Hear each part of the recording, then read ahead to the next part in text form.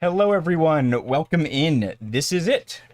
Here at the end of the Rocket Series for the top 16. Players today have battled it out across the course of the last several months and all these other Rockets events. And top 16 players are back today. My name is Joe Vetti. I'm going to be with you here throughout the day. Starting us off as well is Jason Lau. How you doing, thanks, Jason? Joe. I'm doing great. I'm happy to be here. Sad I'm unfortunately not in the top 16. Happy to be here in the booth. Less happy that you were here not playing. Yeah. Jason unfortunately bubbled and was the 17th place by 1 point? yeah. But, I will say alternate. Yeah. Still happy to be here, though. Excited to see some great Magic played today. I love Jake and Gabby. They're both playing great decks, and can't wait to see what this match looks like. I believe it's a best of 3. Correct. Yeah. So because this is the top 16, like invitational, we're running this a little bit differently than a standard tournament. We're going to have 5 rounds of Swiss, alternating modern, standard, modern, standard, modern. Cut to top 8, which will be all modern. Run through that regular top 8. Finals will be like Pro Tour style best of 5 instead of best of 3. First round right now, play draws determined by seeding in the top 16 leaderboard. Beyond that, the next 4 rounds of Swiss will just be regular Swiss pairings. We'll do a die roll and go from there. So for this round, Gabby is presumably on the play. Looks like she's taking a mulligan. Jake is keeping his 7. Gabby is running back tried and true Ruby Storm. And it looks like Jake's mixing it up a little bit, shifting off of Yawgmoth to 4-color Samwise combo. Do you have any thoughts on the matchup, Jason? No, I mean, it looks like it'll be a fun matchup. I honestly do not know too much about the Samwise deck, but a lot of my friends have played this Ruby Storm deck, and I'm excited to see it be played here. It looks like a pretty standard Ruby Storm deck, and the Samwise deck looks similar to a lot of things I've seen previously. Yeah, it's a big creature pile deck. Yeah. Which is very much in Jake's wheelhouse. He is on 1 copy of Abhorrent Oculus, which is a more, I'll say, recent tech for the archetype. I've definitely played significantly more Yawgmoth than Samwise. Yeah. Which, as I'm sure anyone who's listened to the stream has heard me probably be a bit less biased than I should be seeing the deck on stream. But Samwise a bit less experienced with. I believe this matchup's a bit less lopsided than the Ruby Storm Yawgmoth match. So look, hope for some good back and forth magic. 3 games is always what we want to see for the stream. Yeah, seems like Gabby mulled down to 5. And starting with a Scalding Tarn. Okay. Jake with starting with the City of Brass, which I'm sure is not ideal. That those points are going to add up during the game for sure. Got a Gilded Goose. Gabby fetching Instep for an Elegant Parlor and Surveilling.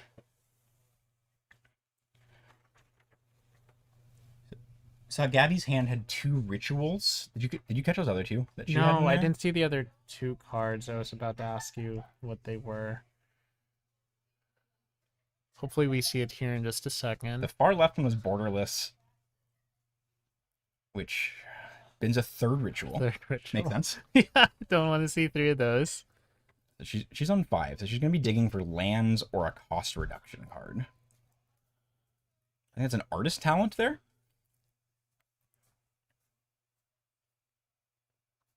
Is that the Red March? Yeah, it's March of Reckless Joy. That's new in her list. So is the Flashback. The Flashback's new too. Flashback's a really cool card. Oh, this is also I'm leading so into something I excited. want to talk about. I'm unsure how many Secrets of Strixhaven cards we're going to see today. Yeah. I think that we're gonna see a good number of them in the standard rounds, but Yes. I'm not sure about the modern ones. I'm really happy to see even just flashback. Yeah, Gabby's starting us off strong with that. Round 1, turn 2. And managed to find the other land as well, so. And Jake with an Overgrown Tomb into a Samwise.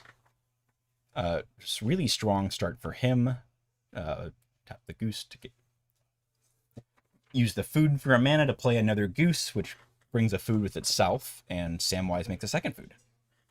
And remind me, Samwise's ability says you sacrifice 3 foods? 3 food, return a creature to your hand. Oh, okay. So for people unfamiliar with the Samwise deck, it is a Cauldron Familiar combo deck. At like the end of the day, it's a bunch of different random creature pieces. You'll have Samwise, which makes food. You have a Viscera Seer, a Cauldron Carrion Feeder, and I believe Umbral Caller Zealot, I believe, is like a Blood Artist effect, not a Sacrificer. But you run these together. Cauldron Familiar comes in, makes a food, sacrifice it to your Carrion Feeder. Eats the food, comes back, drain your opponent for 1, makes another food. You run that back as a loop, drain your opponent out. It's a bit less mana intensive than Yawgmoth.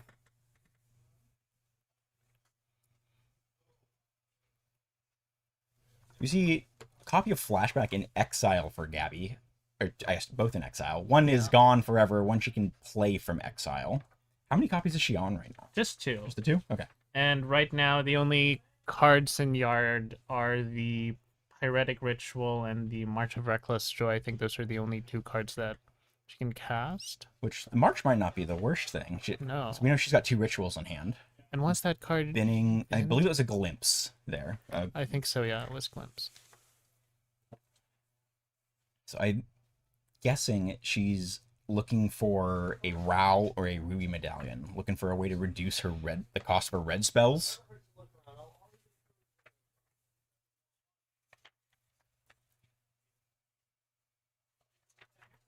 I haven't been able to see what she's drawn. We know from the start of the game, 2 rituals. Okay, playing the March. There we go. All right. Playing the Flashback from Exile on the March of Reckless Joy. 1 exiling an artist talent. So X equals 3 here. That's the only artist talent in the deck. Yes, on a mold of 5, she's kind I of know. doing what she has to. She always feels bad.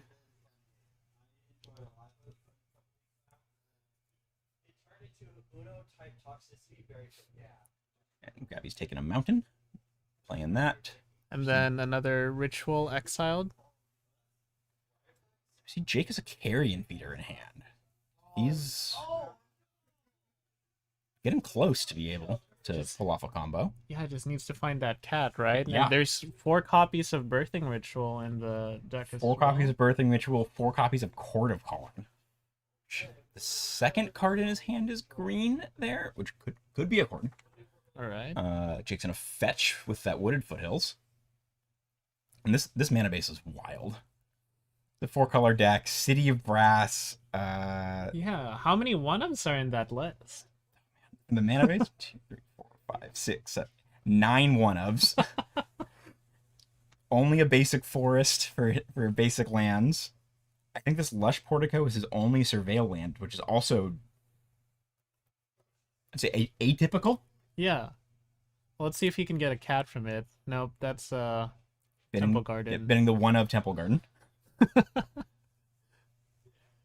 The green card in his hand is a Badger Mole Cub. I don't see any ways he can draw cards or tutor for a cat right now, though, in his hand, unless I missed something. With what's in play, I'm not seeing anything either. He can get a bit cute at some point. Badger Mole Cub Earthbend his Surveil land. But without a way to put it into the graveyard. Oh no, he's at the Carrion. He's got the He's Carrion Yeah, Feeder. there we go. He can just sack it. There, he's doing exactly what you said he would.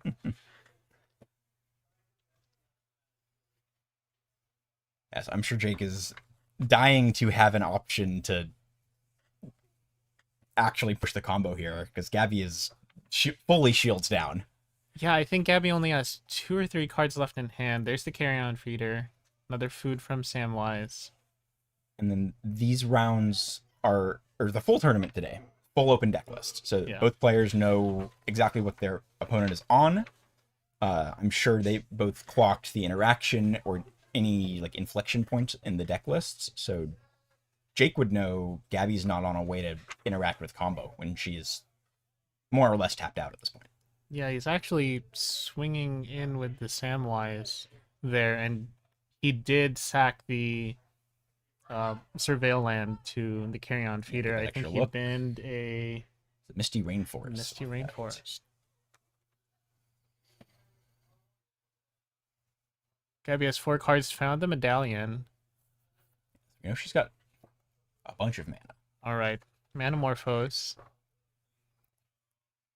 Breaking out the dice to keep track of how much mana she's got. She does it all with like labeled flashcards, which is it's so like from here in the booth, it's so nice. It makes it so easy to track, which is excellent. Beautiful. Yeah, 2 red floating. 2 overall storm count of 2. Her index card at the bottom is like just slightly off screen. The way she has it set up is the 2 that's, I guess, on our right on the screen is the overall storm count. The other number, the 1, is the instant and sorcery storm count for Ral.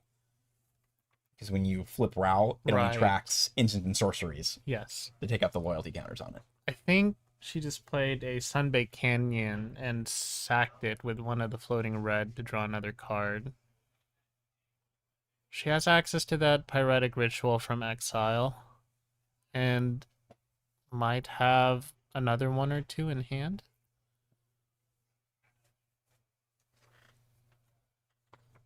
Alright. Casting the ritual.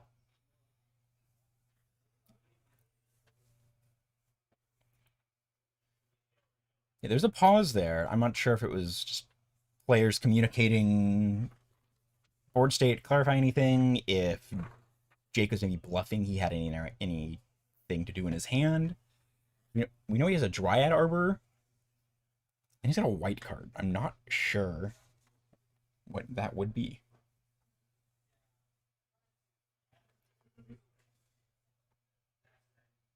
Is that Grape Shot? That is a Grape Shot. Looks like Gabby's using it to try to kill the Samwise and the Badgermole Cub. Alright. Choke Jake's combo outlet and his mana generation with the Badgermole Cub.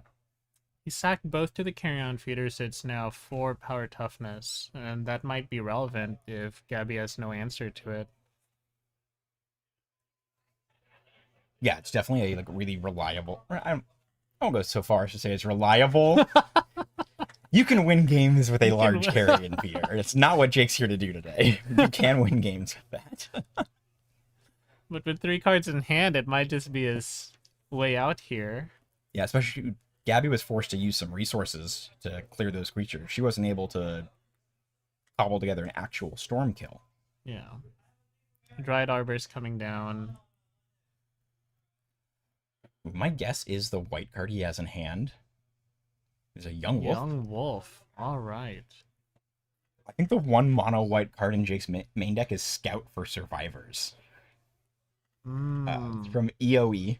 Yes, that lets you bring back how many creatures? Up to 3 creatures with total mana value 3 or less, and they get a 1/1 counter, which isn't particularly relevant here. So for now with Jake's board, Samwise or Badgermole Cub, but you could sacrifice a Gilded Goose and then just bring it back again. Yeah. Seems he's sacking the Young Wolf. Carry-on feeder's gonna go up to 7 power. 2 mana. Yeah, that City of Brass is 3 mana. There's the Scout for Survivors. Oh my goodness. I think he sacked the Dryad Arbor as well, so I think he's planning to bring back the That's true, you get all Dryad 3 things Arbor. back. Yeah, and the Young Wolf is gonna come back as well, right? Yes. You have up to 3 mana, so it's one of the 2 drops. The Young Wolf and the Dryad Arbor is a 0 drop. You get 3 mana, 3 creatures total.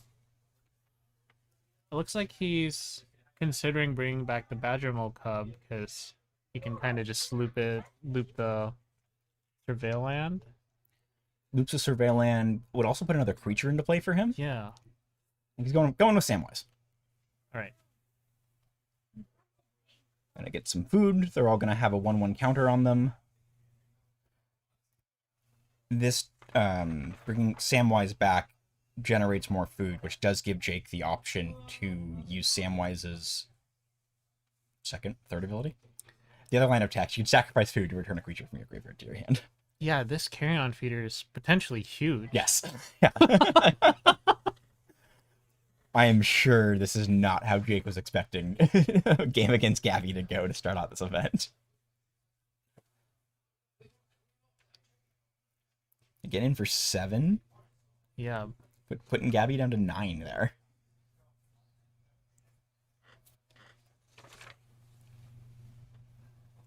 I mean, Gabby has to find an answer this turn or she's dead. Yes.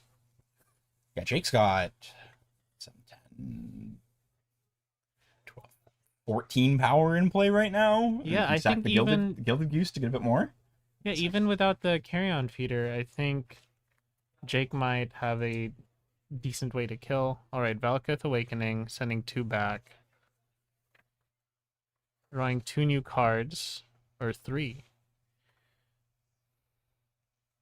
I think I saw a Ral there. I don't know if that's enough, though. I think she's really looking for some draws. I should like ritual draw spell, and then just hope to just hit perfects on that. Yeah, another Manamorphose might be great here. There's a Manamorphose.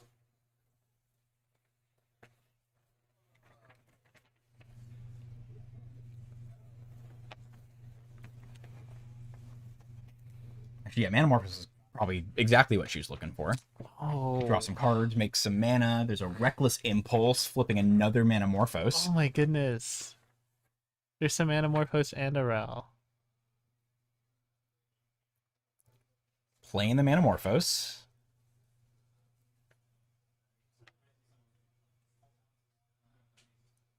Two red and 3 cards in it. Not enough. Not enough. Jake taking it down game 1. Huge for him. On the draw against Storm with the creature combo deck, huge. Didn't even need the combo, just hit with a huge carry-on feeder.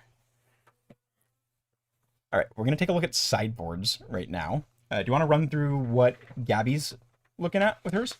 Yeah, Gabby's got a handful of cards in the sideboard. There's like 2 Brotherhoods and an Empty the Warrens, Galvanic Relay, Grape Shot, Mind Collapse, 3 Orms Chant, Pass in Flames, Prismatic Ending, and Wear and Tear. What do you think she'd side in here? So it's all it's obviously contextual, but like there's an additional layer on Gabby's because she's on copies of Wish in her main deck, so she has access to her sideboard. Yeah, so that makes it kind of difficult. I mean, obviously the Brotherhood's End might do wonders against Jake's deck here. She'll probably bring in one of those, if not both. Maybe some prismatic endings, just if Jake's on any hate pieces that she'd want to tag. I don't think there's anything in Jake's sideboard, which we will get to in a second, that... Ooh, no. She's probably gonna want some prismatic endings. Jake is on a Dranith Magistrate, which locks you from playing cards outside your hand. And I think Gabby was just asking Jake to show... Does Jake have Lavinia in the sideboard? Jake does also have Lavinia Azorius Renegade. Yes, I think Gabby was just asking about what that card does. Don't believe hurts Gabby. Loot stops from playing free spells, which I should know because I've played this card a lot. The further back the format goes, the more you see Lavinia played. Yeah, it stops spells from being free and from coming in from the graveyard, right? Something like that. Can't cast non-creature... Actually, no, Lavinia is probably coming in. Can't cast non-creature spells with mana value greater than the number of lands that player controls. I see. And counters a spell played without paying mana for it. Okay. Which also stops Ral. That's true. I don't believe Lavinia is usually a stock option in these Samwise decks. This could be a bit of tech from Jake for this Yeah. matchup, because he knew he was playing Gavi starting this off. But reading through the rest of Jake's board, he's on 2 Force of Vigor, 1 Mist Caller, 1 Endurance, 1 Sun Cleanser, 1 Crystal Barricade, 1 Dranith Magistrate, Scout for Survivors, Culling Ritual, Vexing Bauble, Witherbloom Charm, Path to Exile, Fatal Push, Skyclave Apparition, and Lavinia. Okay. I mean, you said endurance is in there? There is an Endurance in there. Might come in. I mean, he knows Gabby's on 2 of the flashback card. Mm-hmm. Either way, Jake for sure knows what he's doing more than either of us do. But on the screen right now, we have our round 1 matchups. So this is running through the full top 16. Left side, you have 1 through 8. Right side, bottom up, you have 9 through 16. Players on the left were top of the leaderboards here, and the top 8 are going to get to be on the play, starting us off. I was having a lot of fun talking to the players before this, trying to get insights on like, well, are you changing your deck? Most of the time, it was like, no, I'm just, like talking to Alex, like he's playing Titan. Of course. Like, yeah, he's not changing his list. He's not changing it. He's playing Titan. Yeah. I'd be surprised if he ever showed up to this with anything that wasn't Titan. At this point, absolutely. He was a blue-red Murktide player for a while. That's true. Yeah, it's past Alex, pre-Titan Alex. And a lot of other questions about, like, are you making any deck concessions? You changing your list? Are you teching against them? Anything like that? And then there's usually like, yeah, maybe, I don't know. We'll see. Yeah. Yeah, like Gabby was not intending to tech for this. She is on that new the new flashback, like we saw, trying that out. I'm sure she's gotten enough games, or as much as you can in a week. Yeah. Or, I don't know, 3 days, 4 days with it online. Just to get some practice in. Yeah, and Jake actually has a Strixhaven card in his sideboard as well. He has that Witherbloom Charm, right? That's right, he does, yes. Totally missed that. I wonder what he's using that card for. What matchups he's worried about. It is card advantage. It is. I guess card sacrifice, neutral. Yeah, sacrifice. Creature, draw 2 cards. Yes, and then it's I believe it's just Abrupt Decay, but it can be countered. Yes. And there's a third mode. The third mode is gain 5 life, which might not be that relevant. If he brings it in, it could potentially be played in this matchup. Beyond that, I don't like. Yeah, that's not what the card is there for. Yeah, it's a neat card, pretty though. confident about that. Yeah, I'm hoping it sees play a lot in Standard. I was talking to a couple of the players yesterday, and I believe a few of them were mentioning Witherbloom Charm. I'm excited to see it later today. There's a black-green list in Standard that at least 2 of the players here are on. Yes. I am hoping they win their round 1 so we can get them on stream next match. Absolutely. Like, just to see that deck on stream. Yes, there are a lot of decks in Standard right now, but that one is just really cool, and it has a bunch of cool tech cards in it, and I'm excited to hopefully see it later today here and on stream.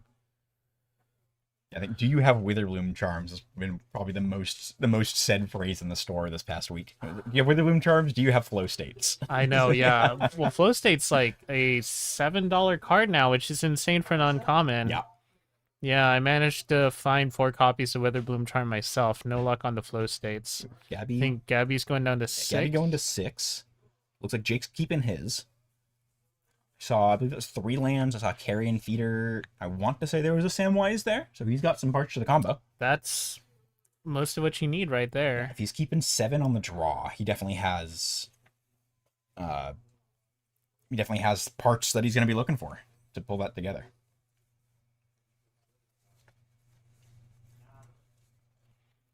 So while we were waiting for them to shuffle up, Jason, so not to rub salt in Oh, the yeah. wound that you didn't get in on 17th. What were you thinking of playing today? I was gonna play for modern. I've been playing a lot of Affinity. I've been playing a version that doesn't play Ravenous Robots, just plays 2 copies of Krang. Mm-hmm. I think that card's great, honestly. It draws Draw four is four. It's huge. insane. Like the deck gasses out so much, and just to be able to Jake got the wrong black card to start wrong out. black card. Like, whoa, the cat's coming out early. But yeah, draw 4 is insane. I know a handful of people here today are playing it as well. So we see, I believe that's Valakut Awakening, Ren's Resolve. Prismatic Ending, and Prismatic another Ending. Ren's Resolve. So Yes. Gabby doesn't have mana, but she does have card draw here. Jake taking the Prismatic Ending with that Thoughtseize. I mean, Which we were is- just mentioning that was a card Gabby needs to side in for this matchup. Yes, especially with the stuff Jake has. We had to show you Lavinia that can just lock down her deck. The Thoughtseize is notably just one of 2 that Jake has. 2 main decks, 0 sideboard. So just start with Thoughtseize. Great. Great start for him. And I mean, he's got the carry-on feeder and the cat, right? Well, he's I think got it might have been the cat that I saw, not a carrion feeder. Well, he can still do a lot with Yes. a cat and a Samwise. Yeah, Gabby using her fetch land to surveil. End of the turn there. She's looking for rituals. She's looking for a Rao or a Ruby Medallion. She's going to find some ways to leverage the card draw she has in her hand. I mean, yeah, if she has, say, Medallion in hand, the 2 Ren's Resolve and the Valakut's Awakening are great cards. Gabby's keeping the card that was on top.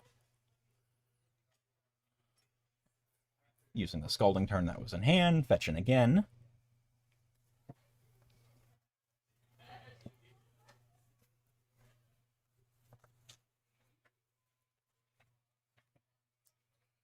Grabs a Steam Vent, so has all of her colors online now.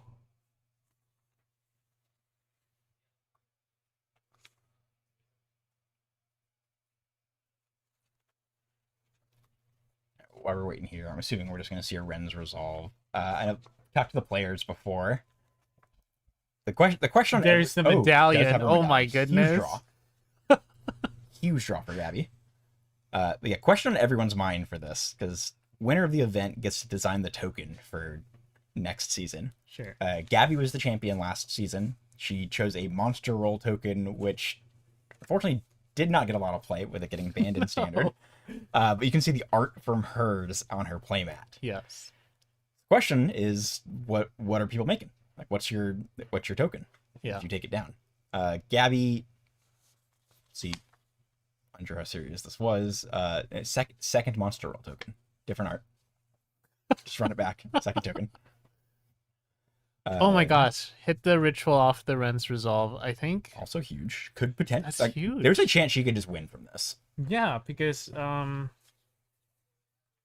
Breaking out the dice. yeah, I mean that's a reckless impulse there as well. Yeah, gonna have net her 2 mana and 2 more cards. Yes. All right. Playing the impulse. Good. Past in Flames Ritual. And good. she still got the other Ren's Resolve and the Valakut's Awakening in hand. I don't actually know what she drew for turn.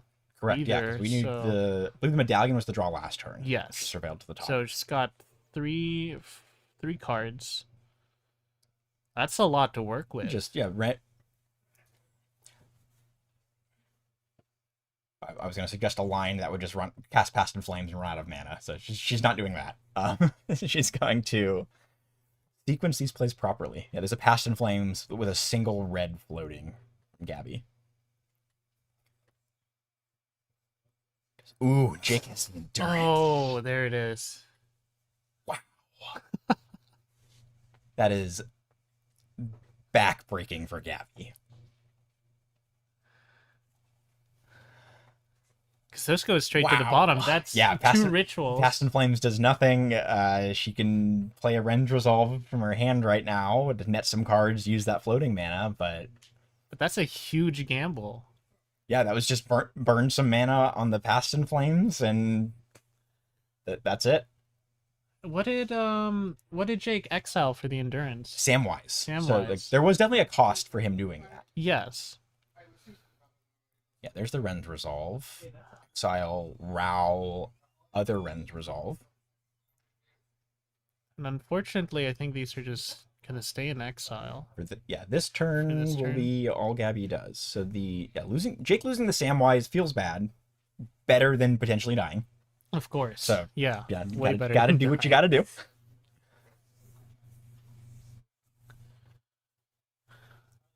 He's probably thinking about maybe playing the Valkuths as a land.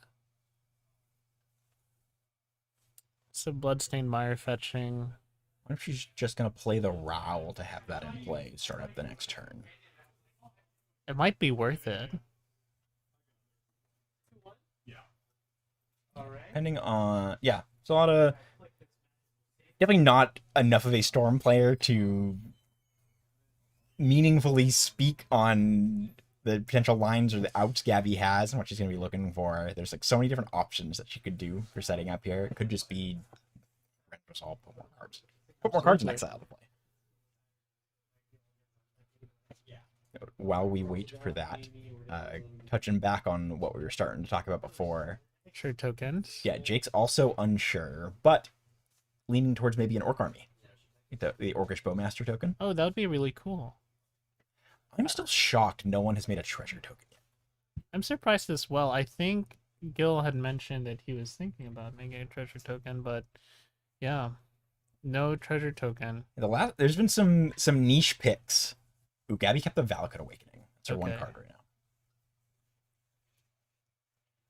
Yes, we've got running back through the tokens. We have a food. We have a Goblin Shaman. And then the insect. Green Black Insect and Monster Roll. Yes. Jake just has combo. And there's the handshake. Wow. Okay, a quick end to that game. We were thinking it was going to drag on some. When did you draw the other just had it. It's that easy. Just have the cards. Touching back before combo. When a creature enters battlefield, Samwise makes a food. Carrion Feeder sacrifices Cauldron Familiar. Then you can sacrifice a food to return that to play, which drains your opponent one life. You can make a food when the Cauldron Familiar comes back in play, and you just repeat that action just over and over again and drain your opponent infinitely. Wow. Wow, that what an end. Came out of nowhere. Congrats to Jake, starting out round 1, beating Storm on the draw. Huge start for him. Huge start. He was on the draw both games. Seeding game 1, and then because he took down game 1. Yeah, okay, cited in the Lavinia makes sense. Crystal Barricade also makes sense. sense. He did bring in the Witherbloom Charm. He did bring in the Witherbloom Charm.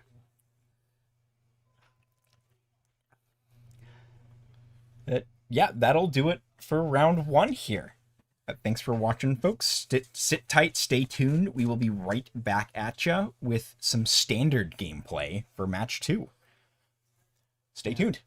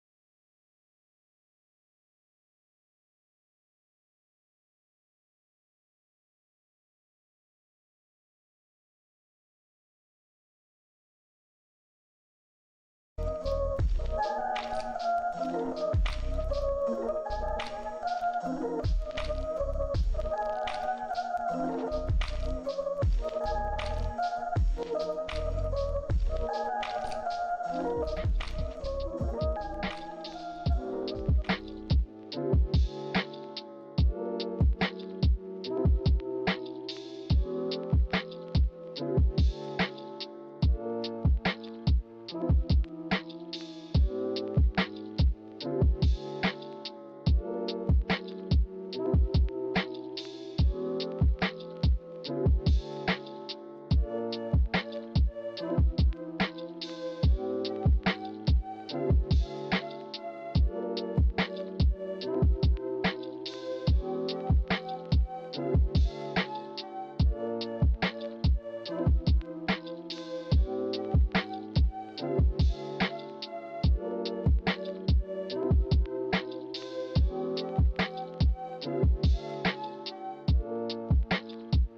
you.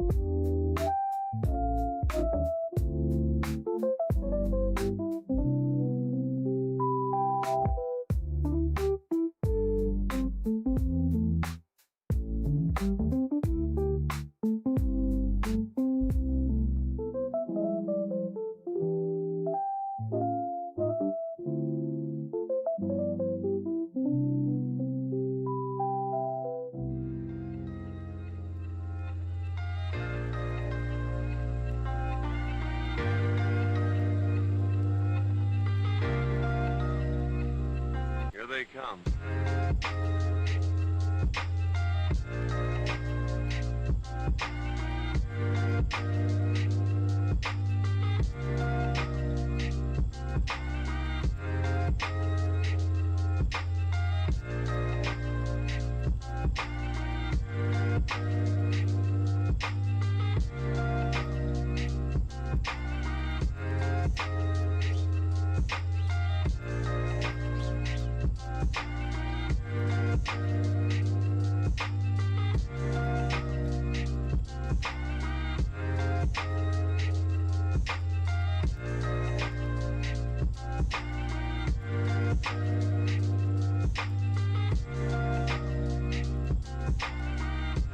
I'm going to rid you of your vulgar ways.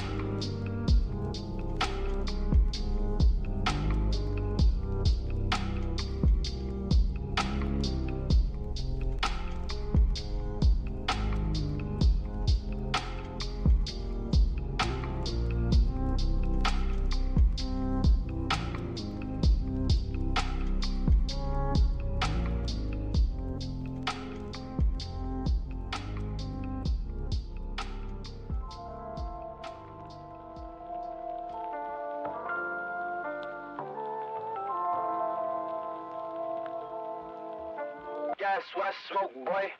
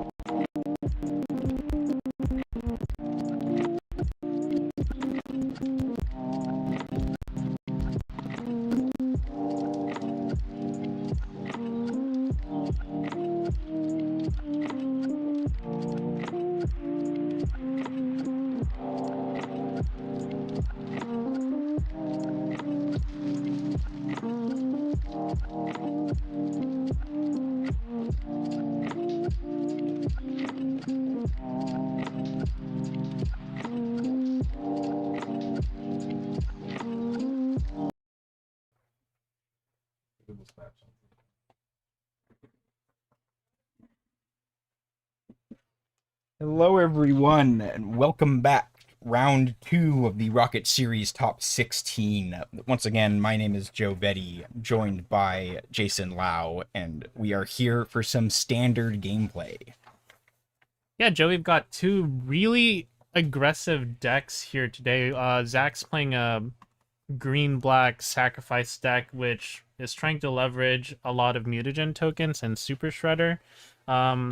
While Matt is playing a pile of red-white aggro cards. There's a couple new cards in here that I'm excited to see, but it looks pretty standard. Trying to play cheap one-drop creatures early. Zach showing off he's got two Super Shredders and two elves. Yeah, Zach is a Llanowar Elves hater in standard. He's on 4. He's very unhappy about it. Burst Lightning. Bolt the bird. Sure. Verge, followed by Deep Cavern Bat. He's got a Stadium Headliner, Burst Lightning, and a War Leader's Call. He's going to take the Burst Lightning. And he's probably playing that Headliner next. I mean, that Headliner... What does the Headliner do? So Headliner has Mobilize 1, so whenever it attacks, it makes a 1/1 creature attacking that sacrifices at the end of the turn. Now, this deck is really cool because it's also playing War Leader's Call, which says it deals 1 damage anytime a creature enters. So he's got a couple of Mobilize cards in his deck, like that Voice of Victory he just drew. So anytime any of those creatures attacks, it's going to ping for 1 push a bit more damage. Yeah, very and cool idea. Voice actually mobilizes 2, so that's 2 damage off the War Leader's Call. So it's a question of what he wants to do right now, because Zach has a lot of pressure on the board just having that Super Shredder, which gets a 1/1 counter anytime. Did miss a land drop, though. Yeah. And there's the House Squad Heavy for Matt. And it makes Goblin tokens, and again, another great way to just ping damage off of the War Leader's Call.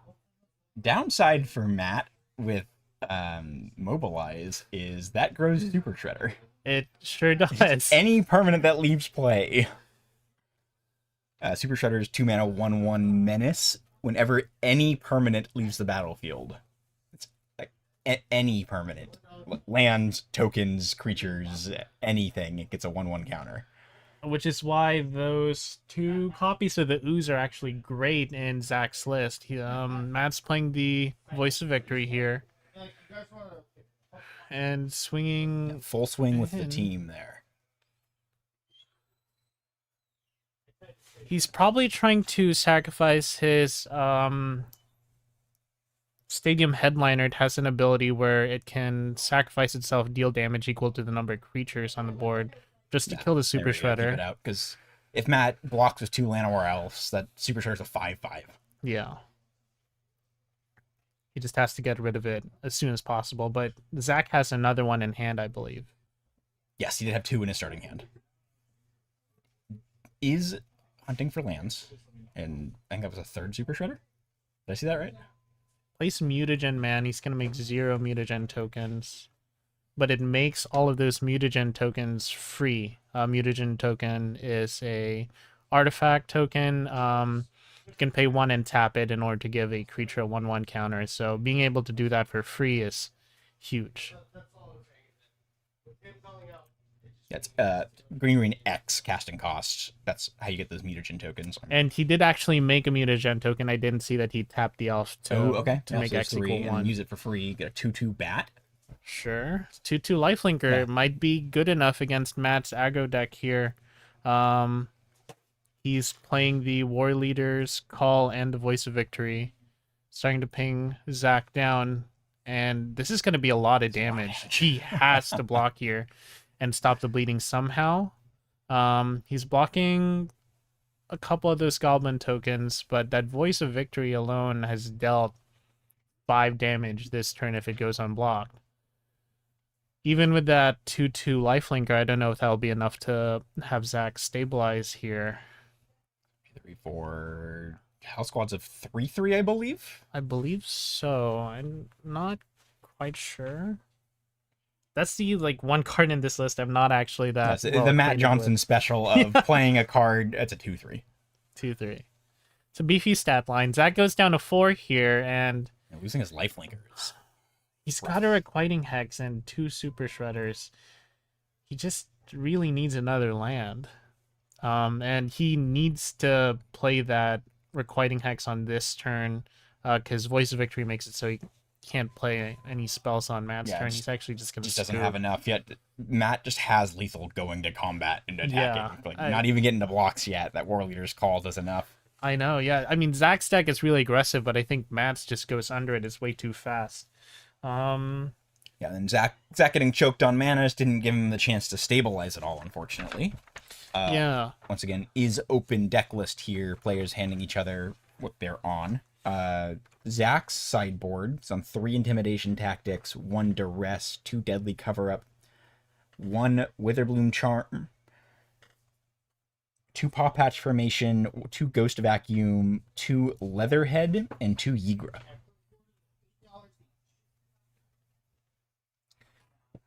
I don't know if the Deadly Cover-Up is too slow. That was my thought. Like, it's backbreaking if he pulls that off. Of course. It is, but it's 5 slow, mana. It's slow, yeah. And maybe he could do it because he's playing the elves. He might bring in the Intimidation Tactics. It'll be interesting to see if Zach goes for something shifting more towards mid-range because his sideboard lets him do that. I did see Paw Patch Formations. Of course. 5 cards, do that real quick, fan. Yeah. We'll get a glimpse of those. What is Matt looking at on his So sideboard? Matt in the sideboard's got a Seer and a Johnny Outland Chaperone, a Mage Bane Lizard, 3 Rest in Peace, 3 Clarion Conqueror, and 2 Pyrrhic Strike. I think he's probably for sure playing Seer. just the Seer. I don't really think he needs to play anything else. Clarion Conqueror doesn't stop Super Shredder from growing or anything because it just says enter battlefield abilities. Yeah, and, it's just on the mutagen tokens and the Llanowar Elves. I don't think that's... Matt disagrees. 5 cards coming in, 3 Clarion Conqueror, 2 Seers. Interesting. I guess he might be worried about the... It does shut down the mutagen tokens. Yeah. It shuts down maps from Sentinel, the Nameless Cities. Just the initial one. And he might be worried about the Deep Cavern Bats as well. That's another enter ability. But the Clarion Conqueror stops activated abilities. abilities, so it wouldn't even stop. Oh, right. It's activated, not. It's also just a flyer, but It's like 2/3 flyer, right? Something like I that. believe it's a 3/3. 3/3. Either it's big enough to block a bat. Yeah. Sure, big enough to block the bat. Let's see. Matt's cutting. The house squad heavy staying in. He might cut the 3 copies of Oger, and his list is just a big What's the red the guy. red room? I see those coming out. Oh, okay. I think that's what. I don't... Struggling to read some handwriting here. Sorry, folks. Painter Studio. Okay. Thank you. Found it. Let me pull up what that does. Yeah, so Zach's deck is the green-black deck I had alluded to earlier. So thrilled we get to see it on here. Do need to look up some cards for Matt's red-white aggro deck that he's bringing in here. Always brewing. If Matt is playing in a tournament, he is playing something not stock. All right, so I found it. It's Painter Studio. It's a room card. So first sight is Painter Studio. It's 3 mana. When you unlock it, exile the top 2 cards, and you can play them until your next turn. And then the second mode is the second room is Defaced Gallery. It's a 2 mana enchantment. Whenever you attack, attacking creatures get +1/+0. Might not necessarily need it in this matchup. I think Matt's just faster than Zach's deck right now. Drop something that Yeah. goes accelerates in the damage it's doing over the turn. So you have a 1/1 dealing 2 damage for no attacks, or making tokens with mobilize, and then just burst lightning, keep Zach's board clear. Yeah. That's gonna be Matt's plan. All right. Once again, back to the token question. Zach is not walking in anything yet, but is leaning towards a treasure token. Do you have that there? All right. Matt is also leaning towards a treasure token, so good chance. We might have a treasure we might get a token treasure at the token end of coming. today. Matt had a interesting hand with 2 Seam Rips and a Seer, but no other creatures, so I think he's mulling down to 6. I see Zach has 3 lands, elf, at least 1 sentinel, if not 2. and a Shoot the Sheriff and a Mutagen Man. I like that hand. That's a great I like that hand. hand a lot. On the play, if Matt doesn't have a removal for the elf, gets to drop a big 3 drop on turn 2. Yeah, and that's a big 3-drop. It's a 3/4 with Vigilance, makes a treasure token. All right, he might keep this. Got a Voice of Victory and a Seam Rip and a Stadium Headliner, War Leader's Call. Sending back the Stadium Headliner. I can't see what that last card on the very left is. We'll find it. There's a Clarion Conqueror. It's a land. I don't know. It's a land. Seam Rip the elf. Keep that out of play. Yeah, that's just shock for that. Goes down to 18. Zach drawing another sentinel. Has to pass. 2 mana Voice for to a victory. voice. That shuts down playing the Shoot the Sheriff on Matt's turn. Just gonna play the Sentinel. Get a map token. And now Matt can't quite just swing in with this Voice of Victory. Playing the Clarion Conqueror to shut down the map token. The Sentinel is a really neat idea that Zach had with the deck build here, because that synergizes with Mutagen Man as well. You get fire off all your map tokens for free. Yeah, I didn't really think about that. It's gonna make a second one. Still can't use them, unfortunately. But, it's just got 2 3/4 with Vigilance. A War War Leader's Call and a Hired Claw coming out. It's a 1/2 that when it attacks, whenever a lizard attacks, it deals 1 damage. Can pay 2 mana to pump it up.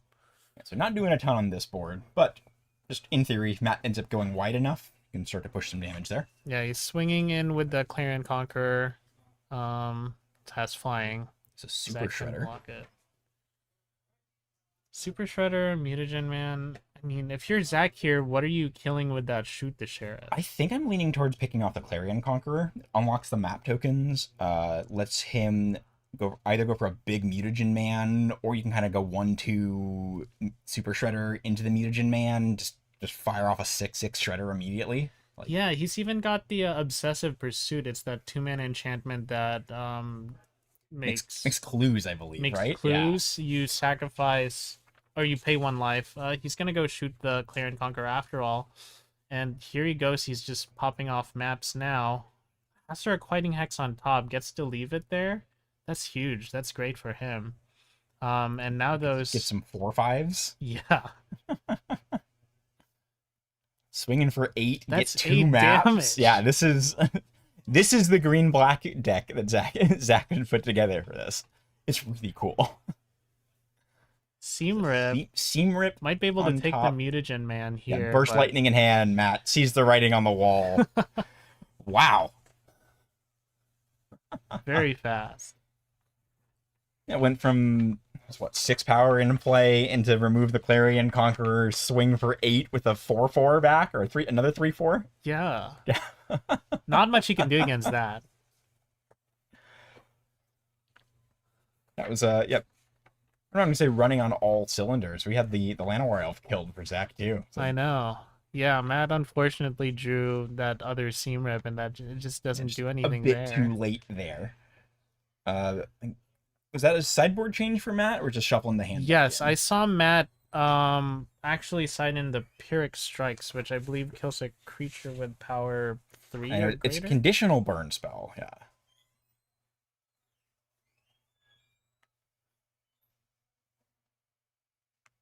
Trying to pull text for that real quick. Yes, it's you can blight 2. You choose one, you either destroy target artifact or enchantment, or destroy target creature with mana value 3 or greater. I mean, I don't actually know how good that is against Zach here, because he's only got the Sentinels and the Ouroboros at mana value 3 or greater. I mean, it does destroy artifacts as well, but I don't know if I'm paying 3 mana to destroy a map token. No, yeah, I don't think that's that's where you want to be, which still grows the super shredder. Yeah. If it said 2 or greater, I might think this Yeah, is a a lot great more card, game there. but So you're looking Not- at hands. See Matt with some lands, got a War Leader's Call, Zach's got 2 elves and a super shredder and a Sentinel, Deep Cavern Bat, 2 lands. Yeah, they're both keeping at 7. I And believe Zach drew the Fountain Port. Yeah. Matt also drew a Fountain Port. Matt's actually playing a lot slower. He's got a Seer in hand as well. He's gonna play a Bat, Seer the Bat, Ooh, actually, yeah, you just keep it. and he's Played. got I've been playing too many old formats. I was thinking of the Mesmeric Fiend text where Matt's just gonna lose a card. That's not how that works. yeah, and he just plays the Howl Squad heavy. It just gets answered There's by a that Sentinel. Sentinel. Matt's out of removal spells. How does he get around this? What's this? The second red? Oh, it's another House Squad heavy. Okay. It gives Matt the option to make a bunch of goblins, which is hopeful, but not quite what he needs right now. It's an Overgrown Tomb for Zach, going to Shock. Got a Deep Cavern Bat, a Super Shredder, a Llanowar Elf, and a Paw Patch formation. 2 mana Super Shredder. Does have a map token you can use to grow the Shredder. Going to attack with the Sentinel, make another map. He's just gonna take Send it. Sending it back. And he's going to hold up the Paw Patch formation here. 3 mana from Matt for a War Leader's Call.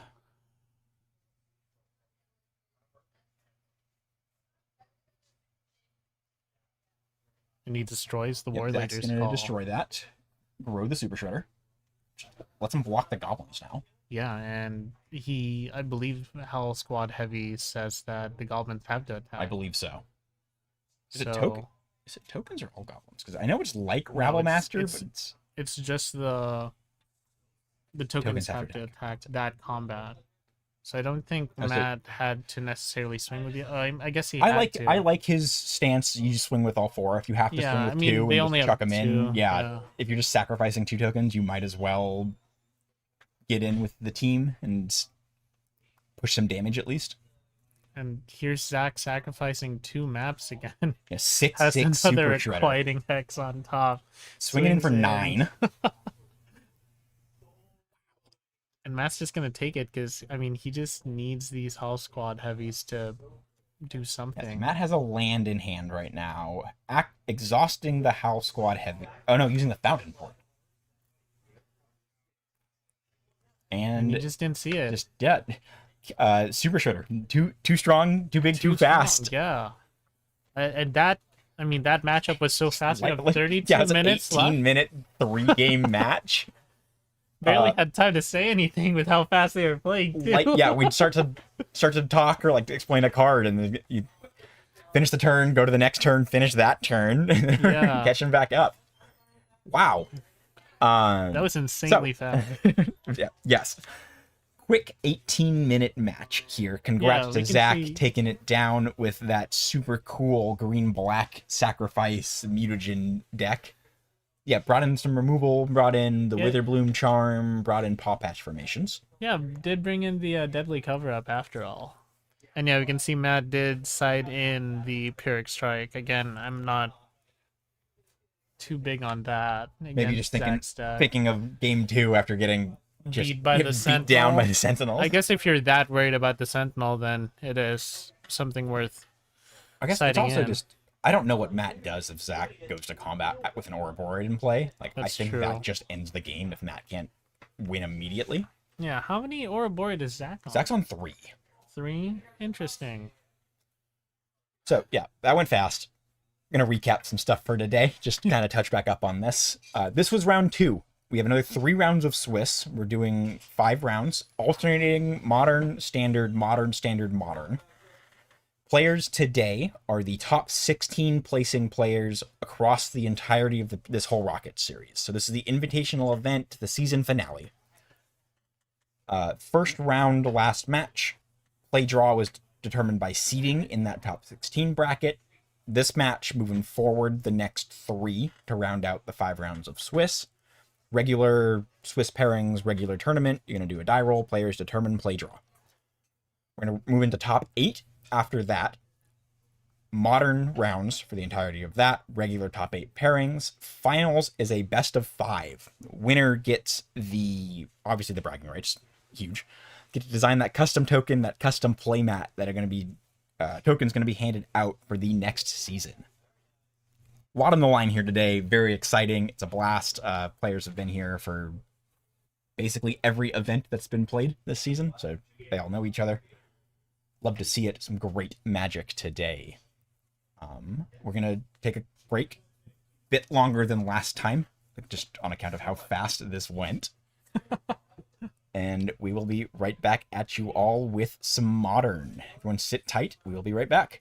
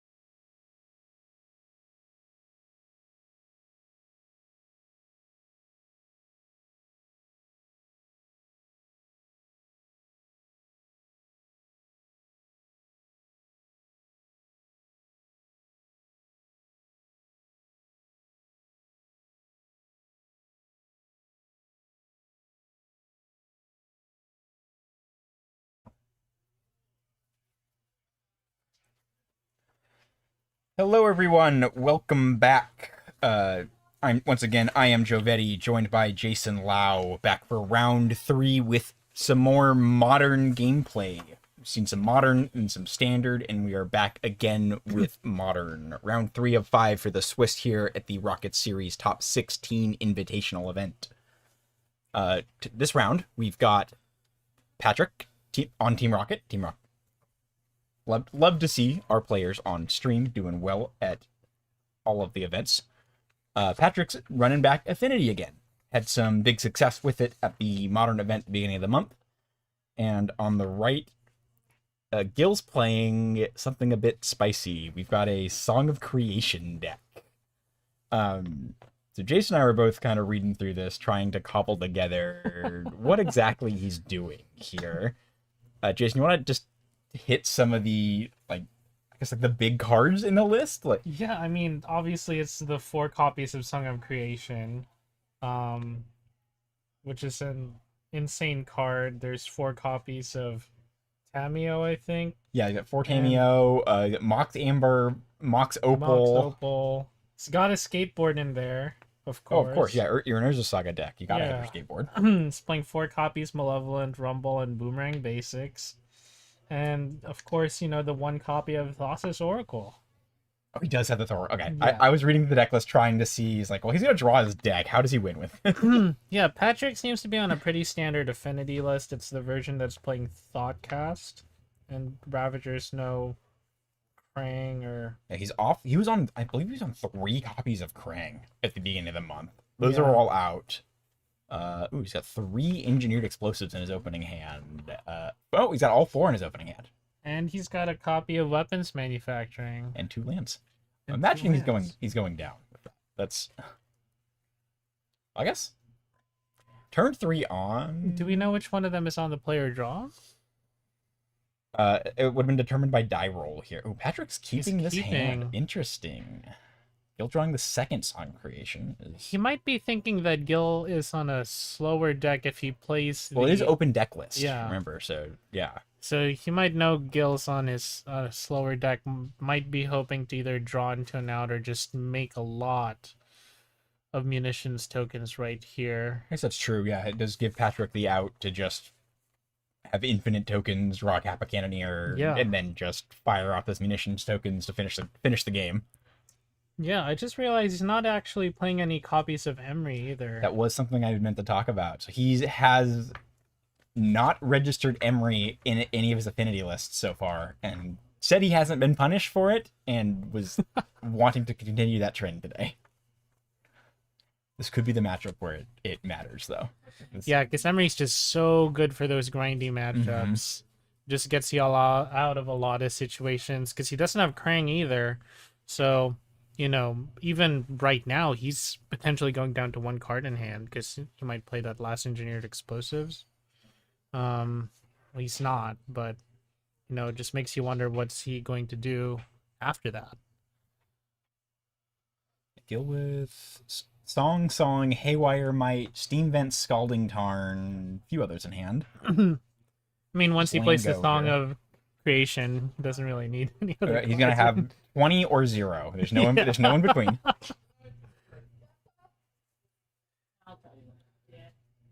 Tapping the Steam Vents, playing the Haywire Might. Might be worth it for him to just get rid of the manufacturing right Looks like now. he agrees with you. Yeah, I also like that too. Just don't let Patrick get more than those 3 munitions tokens right now. Absolutely. He'll gain 2 life from that as well, so might offset a munitions hitting him. Yeah, so people are less familiar with weapons manufacturing. So it isn't standard from EOE. I don't believe it's played in the format at all. No. 2 mana enchantment. Whenever a non-token artifact comes into play, you make a munitions token, which is an artifact that when it leaves play, deals 2 damage. Or when it goes to the graveyard, deals 2 damage. Another Engineered Explosives, this time on 1.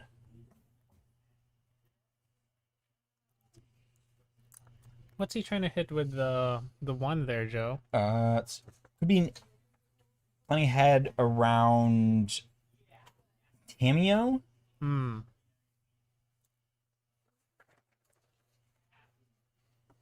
Might also just be doing his best to cover his bases right here. I think that's a Pinnacle Emissary in his hand.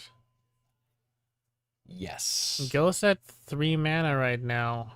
Is it Patrick might just hold on to his mana and try to sink into stupor something and hope he draws something better next turn, but I do like that because if Gil is, Patrick's both players are excellent players. Sure, Patrick realizes if Gil is just playing lands and passing, like, he's probably just, which he is. We can see his hand. Gil is just accumulating resources to play a Song of Creation and just start drawing his deck. yeah, because I think I saw Gil have 2 0-mana artifacts in his hand as well, so he can do a lot with that. Yeah. You play Song, get 2 mana, draw 4 cards, just go from there, and a lot of options at that point. Gil also has a Boomerang Basics in hand, which isn't the most impactful at this point. Just gives some options, can get a munitions token out of play, have Patrick need to reinvest the mana on the engineered explosives on 1. And it looks like Patrick is just going to hold on to that sink into stupor in hand. I do like that decision here. Yeah, the Pinnacle Emissary is not really doing too much for him right now. Plays it for 3 just as a 3/3 guy. Yeah, not quite up to modern power level with everything else going on here. Especially not if your opponent's going to play Song of Creation, Mishra's Bauble, and a Mox Another Opal. 0-drop. Oh my god. See, so Gil even has It's 3 artifacts 6 right cards here. Yeah. if he resolves, or when he resolves Song. And I think he just has to go for it here. He knows Patrick only has 2 cards left in hand. And Gil has a second Song. Like, there's no pressure. Like, Exactly. I love Gil just slamming the Song right now. Yeah. There's no reason not to. If Patrick has nothing, Gil is, if not winning, very far ahead. Absolutely. If Patrick does have a... Is he on Metallic Rebukes? I know he was very high. He's got 3 of them. He was very high on them when I was talking to him beginning of the month, the last event. 4 mana for Song of Creation from Gil. Song is a 4 mana enchantment. You can play a second land on your turn. Whenever you cast a spell, draw 2 cards. And then at your end step, I believe it's discard your entire hand. Entire hand, Yeah. yes. And he's just popping off here. He's even got a Mox Opal in hand. He's got another Mox one. Opal. Oh, sorry, that's a Mox Amber in hand. And can play a land. I was honestly surprised that Patrick didn't try to sink into stupor the Song of Creation here. I agree. I think that end of the day, Because- I don't know what that really buys Patrick, but I still think. Oh, you can. Oh, if he I think that's does what it Gil's here. doing. Oh no, he's targeting Opal. Oh. You can, yeah, I think you and I noticed that at the same time. Boomerang Basics your own Song and get to keep your hand. Yeah. Because if Patrick sink into stupors that, then Gil just has to get rid of all of his cards here.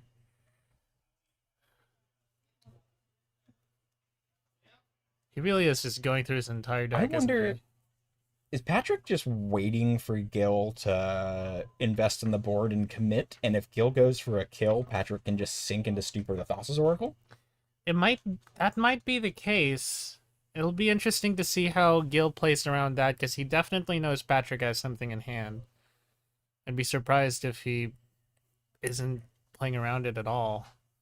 It's just kind of tough because Gil only has 1 mana to work with at a time here. I think that die over there is indicating that he floated 1 mana. Gil That would dropped make a sense. coin. Yeah, there's an Opal in the graveyard, so that would Yeah. make sense there. There's the Bauble. He might go for playing the Tameo just to get that Mox Amber online and give him a bit more mana as well.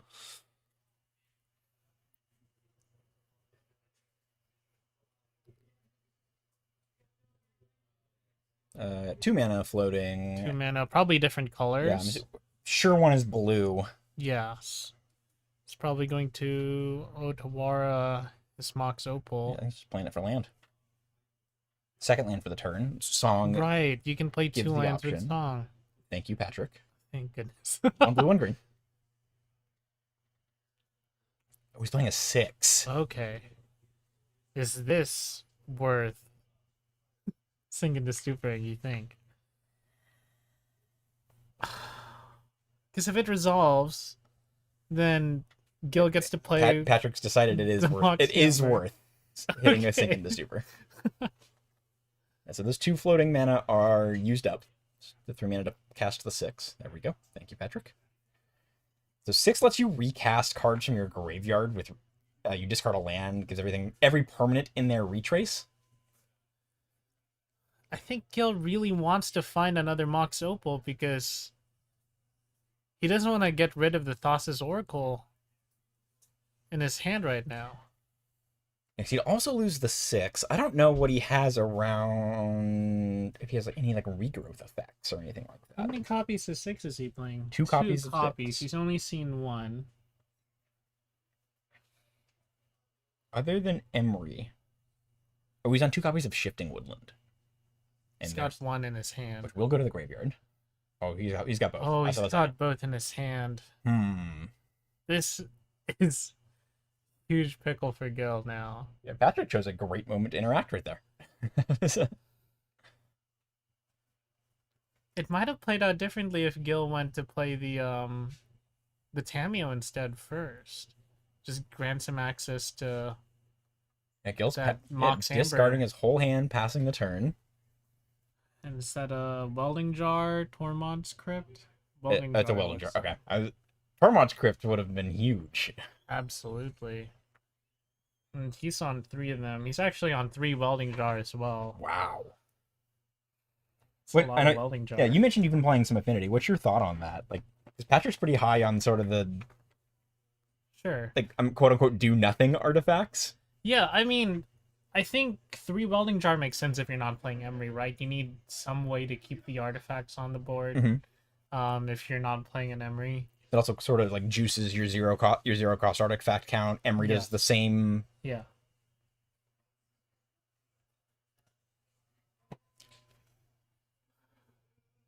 Explosives for 0. Yeah. Wow. Gil's going to. I mean, he has to. Yeah, you bubble. can use all the baubles. Just get some cards in hand.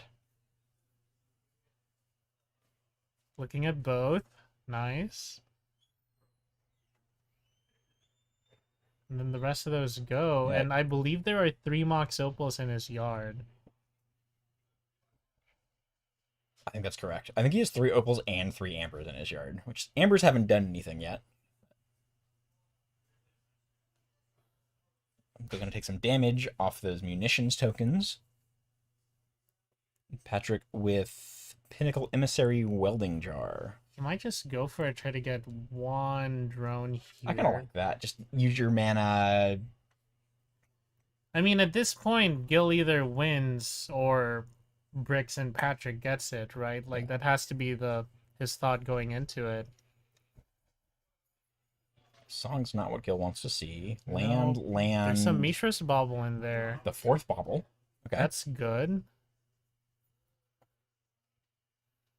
Draws 2.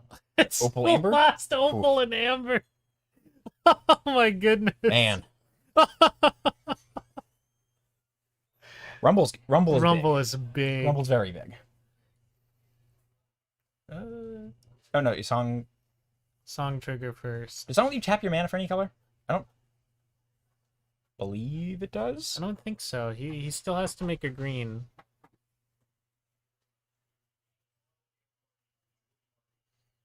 I'm fairly positive it does. It does not. He needs to tap a green for that. I don't think he's realized that he didn't tap a green for it yet.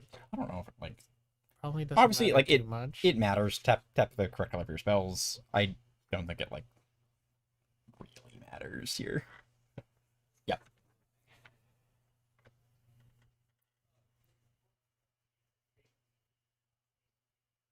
Urza Saga is big. That is a reasonable clock Gil will be able to pull together. Absolutely. Patrick hard casting that Pinnacle Emissary and then playing a bauble, swinging in for one. Another 1/1. Gil is electing to keep his bauble in play, it looks like. Might be trying to do something with that Mox Opal, and he definitely needs 3 artifacts to do that. I think it's that, and it gives him bigger constructs from the Saga. I That's think that's true. going to be Gil's plan for this game at this point. And he draws Tameo.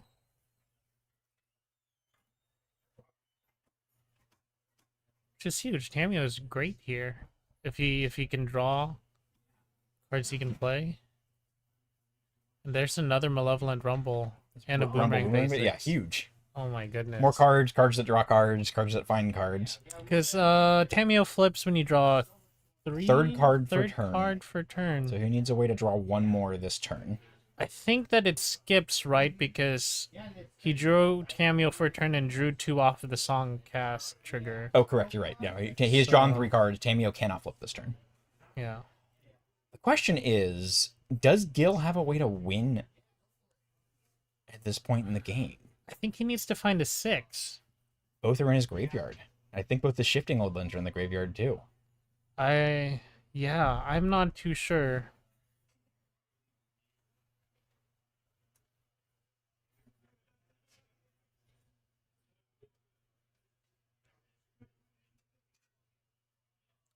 And I don't think that Tameo should have flipped. It should not be folding.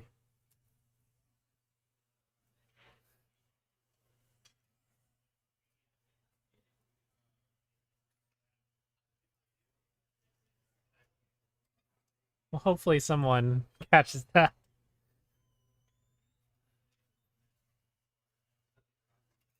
Yeah, passing back to Patrick. Got Saga draw is nice for him. Saga's nice, yes. At this point, Patrick has 5 power in play. Gil's probably just trying to go for multiple constructs. I think Patrick has a Kappa Candy in hand. Oh my goodness. 1, 2, 3, 4, 5, 6. That's enough for Kappa Cannoneer. Yeah, I saw him touching the welding jar. It's like, oh, that's... Yeah, there's a Kappa. Oh, Gil needs to win really soon then. Yes. Because Patrick is taking 5, at least 1 damage here. He can probably make a construct to block the emissary if it swings. But those drones have flying. Yeah, drones have flying. Kappa is huge. Gil's but Gil- constructs will not be massive. Yeah. They're gonna grow fast. And then Tameo went +1, I believe, or +2, so the drones will actually not do any damage. Patrick's has, like, counting, and he's Like got like 4 cards in 4 deck. cards left. That might be why he got rid of his own song with the Boomerang Basics. He just needs to... Yeah, cast a spell without Okay. decking. Yeah. I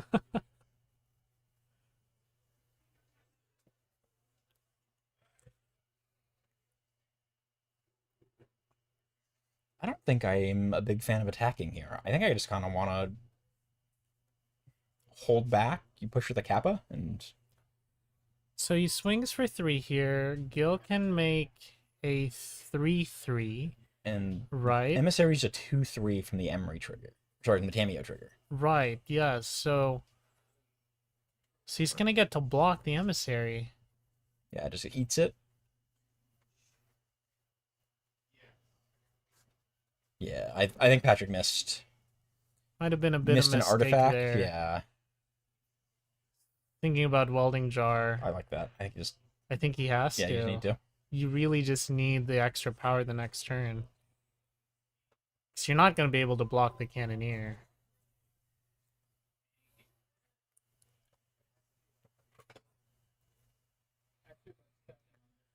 He'll untaps. Gonna have some Saga triggers. I don't know if he even has any. Yeah, like just like Yeah, so 3 cards? yeah. I doubt he has a target for the Saga search in the deck. If he does, it's probably beneficial to fail to find it, just to keep cards in yeah. deck. I mean, he just needs constructs right now.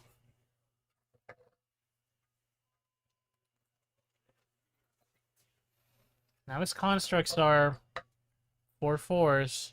He's got a land and Emery and something else in his deck. Patrick's Gonna shuffle 3 cards. Of course, you have to. Let's see. He's got a Malevolent Rumble, which he does not want to play, a Song, a land, an Emery, and engineered explosives.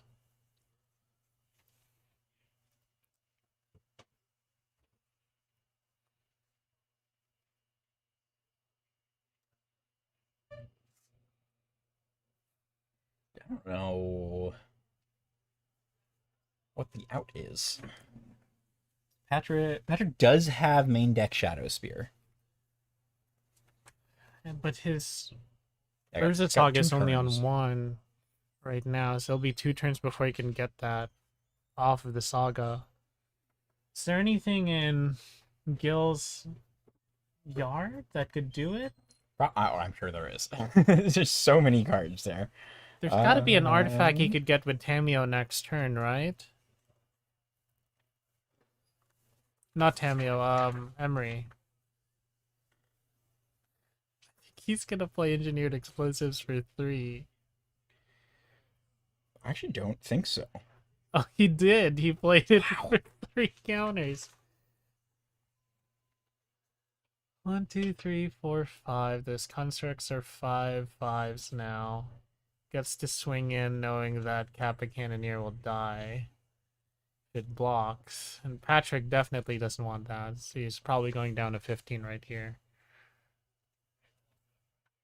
Which I think is correct. Patrick just has the option to just win the game. And Gil is probably not doing anything else with his turn. Nope, he's actually going to... I like this right now. Yeah. Doesn't need to play around or worry about Patrick doing anything with the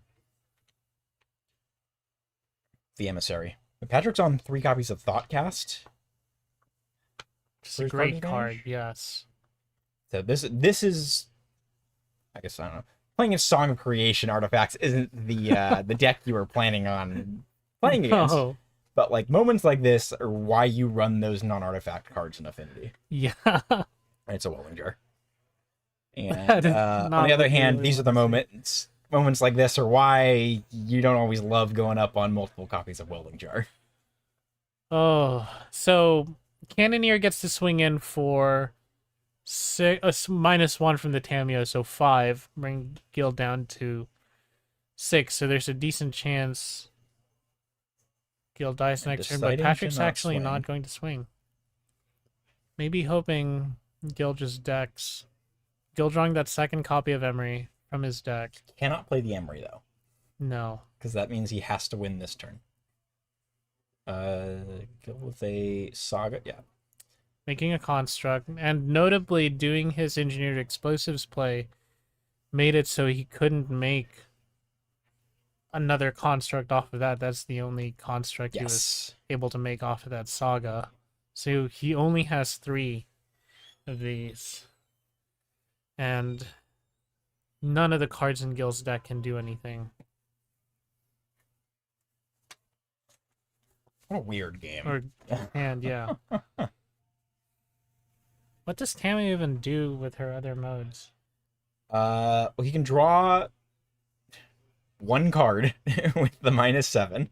Return instant or sorcery. That's what from he's the going to be looking to graveyard. do. That one is huge here. Okay. Looks like it's happening. He's gonna -3. And he's looking for an instant or sorcery. I guess For Boomerang my guess Basics. is Boomerang Basics. It's Boomerang Basics, Malevolent Rumble, or Preordain. Preordain does not help him here. Neither does Malevolent Rumble. And so he's probably gonna Boomerang Basics, targeting He can bounce the Kappa. the Kappa Cannoneers. Gets to swing in for a hefty 1, 2, 3, 4, 5. There's 4. This, I think Construct, Bobble, Opal. he should have 3 constructs. I think that Channel Fireball thing at the bottom is another construct. He has exactly enough to pay the ward cost. Yeah, looks like he's paying the ward. There we go. Kappa getting hit with a boomerang basics. Wild stuff. But that's huge. That means that Patrick can't really kill him with the I still think Patrick's plan is to just stack Gil. He might honestly still try to just get the Shadow Spear and try to lifelink a bit. Gil going to combat for 2, 3, 4, 8. 3, 4. 8 or 10. The It's- Channel Fireball thing's in their construct, it's 10. Yes. Patrick can make a construct. And that construct will be pretty big. It's a 5/5, so it'll match one of Gil's current constructs.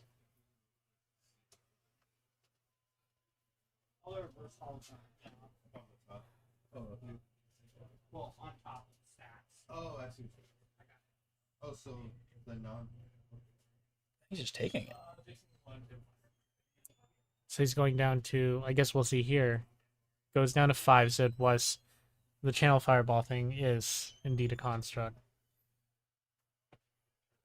Making his own. Got his own 5/5 here. To untap. But I think his draw is going to be really big. Do you think he even plays the Kappa Cannoneer at this point? I don't think the land. the land that comes in tapped, which is rough. I don't think so. I think he just needs to make a construct so he can stop Gil from killing him. Does he have, looking at Patrick's deck again, is he on like an Ether Spell Bomb or anything like Nope, that? none of those bounce things. I don't, like, Skateboard's never awful. He's not, I don't think Patrick is going for combat. I guess, actually no, Skateboard tap something. He might actually still 6, play. 7 in it. That's only 10. I mean, he probably still plays the Kappa Cannoneer here because he'll have the 1 mana, and then with this he'll have 5 artifacts that he can tap for the improvise. Yes, yeah. Because He's I think as long as he has 3 blockers that Gil can't really deal with, then he'll be okay. Because Gil really only has those 3 constructs to attack with.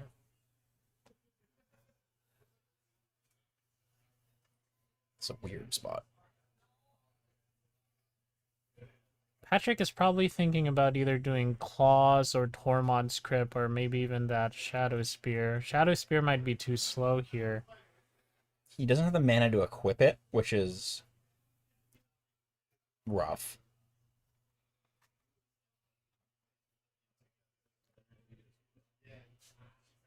So he can kill Tamio in combat right now. A lot of different choices he can look through. I guess he kind of has to, right? Because if Gil untaps, he can Tamio for Boomerang Basics again and bounce one of those constructs. Yeah, exactly. And so he's probably just trying to find a way to make another blocker.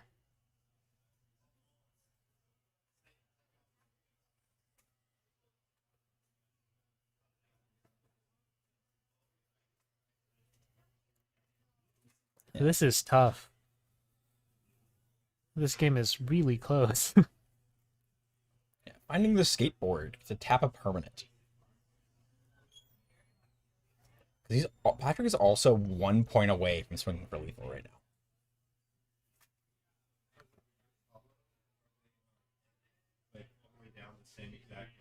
Because this construct will block the Channel Fireball deck divider that Gil has is a construct. Blocks one of Patrick's constructs. Blocks whatever one has a Skateboard on it. Yes. And then 2, 3, 4, 5. And Patrick tapped down the Eldrazi spawn with it. He's equipping the Skateboard to a drone. Interesting. I think that might be it. Because each of those constructs are Well, that one 7. can't. The big one can't attack though. Oh, you're right. Are they rolling it back? Or is they... It looks like they're rolling it back. So this is what I was going through. Where Patrick is short on damage from my count. Yes. You put the skateboard on the summoning sick construct. That is an 8/7.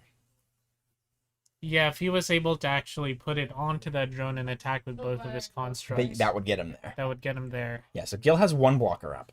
He blocks the construct with the skateboard, which leaves Patrick with 3 1/1s and a 7/7 to hit for 10.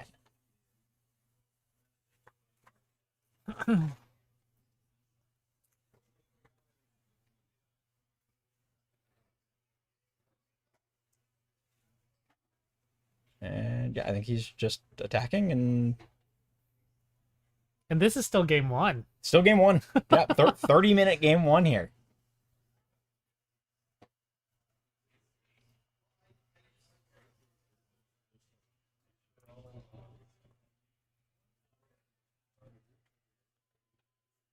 Yeah, looking at Twitch chat, I believe Patrick is not on a Haywire Might. No, I don't think that's stock in Affinity, like No. blue-red Affinity. because you need the it's a green mana to pop the Haywire Might. Yeah, I it's think like- that's why you see either Spell Bomb over Might instead. There we go. Yeah, poof. Ooh. Very close. Rough way to lose a game. But that was game 1. We got more to go here. I mean, honestly, that might have been different if they realized that yeah. Yeah. Patrick starting a punch counter.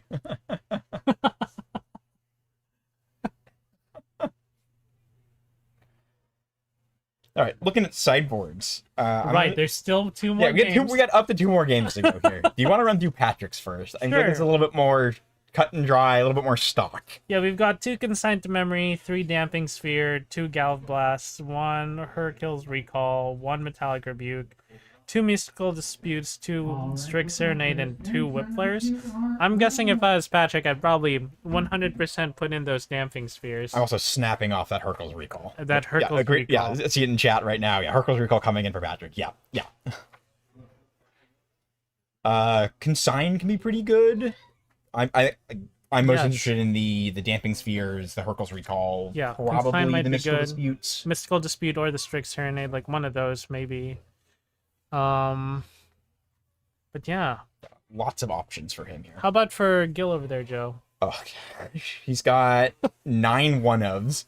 Oh god. 1 Get Lost, 1 Annul, 1 Disdainful Stroke, 1 Flash Freeze, which Okay. not entirely sure what that is off the top of my head. 1 Essence Scatter, 2 Negate, 2 Wan Shi Tong Librarian, 1 Fire Magic, 1...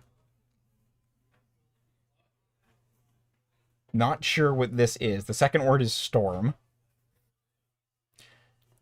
We'll find out. We'll see. 2 Heartflame Duelist, 1 Ral Crackling Wit, and 1 Torpor Orb. I think Flash Freeze is the blue counterspell for red or green cards. Yep, we see Patrick putting in, I don't know how many cards that was. It looked like 7 cards. Saw the 3 Damping Spheres for sure. Flash Freeze is counter for red or green. Counter target red or green spell. Single blue instant. Gil's bringing in that Annul for sure. Good chance he brings in the Essence Scatter, honestly. Attacks a Kappa Cannoneer. It is 2 mana. Could be a bit slow. Gil is on the play though. No, Patrick will be on the play. Oh, right. Patrick's on the play. Oh my goodness. That game was so long I completely forgot what happened.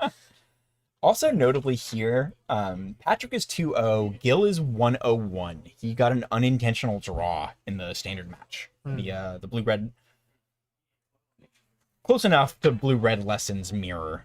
Yeah. Few card difference between both players, but more or less a mirror match last match. Uh-huh. You know, I was looking at the wrong list. Ignore everything I just said about Gil's sideboard. That was his standard sideboard. I was gonna say I don't think Yeah, I've this seen is- Flash Freeze. No, yeah, I was like, that's a niche choice here. Modern sideboard for Gil. Run through this real quickly. They're getting started. 1 Jace Wielder of Mysteries, 2 Consigned to Memory, 2 Swan Song, 2 Strict Serenade, 1 Unholy Heat, 2 Nature's Claim, 2 Fire Spout, 1 Flame of Anor, 1 Engineered Explosives, 1 Pithing Needle. Like the Swan Songs, like the Nature's Claims. Yeah. That sounds more like a modern That sounds more sideboard. like a modern sideboard. Yes, I should have got that. My bad. Definitely unused to having 2 deck lists per players here. See a Haywire Might in Gil's hand. Yeah, he's got a both players couple on 7. baubles, and he gets this. Patrick with an Arcbound Ravager, the new Ninja Turtles art, and the Damping Sphere. And I think Gil is attack. planning to just play that cameo right off the bat. Pretty good turn 1 play. If he's got those, let's see. What else does he have? He's got aim bauble, maybe 2. I think it's 2 baubles and a Haywire Might and engineered explosives. Yes, Patrick's gonna be unhappy if he slams the Damping Sphere. I do kind of like waiting for a little bit. He can be able to hold up some interaction, let it go.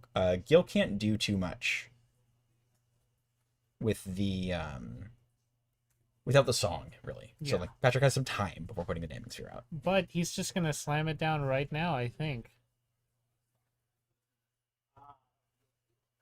Yeah, plays out his zeros, plays the Damping Sphere. I think we can Back to both Gil. guess that Haywire Might is gonna come down. Yeah, we're this gonna use that turn Haywire Might immediately. But there is actually like potentially some merit to pass back to Patrick and just hold the Haywire Might in play. Because the Damping Sphere does stop Patrick's ability to play a bunch of his zeros.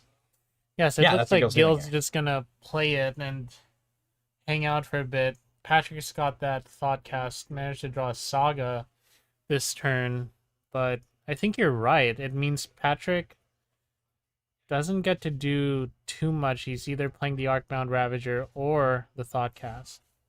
Yeah, it doesn't get to do both.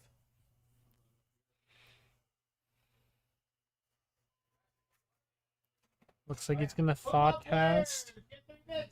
Draws 2. Does have the option to play a 0 drop. We'll pay a mana for it if he draws one. Drew Saga Spire Bluff Canal. Not the best draws for Patrick No, here. hand right now is Arcbound Ravager, 3 lands. 2 of which are Urza Sagas, so like much better than just saying 3 lands. And Now Gil's gonna pop that Haywire Might at the end of Patrick's turn. I do like that in step there. That is great. Boomerang basics, a Mishra's Bauble. Gil does have a Song of Creation. He's got 2 baubles. I think, yeah, that's the second bauble. His and baubles then- and he's deciding to play them out rather than just keep his zeros in hand for Song. I think he's trying to draw 3 cards on his next turn and flip Tamio.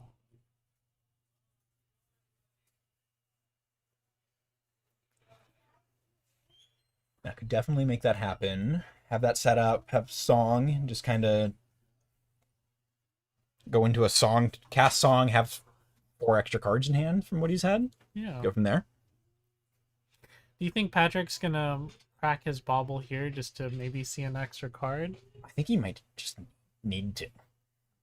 Because 3 lands and a Ravager is Yeah, not the not best. that best. I don't think that 1 extra point of damage on the Ravager from keeping the bauble around a sack is really what's needed. Yeah, Gil's going to Boomerang Basics, his Mishra's Bauble. Draw a card. It's the second card per turn. Huge draw. The Mock Opal. And he might just crack a clue. There it is. Crack the clue, transform the Tameo, the 3rd card drawn.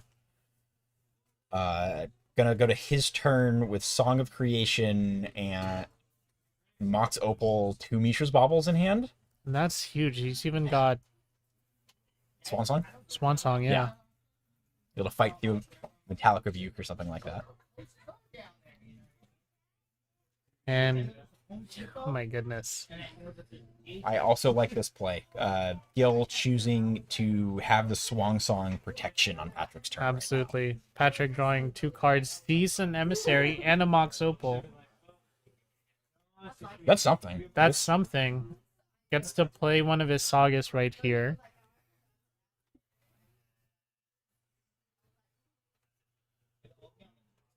Yeah.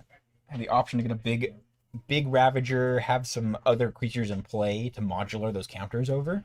Absolutely. And he's gonna warp in. Pinnacle Emissary. Also, I'm realizing I should probably run through what Ravager does. This is one of the cards I just assume anyone watching knows, but it like really hasn't seen a lot of modern play for a while. 2 mana artifact creature. It's a 0/0 with modular 1. That means it comes in with a +1/+1 counter, and when the creature dies, you can move its +1/+1 counters to another artifact creature. New art, people not probably less familiar with this Ninja Turtles one. And then the important part of Ravager is you can sacrifice any artifact you have in play to put a 1/1 counter on Arcbound Ravager. Old school affinity staple back in the day, which Oh yeah. so this is our first time in the booth together, Jason, but this was I literally owned one Magic deck for like 3 years, and it was Modern Affinity. It's a good deck to own. Yeah, it was. I have eaten many artifacts with Arcbound Ravagers.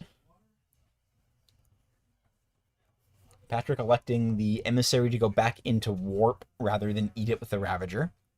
I like that. Not much point to get that 1 extra damage right now. Now Gil just gets to play. First land for turn. Oh, yeah.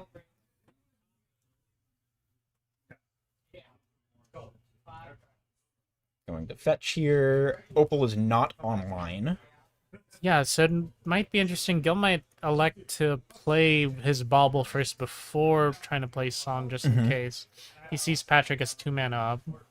So if he was playing safely, he might want to do that, but he's just gonna. I think he's snap it also just down. pretty far ahead, and just this is your check. Patrick doesn't have anything, so I think we're going to see Gil push for a win here. Engineered explosive. Dropping zeros. My God. Gil has one more. There's a second land drop. No more land drops remaining. And Boomerang basics his Mox Opal. Net him 3 cards. Well, yeah, no, five cards total. 5 1 from the cards. Boomerang basics, 1 from the Song Trigger, 2 more For playing the from Opal. the Opal. Yeah. Oh, there's he found another another one. one. Do the same thing. 1, 2, 1 for the resolution. Cast the Opal, draw 2. He's on Thassa's Oracle here, but like Yes. he could be playing Grape Shot or like another Storm Wincon and just be able to win with that too.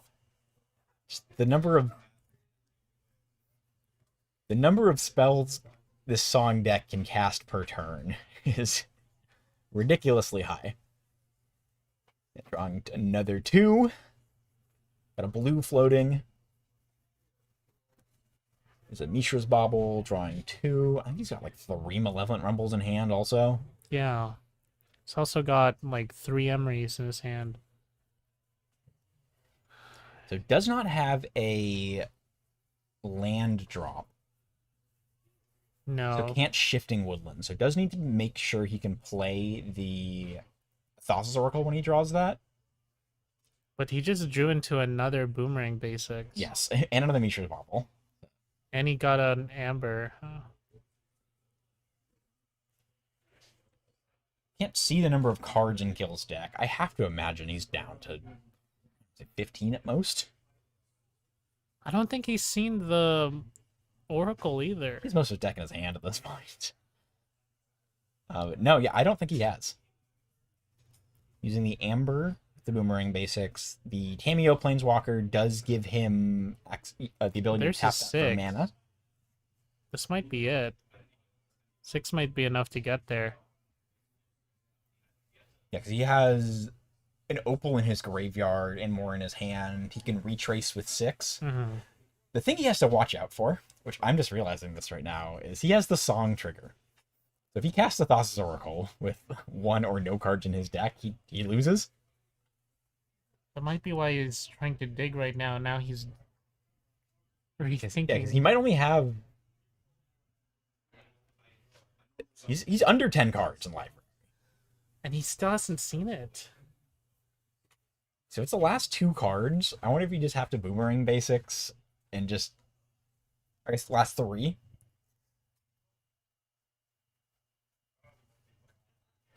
You Boomerang basics your own Song of Creation, so you can draw the rest of your deck, but not deck out. 2, 3, 4, 5, 6, 7, 8, 9, 10 Okay. exactly. Bit more than I was thinking, but yes, Thassa's Oracle's still in there.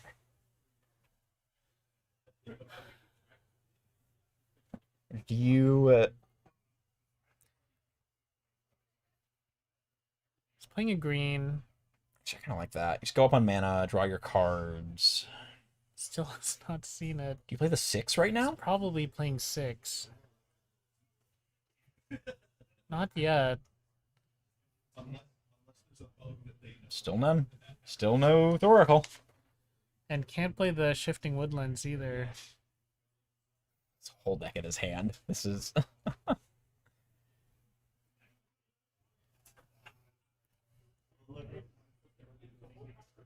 Tapping 2. Playing a Malevolent Rumble. Draw 2. Maybe he just has it. There it is. Well, it's in his hand, but he can't cast it.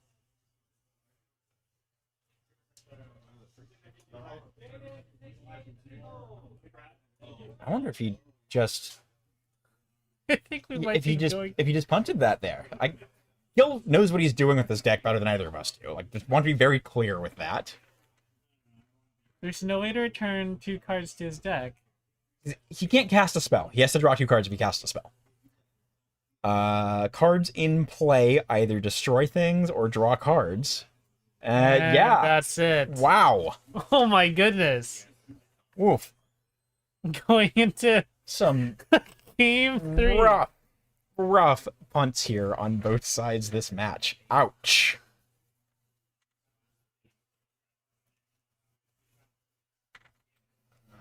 Yeah, going to game 3. We got 2.5 minutes left. So There's no way they finish this. no, I was gonna, yeah, highly doubt they finish this. This will put. Well, you know Gil what? at- It kind of depends on how quickly they snap those lands down. If Gil Actually, that's manages to true. get to turn 4, Yeah, and then you just take a 10-minute turn, and yeah, it's a possibility here. Gil's gonna be on the play as well, meaning he'll get to that turn 4 a bit faster than Mhm. Patrick will. Neither of them making any changes to their sideboard. Looks like they just want to get into the game as fast as they can. I think that's correct at this point. You want to just hope to hit a few turns. Yeah, so, few things to point out with the tournament format here. Normally, or typically, I'll say, like 16 players Mhm. usually results in a cut to top 4. Yes. We're running it to cut to top 8. We want just as much magic as possible. Players are here after they have earned their spot here after playing the remainder of the series. We want as much magic as possible. Cut to top 8. You get some interesting records running in there. So Patrick double Pinnacle Emissary. Gil's got a playable hand here. He's got 2 lands, a song, a 0-cost artifact, and a Tameo. It's probably really just wanting to get into it so he could get a couple more turns out. Patrick had land Urza Saga, 2 Pinnacle Emissaries, Welding Jar. Just like not, That's not it's enough. not doing anything.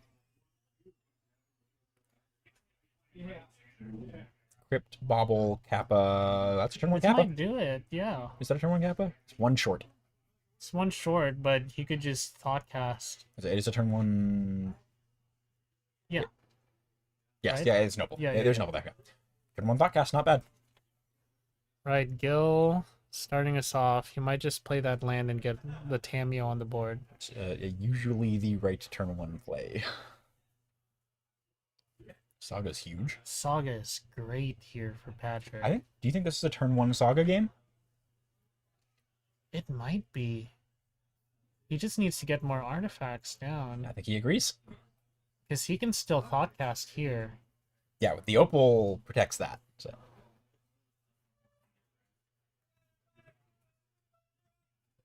And they're in time. So Patrick will be turn 0. He's drawing 2 cards. Looks like another Thoughtcast and a Bauble.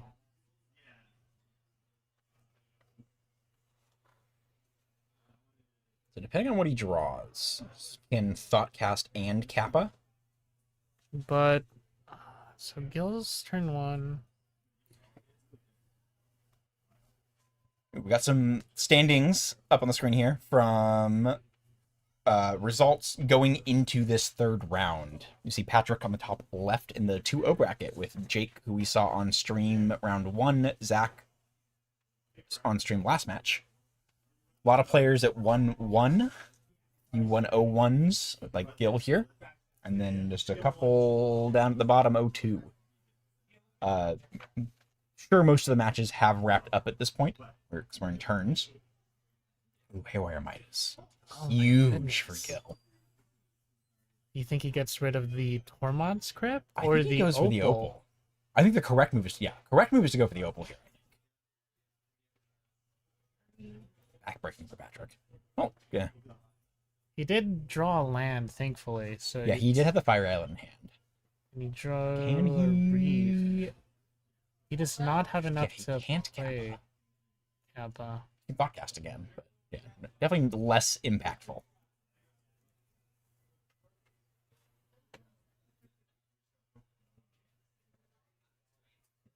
Take a damage from that Fiery Islet.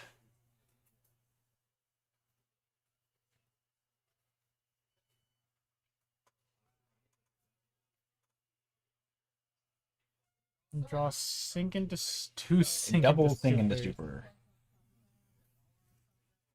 Yes, we know Gil has the song. The Hand of Judge Jer, taking up that. Ooh, Oxid Amber is a big draw for Gil. He could play the song right now. He could play the song this turn. I don't know if he has more 0 drops to go with it, or on top land. I think he's just gonna Malevolent Rumble here. I like this. Set up, try to accumulate as many resources as he can, go for just a big single turn. And, you know, hopefully his Thassa's Oracle Yeah, isn't in line up the draws a little bit better this time. last 5 cards of his deck. Painful. Picks up the Steam Vents. Get his spawn. Patrick. There's another land. Woof. Another land draw for Patrick. I mean, at this point, Patrick might just hold up the mana to Play, Sink into Stupor. play for the draw instead of Yeah. yeah. I think he might need to.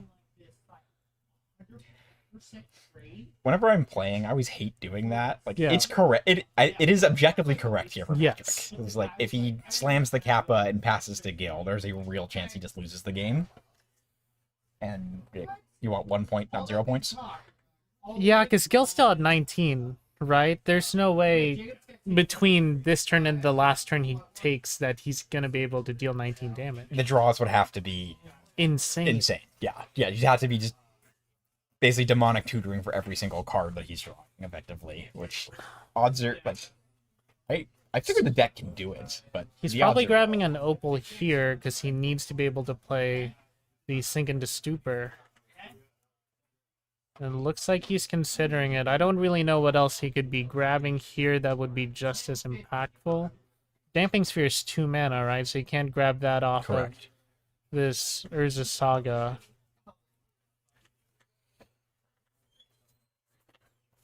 And he is going with the Opal.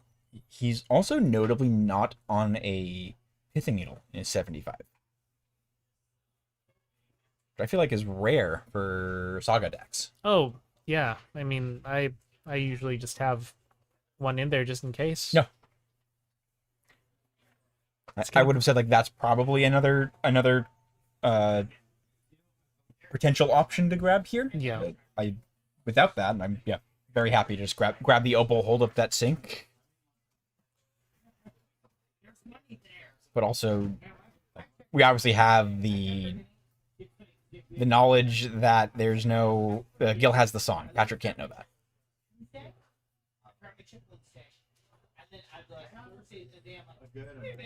Can you do both?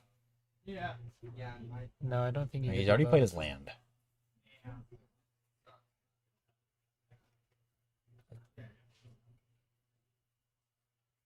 Yeah. Gil pointing out Patrick has already played his land for turn.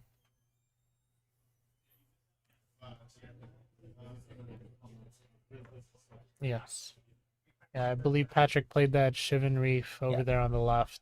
Yeah, didn't have an option to make constructs at all. No.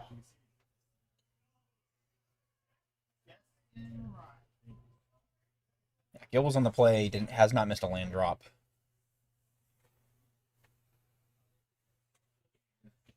Yeah, I mean Which this would be a massive change for what he could do, because playing that if he had a land open would allow him to Kappa and yes. Actually, Wait, not quite right. No, 'Cause he still needs the he opal. would be Never short mind, yeah. one. Still needs the opal. But he's just gonna let Gil untap. Gil's going on to his This turn is it. Yeah, 4 turn 4. here. This is He Gil's gets to last shock turn. in the steam vents. And Gil knows he needs to win here or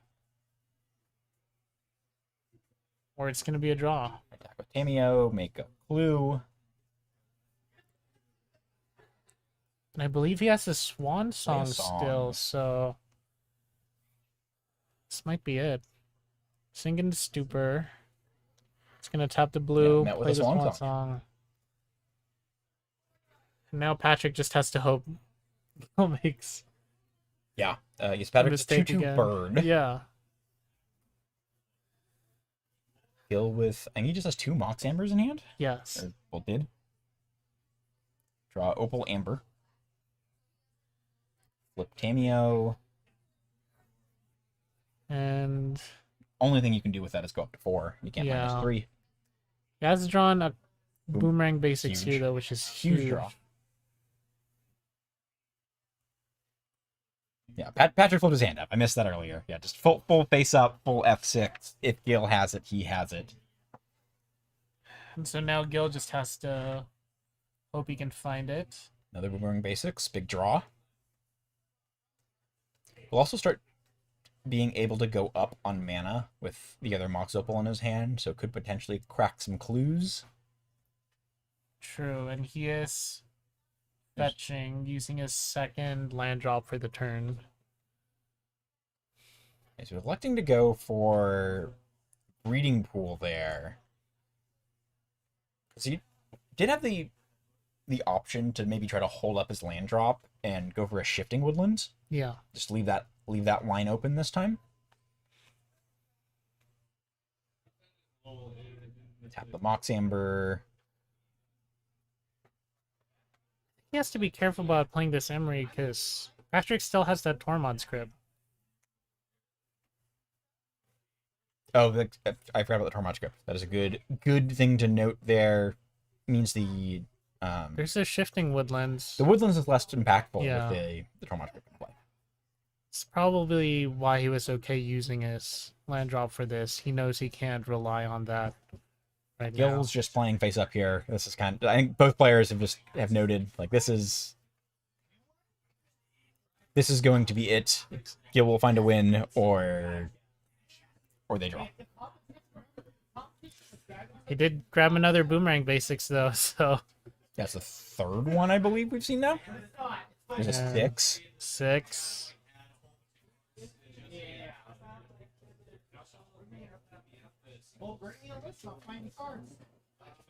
Okay, Patrick's having Gil hold off. Might want to use the Crypt at this point. Because 6 gives you the non-land permanents in the graveyard retrace. Yeah. You discard a land and cast the spell. So lets Gil converts those 5 lands in hand into cards. It's just kind of tough because Gil has so many other cards he just plays if... Also, notably, it is a big downside of Gil playing flipping face up, just to show what he has. Because like, there's nothing in the game, like in this board state, that necessitates the players having their hands up. They just, like, Patrick is showing he's just not doing anything Yes. other than this crypt potentially. I think Gil just being kind to us as viewers, but it also shows he has the opal in hand. Because if he didn't have that second opal, Then Patrick could be a lot more incentivized Absolutely. to fire off the crypt here. he might just be explaining the loop to Patrick at this point and hoping that Yeah. he doesn't have to play it out. Because he does have the opal, he does have the boomerang basics, and once the 6 is... Like, he has the 6. He has 3 lands in his hand right now. It's 5. No, 3. No, it's 2 songs. 2 songs. Yes, Yeah. 3. So that's 6 cards right there. That's 6 cards. And plus 3 mana. Yeah. Plus however many from that boomerang basics in the Mox opal. Yes. There's obviously a very, very small chance Gil doesn't get there. Yeah, you but- just run back what happened last game. Have the Yeah. Thassa's Oracle, the bottom part of the deck, not be able to interact, and 6 also does give the out of putting a Haywire Might in play. Yes. To It looks like he's thinking about the Tormod script here. I think I like it here. Like, I don't know when else Patrick does it. It's like, the most impactful time to do it, right? Like right now is the only time he can do it that really impacts the game. yeah, so again, like, it's not great, Yes. but I think this is when he gets the most value off of it. But that just means that Gil can actually play the Emery now. Which Emery, like, yeah, functionally is just like a draw 4. Because Yes.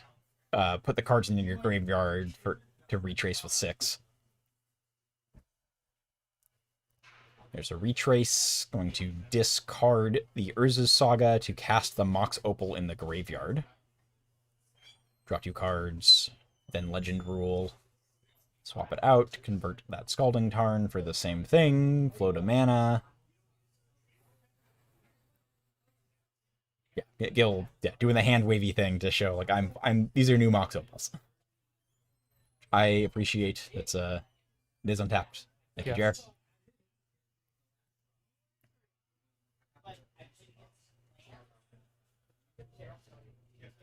Float a mana.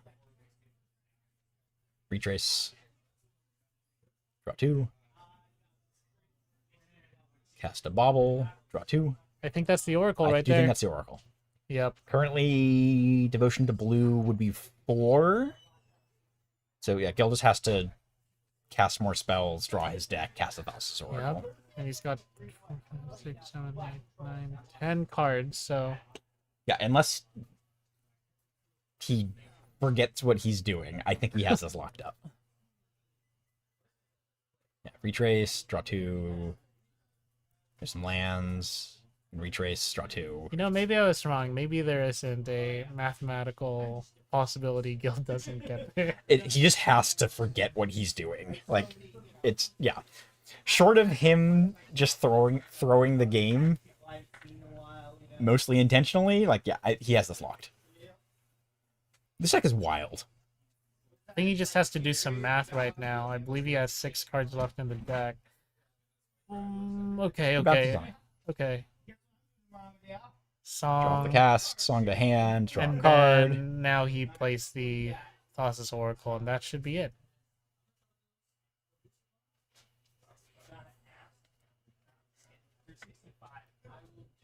Come on, script. Just to be safe. Patrick. Walked away. Yes. Hey, it's only got 3 cards. Yeah, Thassa's Oracle does it there. He knows Patrick has nothing. Plays an Emery, mill the deck. It's a Thassa's Oracle. There it is.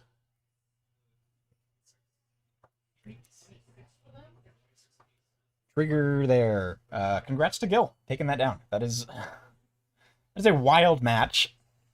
Yeah, complete opposite of the last one, which ended with Yeah, 18 minutes, 3 games. Yeah. It's just like haymakers thrown back and forth. There's the handshake. Congrats to Gil, taking down match 3, moving up to 201. Patrick is sitting at 2-1, both very, very live for top 8 here. Absolutely. And that'll do it. Do a very, very quick break. Be right back out ya with round 4, moving back in for some standard. Stay tuned, everyone. Thank you for watching.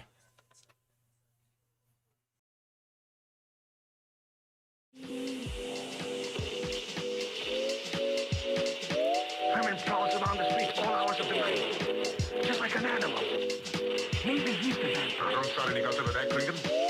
Heaven only knows where it might be.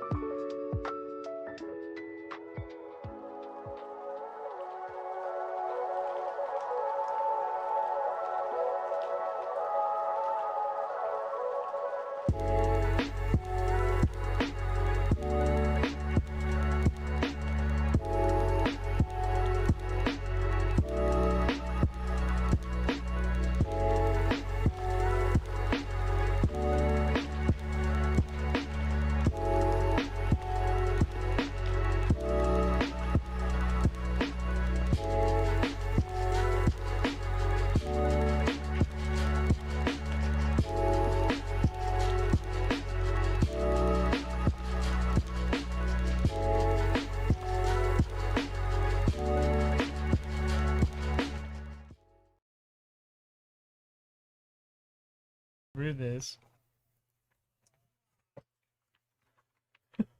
All right, everyone, welcome back. Here we are, round 4, back with some more standard gameplay. You see Kazi reading some of the big green creatures in Matt's green-black deck list. I'm gonna say 65, 70 of the same cards that we saw in Zach's list, round 2. Very, very similar. I know they were working on the deck together here. Yeah, Kazi on a blue-white... Micromancer. Generously say control. Running some Micromancers in this deck, sort of like a spell seeker, just more expensive and finds fewer cards. Yeah, absolutely. Talking real quick about Matt's deck, I think the big difference is he's playing 3 copies of Gold Vein Hydra. Yeah. It's an X-cost green creature that when it dies, I believe it makes treasures equal to its power. Yes. And yeah, Kazi is playing an interesting blue-white control deck playing Micromancer. He's got a lot of interesting things he can grab with that Micromancer. It's a 4-mana creature that grabs instants or sorceries with mana cost 1 or less, which, interestingly enough, interacts with those spree cards. Oh, that's true. So he's got 4 copies of Erode, 3 copies of 3 Steps Ahead, which are cards he can get with Micromancer. And like a regularly played in standard anyway. Yeah. It's like it's a good card. He has a copy of Getaway Glamour, which I don't know if you know what that card does, Joe. I have no idea. Let me pull it up for you because this card is really cool. Getaway Glamour. It's one of those spree cards, so you can once again get it with Micromancer, but it's got 2 modes. The first one, for paying an additional mana, you can exile target non-token creature. It's like an ephemerate. Okay. And then the second one is destroy target creature if no other creature has greater power. Ooh, so you can do the spell seeker ephemerate shenanigans with that, and kill a creature if you have enough. Yes, you can also grab Final Showdown, which is a board wipe with it. It's got 3 modes. It can remove all abilities from creatures and then board wipe and give one of your creatures indestructible so it doesn't blow up. You get around their opponent's indestructible. Yes. Very nice. Very nice. Yeah, so there's a lot of interesting things you can grab with this Micromancer. But other than that, it's a pretty stock blue-white control list playing Wan Shi Tong and stock ups and board wipes and stuff. You know, Kazi was talking a lot about... He likes playing... I'm going to say this affectionately. He likes playing bad blue cards. Any format, he likes playing bad blue cards. A lot of talk from him about playing Grixis Control in Modern.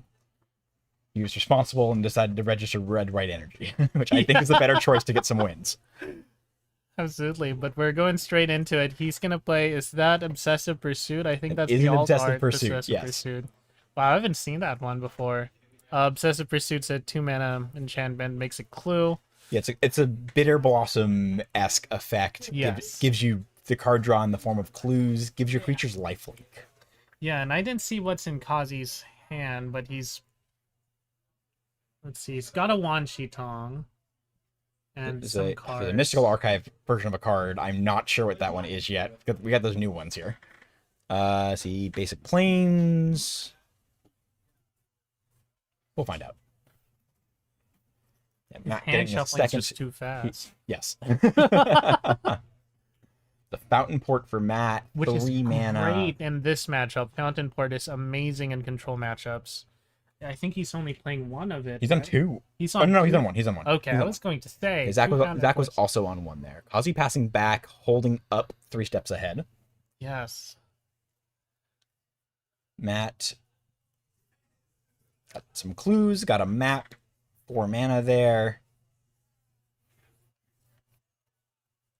And here's Super Shredder. I'm imagining this gets hit with a counter Alright, spell. with my players, strength check number 3 are up.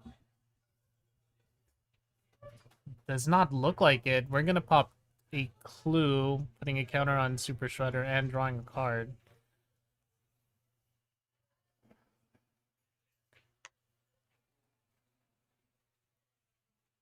Yeah, Sentinel can attack, get another map. Kazi's going to... there's a Pyrrhic Strike. Get to just take out that Obsessive Pursuit there.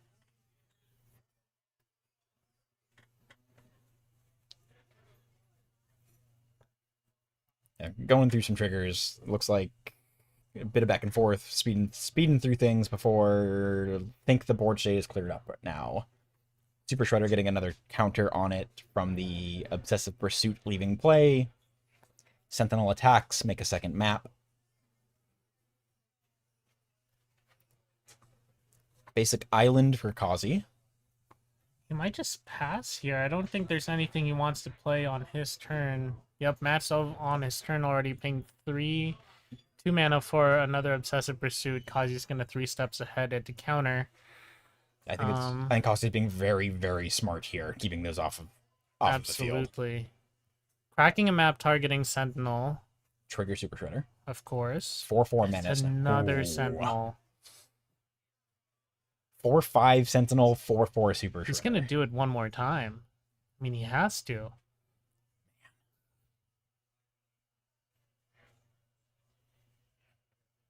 A 5/6 and a 5/5 menace. In for 10. That's 10 damage. Kazi's down to 7, and Matt makes another map. Kazi has to do something about this board. Yes. Real soon. Land for turn is not ideal. He's got Final Showdown in his hand. I think it's 6 mana to use, though. You can Wan Tong Block something. block the Sentinel and soak some damage. Hope.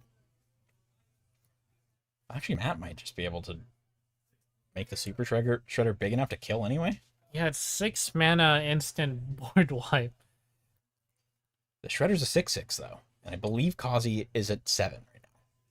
He might just be throwing down this Wan Tong just to block.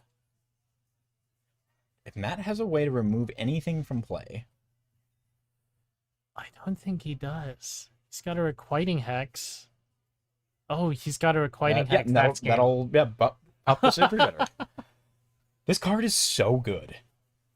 I'm not sure how much you follow Legacy at all, Jason, but there's a black deck running around the format right now. With you run Underground Seas, Okay. you run Daze. That is your 1 blue card. Sure. Everything else in the deck is mono black aggro. But you like Super Shredder in play, Daze their spell, you put the land back to your hand, grow your Super Shredder. Wasteland them, put 2 counters on your Super Shredder. Oh my god. Yeah, you know, Mishra's Bobble, you bobble, bobble. grow the Shredder, Wasteland them, hit for 4, just right off that. Like the That's Shredder insane. gets so big so quickly. Matt reading Micromancer here. I mean, everyone should read that card. It's I a was- great card. I was so excited for it when it came out, and then it just didn't really do anything. I mean, it's 4 mana. It's 4 right? mana. It's 4 mana, and it puts a 1-drop into your hand. It's, Yeah, and if anyone's wondering, yes, it's legal and standard. It got reprinted in Foundations like everything else. it's they keep adding stuff to Foundations. They Yeah. put a Foundations bonus sheet in every set. I And I think know. every time there's been a standard event, someone's registered a card, and my first thought is always, that's not in standard. Alright, let's look at sideboards here. Sure. You want to take us through Kazi's? Yeah. Kazi's got 2 Anola Seam Rip, 2 Flash Freeze, 2 High Noon, 2 Voice of Victory, 2 Tishana's Tidebinder, a Negate Beza Unagi of Kyoshi Island, and Kitsil's Flanker. I think he definitely brings in the Tidebinders. He's also bringing the flash freezes. I saw those. Like, I think it's a very clear. Oh, sure, 1 mana tag yeah. a green spell. Great. Yeah, you have to. He might even bring in that extra copy of Seam Rip. I could see that too. Yeah. Just gets 2 mana is so relevant in Yeah. against Matt. Get to hit an elf. Yeah. Matt's sideboard is almost identical to Zach's. Very, very slight differences. 2 Yigra, Eater of All, 2 Leatherhead, Swamp Stalker. Those are for sure coming in. Yes. Big hexproof, uncounterable creature. Mhm. 2 Deadly Cover Up, 2 Witherbloom Charm, 2 Duress, 2 Intimidation Tactics, 2 Ghost Vacuum, 1 Day of Black Sun.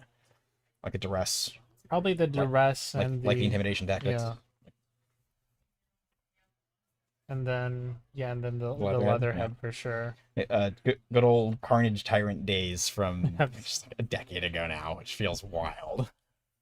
Back in original Ixalan. Mm. Yeah, so unfortunately for Kazi in this matchup, Matt's deck goes fast. Before we get to that though, let's talk on this. Post round 3, current round 4 standings. This is where players are at.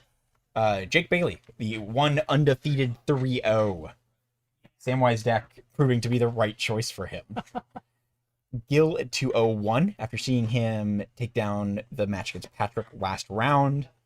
And we've got Matt, Greg, Gabby, Gio, and Zach all at 2-1.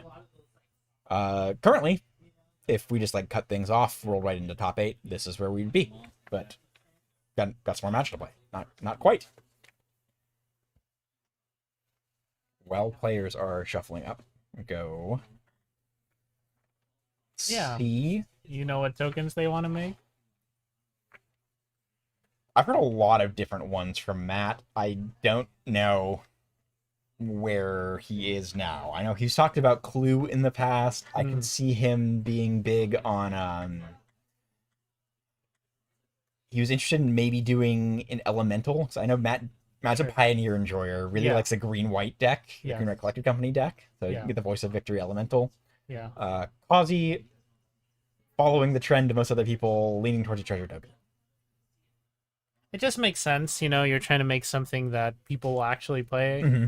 Yeah. People probably saw the monstrous roll token and went, Yeah. well, I would like people to play my token. Which is rough. Yeah. Yeah. But people would have played a ton of it. Oh, absolutely. It's too good. It was too good. Too good. That's honestly, maybe Wizards banned Monstrous Rage because they saw Gabby's token. She was winning too much. Yeah. She had to be stopped. But yeah, if I was running through, played an event, won it all, got the token, treasure is top of my list. You know, funnily enough, mine would be sword. There's a sword token made by Blacksmith's Talent. Oh, I was gonna say, what makes a sword token? Okay, okay. I do like the niche. Like the niche tokens are really Niche good. token would be like, especially because you know the art on these tokens are really nice. So it'd be nice. The to other have thing that I would be a tempted sword. to do, I know we're in the game. Yeah. I focusing on these formats. I do play a lot of pre-modern. Having a squirrel token for Deranged Hermit would be real that would nice. be nice. Play a lot of, unsurprisingly, people don't know me at all. Play a lot of green survival decks in that format. Deep Cavern Bat Matt coming goes out. Elf into Deep Cavern Bat, met with a No More Ooh. Lies, and the elf is we're seeing some elf beats. And this is a much slower start for Matt compared to the last round, so maybe Kazi has a chance. He's shocking in this Hallowed Fountain and says pass. I believe he's got a Tishana's. And I think it's a 3 steps ahead I'm seeing as well. I think that might be a consult the star charts Ooh, it could also be consult. and a getaway glamour. It's a super shredder from Matt. This would be huge. All Matt needs to do is try to put a counter on this super shredder, and Kazi can remove all of its abilities.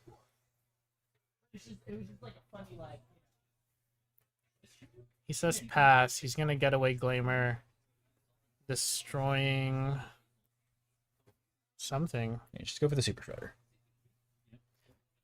You can target creature with greatest power and play with it, right? Yeah, destroy target creature if no other creature has greater power. Yeah, so Playing them, both 1/1s there.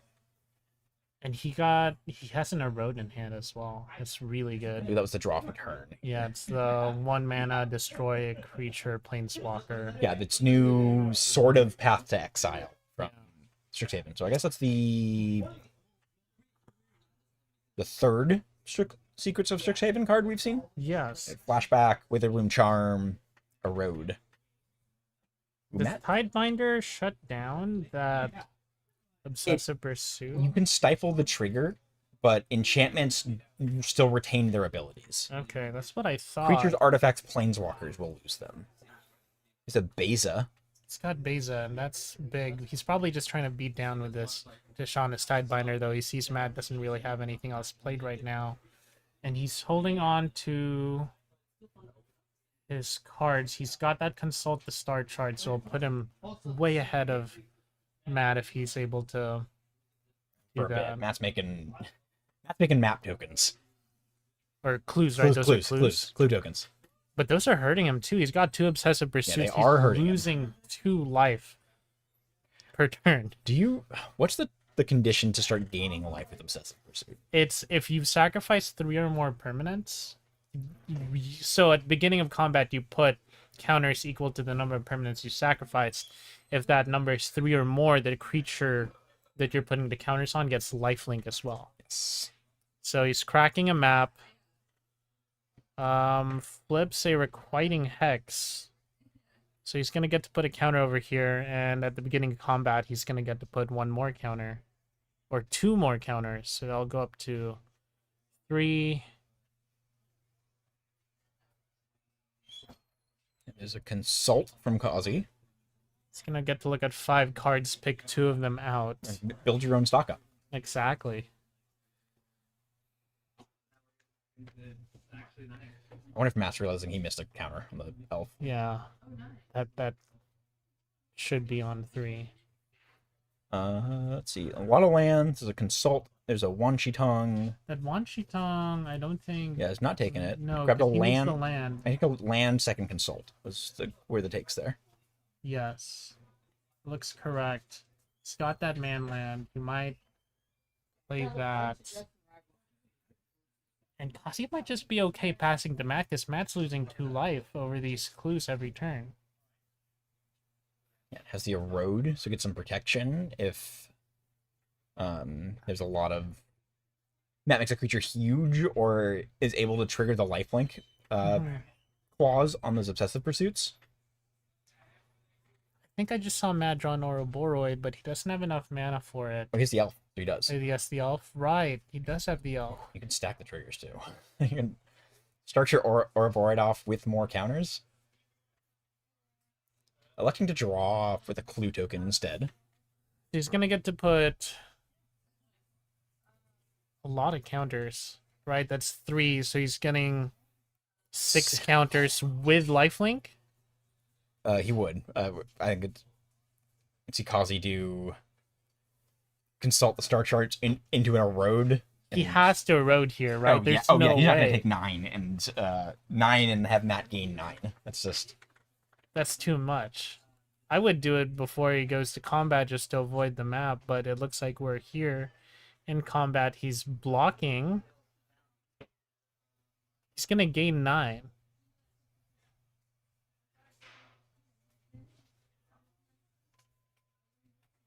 Are we reading? I card trust wrong? Matt knows what Obsessive Pursuit does more than I do.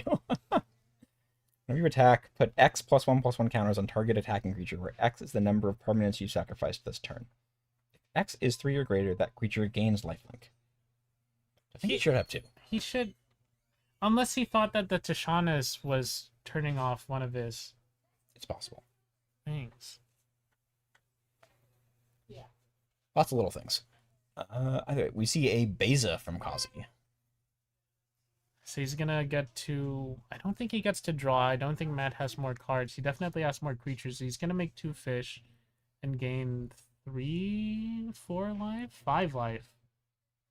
3? How much was that? Some 4? gain some life here. He gained some life. 1/1's huge blockers. Matt doesn't have any trample in play, so to get to be able to just buy some time. And Kazi is still sitting on that erode. We also see us have Micromancer in hand. And he's not just a land drop yet either. So No. just accumulating lands to be able to really tap out. Matt That's a Yigra. is Yigra's big. Goes up. Elf is now a 4/4.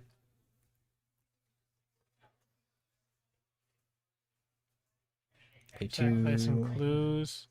Draw us the Yigra. I think we're just gonna see another clue sacrificed. $15 I think so. for credit, 22.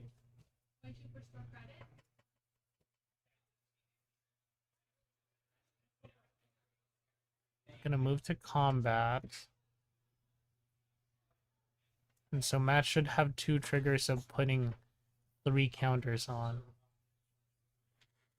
Alright, so There's the erode. there's the erode. I think he was trying to put them all on the same guy. Yeah, you have to target. It's target attacking creature. So they would, if he's only attacking with the Sentinel, all have to go there. Erode, new Secrets of Strixhaven card, sort of like a Path to Exile. Instant destroy target any creature or any planeswalker, which is huge for single white mana. Controller finds a basic land, puts it into play tapped. And Kazi could just grab another one right here with his Micromancer. Yes. Getting in with Beza, Matt playing the Shoot the Sheriff? probably.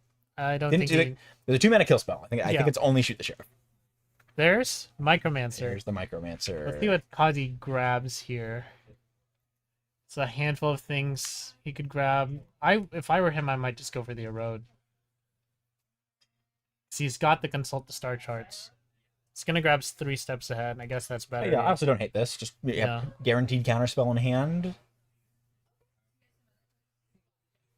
Although Matt does keep making clues.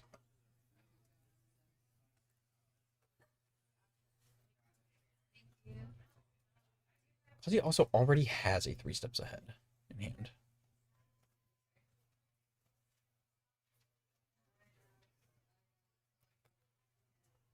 Yeah, 3 steps ahead, basic planes. Is that the Ultima, the far left card? I believe it is Ultima. So not right now. Does have that option. Electing Animating. to get in here. It's 3 in the air, Yeah, animate the restless anchorage. and he attack. makes a map. Back over to Matt. Gonna get some upkeep triggers. Lose 2 life, make 2 clues.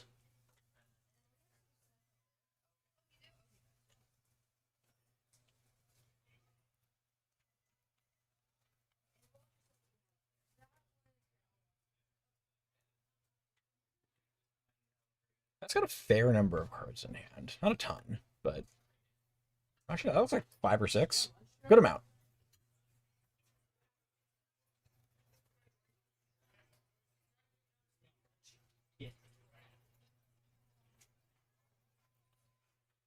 Really interesting game here. I think that's a Goldbane Hydra at the to his very right. We know he has the Yigra.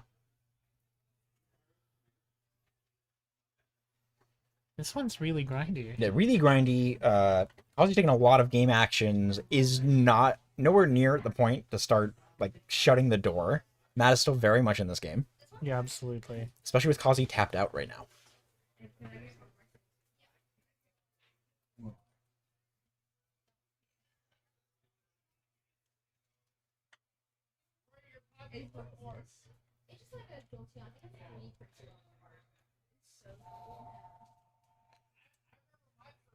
Thank you. 3 mana. This is Sentinel. Sentinel. I like that. Just not... Matt doesn't need to fully overextend. It doesn't need to go huge right now. Just like put some creatures in play that present like a reasonable clock and force Kazi to take some action. Yeah. And then there's Goldvein Hydra. Kazi giving it a read. Is it... I believe it's just regular Hydra text, comes in with X/1/1 counters, and then you make treasure tokens equal to its power when it dies? I believe so.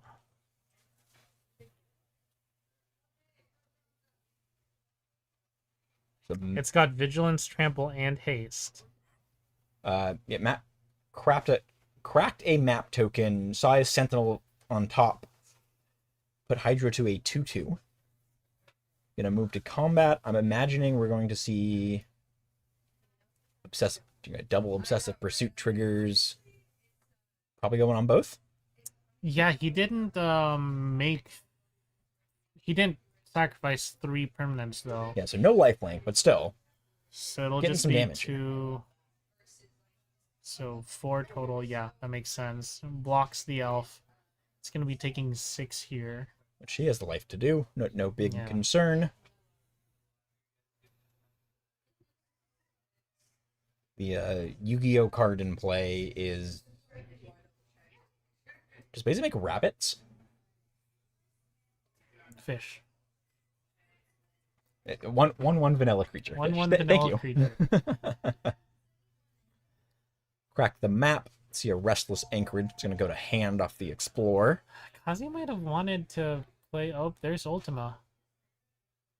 Wiping the board. And ends the turn, so Matt does not get those treasure Right, tokens. yeah, which it is cuts that huge. trigger off. And he still has mana for 3 steps ahead here. Yeah, because that Matt would have had 6 treasure tokens, which just lets him set up when he can get in with a creature and just put another 12 power and lifelink on something. Yeah, and Matt is still taking that 2 damage Yeah. every turn. We know Matt has Yigra. We know Matt has. Sentinel. He's looking to shock here. That's Yigra mana. Imagining, yeah, He has to 3 steps. yeah. ahead Imagining of when I that. see the 3 steps ahead. It's an Ouroboros. Ouroboros. Not getting any bigger from the obsessive pursuits, but does pump itself. Yeah, but Kazi doesn't currently have any answers. I think he just drew a He's on- second No More Lives. Just triple counterspell in hand. Yeah. He's just swinging in with a Restless Anchorage right now. Does he have Consult in hand still, or did he play that one? No, he played that one. I He's think got a he full- still has one more 3 steps, I believe. Yes. Cracking the map. Yeah, this game might just be over. Tishanas. Never mind.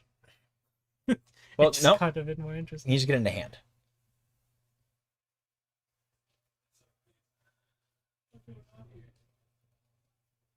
Without a way to get into hand, Matt has an opening.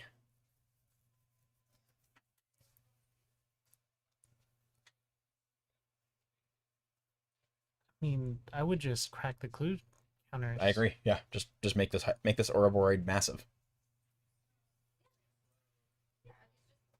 Kazi still has an anchorage he can block with. So the Ouroboros does not have trample, correct? No, it does not have That's trample. Massive here. It's gonna have lifelink though. Yes. It's going to Which be might gain gigantic. Matt like 15 plus life. Yeah. I guess let's see. He sacks 3 of those. He'll get to So or it's Boyd will go up to 4 power and then 7 power. And then another 7 power. It's 14. yeah.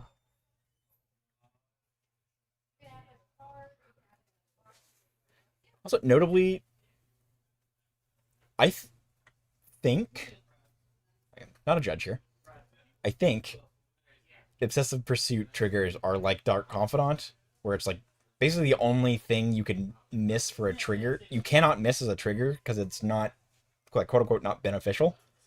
Like, you can't miss your Dark Confidant triggers. You can miss like other triggers to draw a card.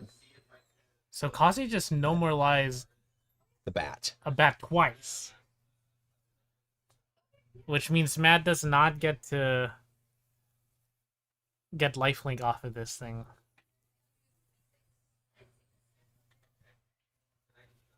Still huge. Still huge. Still taking 9 damage. Kazi is going to go down to 3, I believe.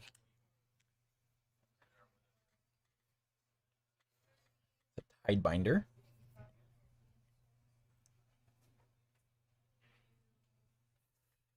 Oh my goodness. That's 4 damage.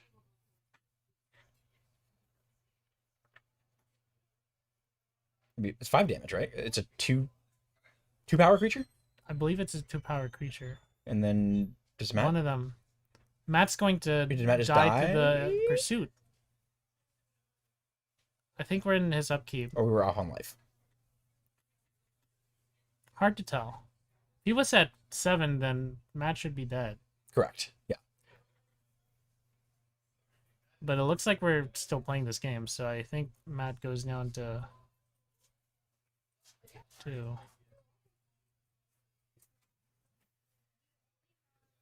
Making a token.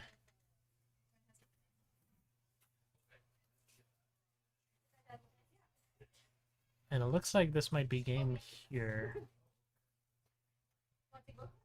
I see what happened. He untapped to get the clue. He's going to... And then he made a creature with his Fountain Port. And then Requiting Hex, blighting, so that he could gain 2 life.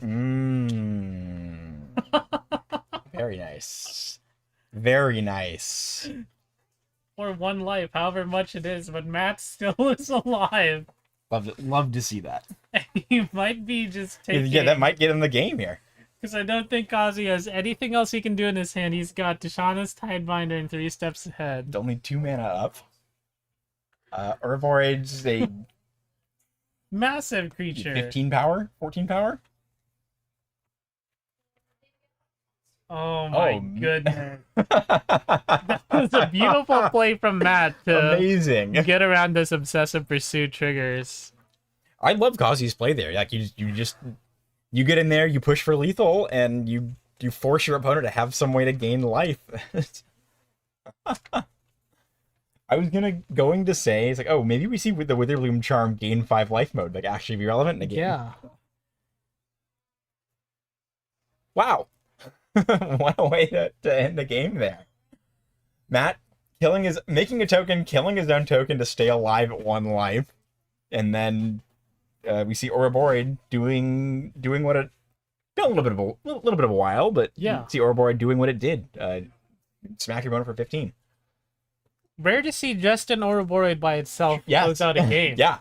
But Yeah, it's just 15, not 90. yes. Congrats to Matt, taking it down. Believe he is now 2-2, which I think keeps him live for top 8. The breakers to get in are weird because it's 16 players into top 8. We will see. We had a lot of unintentional draws so far, kind of mixed up from the norm. Anyways, that's going to do it for round 4. It's also going to wrap up our standard gameplay for today. Going to be just Modern here on out. 1 more round of Swiss, and then we're going to roll into top 8 after that. So everyone sit tight, stay tuned. Thank you for watching. We will be right back with you.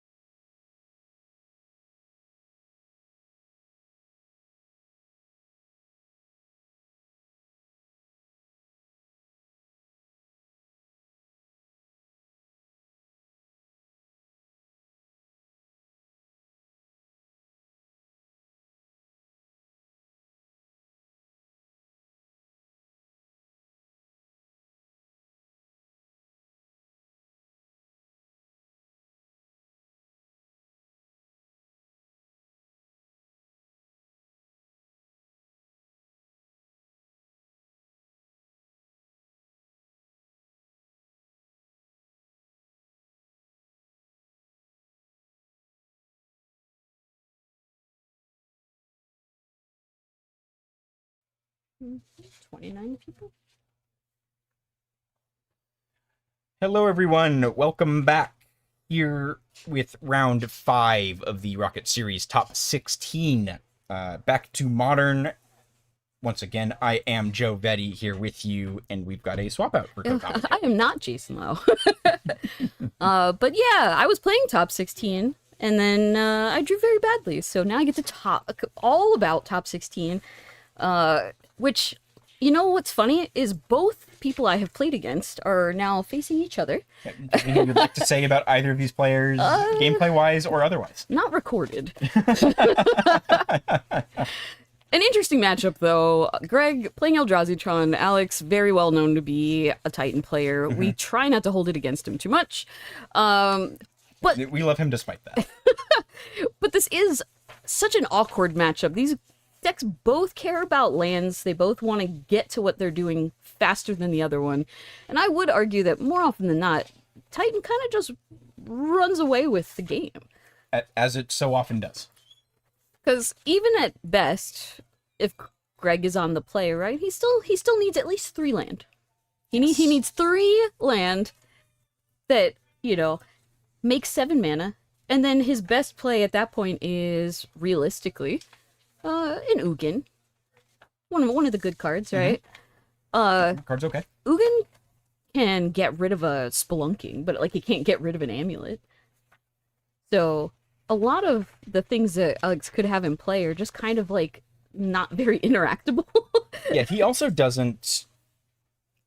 Outside of sewing, actually, he's on Tron even, not even red green. Is Greg? It is very colorless. I was gonna say not even sewing might respond. Yeah, he does not have some of the typical interaction that you would see with a Tron deck that, you know, skews green or skews red green or whatever. He's very much on the like Flesh Rager thought, not like just, which, you know, can get in beats, but I still don't like, even with his fastest start in that regard, Alex just doesn't really... He's winning by killing Alex. Yeah, like an early Thought Knot could interrupt a combo.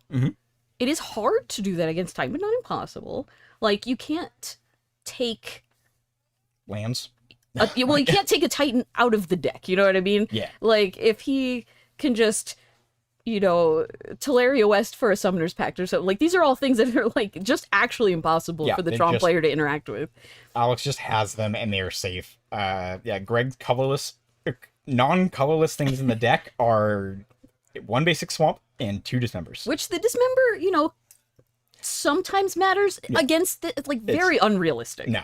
Just like, not really. Do not want to see it this matchup. And Greg doesn't even get the luxury of, like, the really good sideboard cards against Titan. No Ashiok or, you know, things like that. No Harbinger this season. You know, we don't have any of the, like, wow, really shut him down kind of cards. No. I think in the main deck, you know, if he's on the play, maybe a Chalice on 1 could be annoying. If he gets under, because, you know, that stops Alex from casting an amulet, stops it from casting a Grazer. Doesn't stop him from, like, playing a Saga and going getting one eventually, right? Like, it doesn't stop just playing land drops and casting a Primeval Titan. Or the Aftermath Analyst loops, or any of the other shenanigans the Titan deck does. I was like, I think there are possibilities for Greg to draw cards that he can utilize in some amount of disruption, and immediately Alex plays a Saga dropping an amulet, so this could be a very fast game 1. Greg playing a Mind Stone. Greg, notably not on Tronland. See, Greg's mistake was not playing a Modern Horizons card on turn 2. Very valid. Hot take. Yeah, folks, if you're learning anything, play Modern Horizons cards. And the best card in the deck, Grazer. We're going to play some land. We're going to do the thing. Alex can also just make a construct here. Just, like, doesn't really need it, but he can. I think he's just going to Cultivator Colossus. Which Greg is thinking about responding to, maybe? If he has, like, a Dismember or something, I guess he could. Oh, no, he's Besageoing. Is that... Okay, I was wondering, like, why is that coming out, going to the graveyard? Alex tapped the Gruul Turf to Besage. I'm not sure why we saw the... I think Alex just grabbed the wrong card. Oh, okay. Surprise. Maybe we all just got a view of the future? The Cultivator Colossus and Alex. I wasn't counting mana, to be fair. I was like, I didn't think he had quite enough yet, but, you know. the deck just kind of ignores most of the Sure. rules of Magic. So, Sure. yeah, sure. You Just can. do whatever you want. Why not? Just do whatever you want. That's what a Titan player does anyway. Once again, this is open deck list, so Alex does know Greg has this swamp, Mm-hmm. and this is the only land Greg has to find off of a Boseiju. An interesting land to go for now. Well, he doesn't have a choice. Oh, you mean Alex targeting the Right. Temple? Because he went for like the temple instead of like a Tron piece, right? And doing it so early was. I wasn't exactly sure why he felt Yeah, I think he could have so forced into that. agree with that. I think he could have waited some. But if you are Beseijuing now, I do like going for the temple over the one Tron Yeah, piece. it could have just been one of those things where it's like he has the mana now, so Yeah, he why needs to not? do it because like otherwise playing the, like he loses the mana kind of situation, which I can Yeah, understand. take game actions while you can. Yeah, the, which- the one It does happen for for Titan where like sometimes they have opportunity to make mana that they won't have once they pass turn, right? Because of the playing tap lands, untapping them. like right now, where he's using Oh, his actual land drop Titan? and then We just have Titan all in 6 of hand. that mana We have to Titan just- and Colossus? Oh, Come on now. He's summoning Factor for the Titan. Oh, did he? Oh, there's There's one more step there. my microphone's blocking that part of the screen. Titan for double Simic Growth Chamber. Ah, you know, that's 8 mana. fine. That's fine. What could he possibly do with all that? Nothing. Nothing. Trying to see what's in Greg's hand here. I don't think it can be anything relevant. I mean- see at least a tower, I think. In theory, Kozilek's command can target an Aftermath Analyst to exile it from the graveyard and like stop the infinite loops. Kozilek's command can't exile it from the yard, though. Exiles targets cards from graveyard. Yeah. I guess he could try. Well, Like, in then. response to Shifting Woodlands, you could like tag it there. Like it's like real, Sure, real niche down the line. Yeah, I guess it type would be stuff, if but Alex just didn't leave an opportunity. I don't know. He has so much mana right now. yeah, it I- just, yeah. I'm gonna assume that that's probably not gonna be relevant with the Colossus as well. Yeah, so Alex has 1 mana floating still, and the casting the Colossus is going to have a bunch more mana afterwards. Because I honestly think Greg only has the Devourer that we saw in his, Oh, and a tower. Yeah, and like that's it. I think. I think that's it. There might be. is there a If he third? has a third card, I just can't tell. Like the way he's flicking them, it looked like 2. I think it's 2. Yeah. Uh, Yeah. So Greg is effectively F6. Alex is now. yeah, I mean he has no very specific reason to like concede here, but Yeah, it's kind of just a wait and see how much mana Alex puts out and can he win this turn. Is it, Which I'm gonna say yeah. yeah, Alex is now no longer playing regular Magic the Gathering. He's just. He has a bunch of untapped triggers. He has a bunch of triggers for bounces. These are all things that are going to happen. Yeah, I'm assuming the Vesuva's copying one of the bounce lands just to get more mana. And then, I mean, he can bounce this to you. Oh, we just have another amulet. Cool. Sure. That's so much mana. Like, he can kind of do whatever he wants here. Like, this I is... wonder if he's doing that amulet like out of sequence because he had bounce triggers. He had bounce triggers. Whatever. Bounce the stuff, play the amulet. To reset.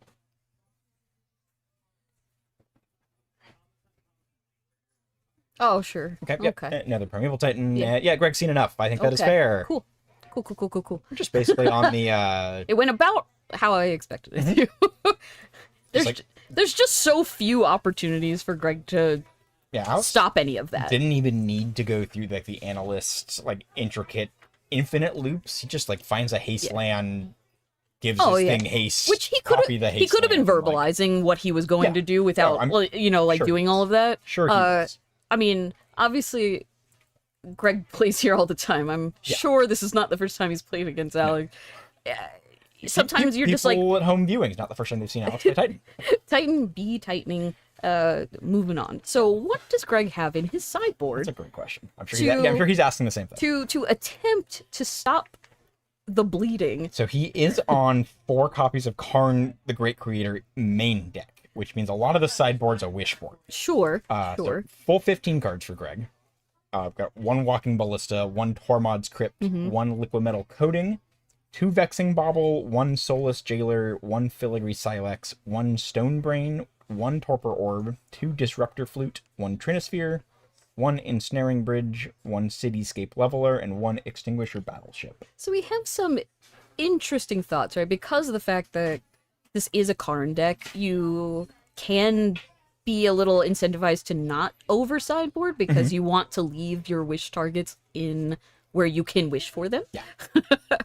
But also, Karn's a 4-drop. So if you want something... Karn is a 4-drop. Greg is on the play. He can get up to mana quickly, but usually it needs to be an Eldrazi spell for him to really drop a 4-drop on 2. Yeah. It needs to very specifically be a Thought Knot Seer that can kind of like grab something out of hand usually. I mean, notables, you could make an argument for a Vexing Bauble to at least stop him from pacting. Yeah, you Vexing Bauble for that. Like, Torpor Orb's not the worst. Not the but worst. Also, like, both of those are examples of things you probably want to side in if you want them. He has chalices. He has like 2 chalices in his main deck.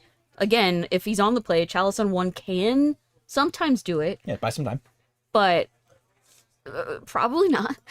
It's just you're just kind of hoping. It's just hoping not. It's the just Titan not. player doesn't find anything. It's just not good. It's real bad. And What then does Alex have here? Just to Well, really just hammer it. let's argue that Alex doesn't need to bring in anything. I but agree. I think he's fine. He does have 3 Force of Vigors for any potential Yep. things that Greg brings in. Force of Vigor answers all of them. Just actually all of them. Other than that, he has a Ghost Quarter, which can be really mean to Knows decks Greg that only care has about their 1 land. basic. I think he has an Ice Till Explorer. He does as well. have an Ice Till Explorer to make that Ghost Quarter really go the distance. Full strip walk his opponent. Outside of that, I would imagine not too much. The Trinisphere, not really I don't think it's something a you're matchup trying for to it. do here. Bringing in Trinisphere against your opponent that also runs Trinisphere is usually not the Yeah. move. And like he has his own Vexing Bauble, he has a 6 Otawar. These are all like cards that don't really matter. Dismember, Bojuka Bog. Again, we're not attacking any of those things. So yeah, I would say if he's incentivized to bring in anything, it's the Force of Vigors, the Ghost Quarter, the Ice Till maybe. Yeah, I mean, sure. being on the draw, he does expect maybe to play a slightly slower game. Yeah, Maybe an extra turn. put in a little bit of mana, maybe a few cards to interact a little bit, potentially slow down Greg a bit. So not unreasonable.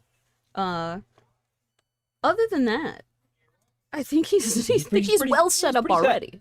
He's well set up.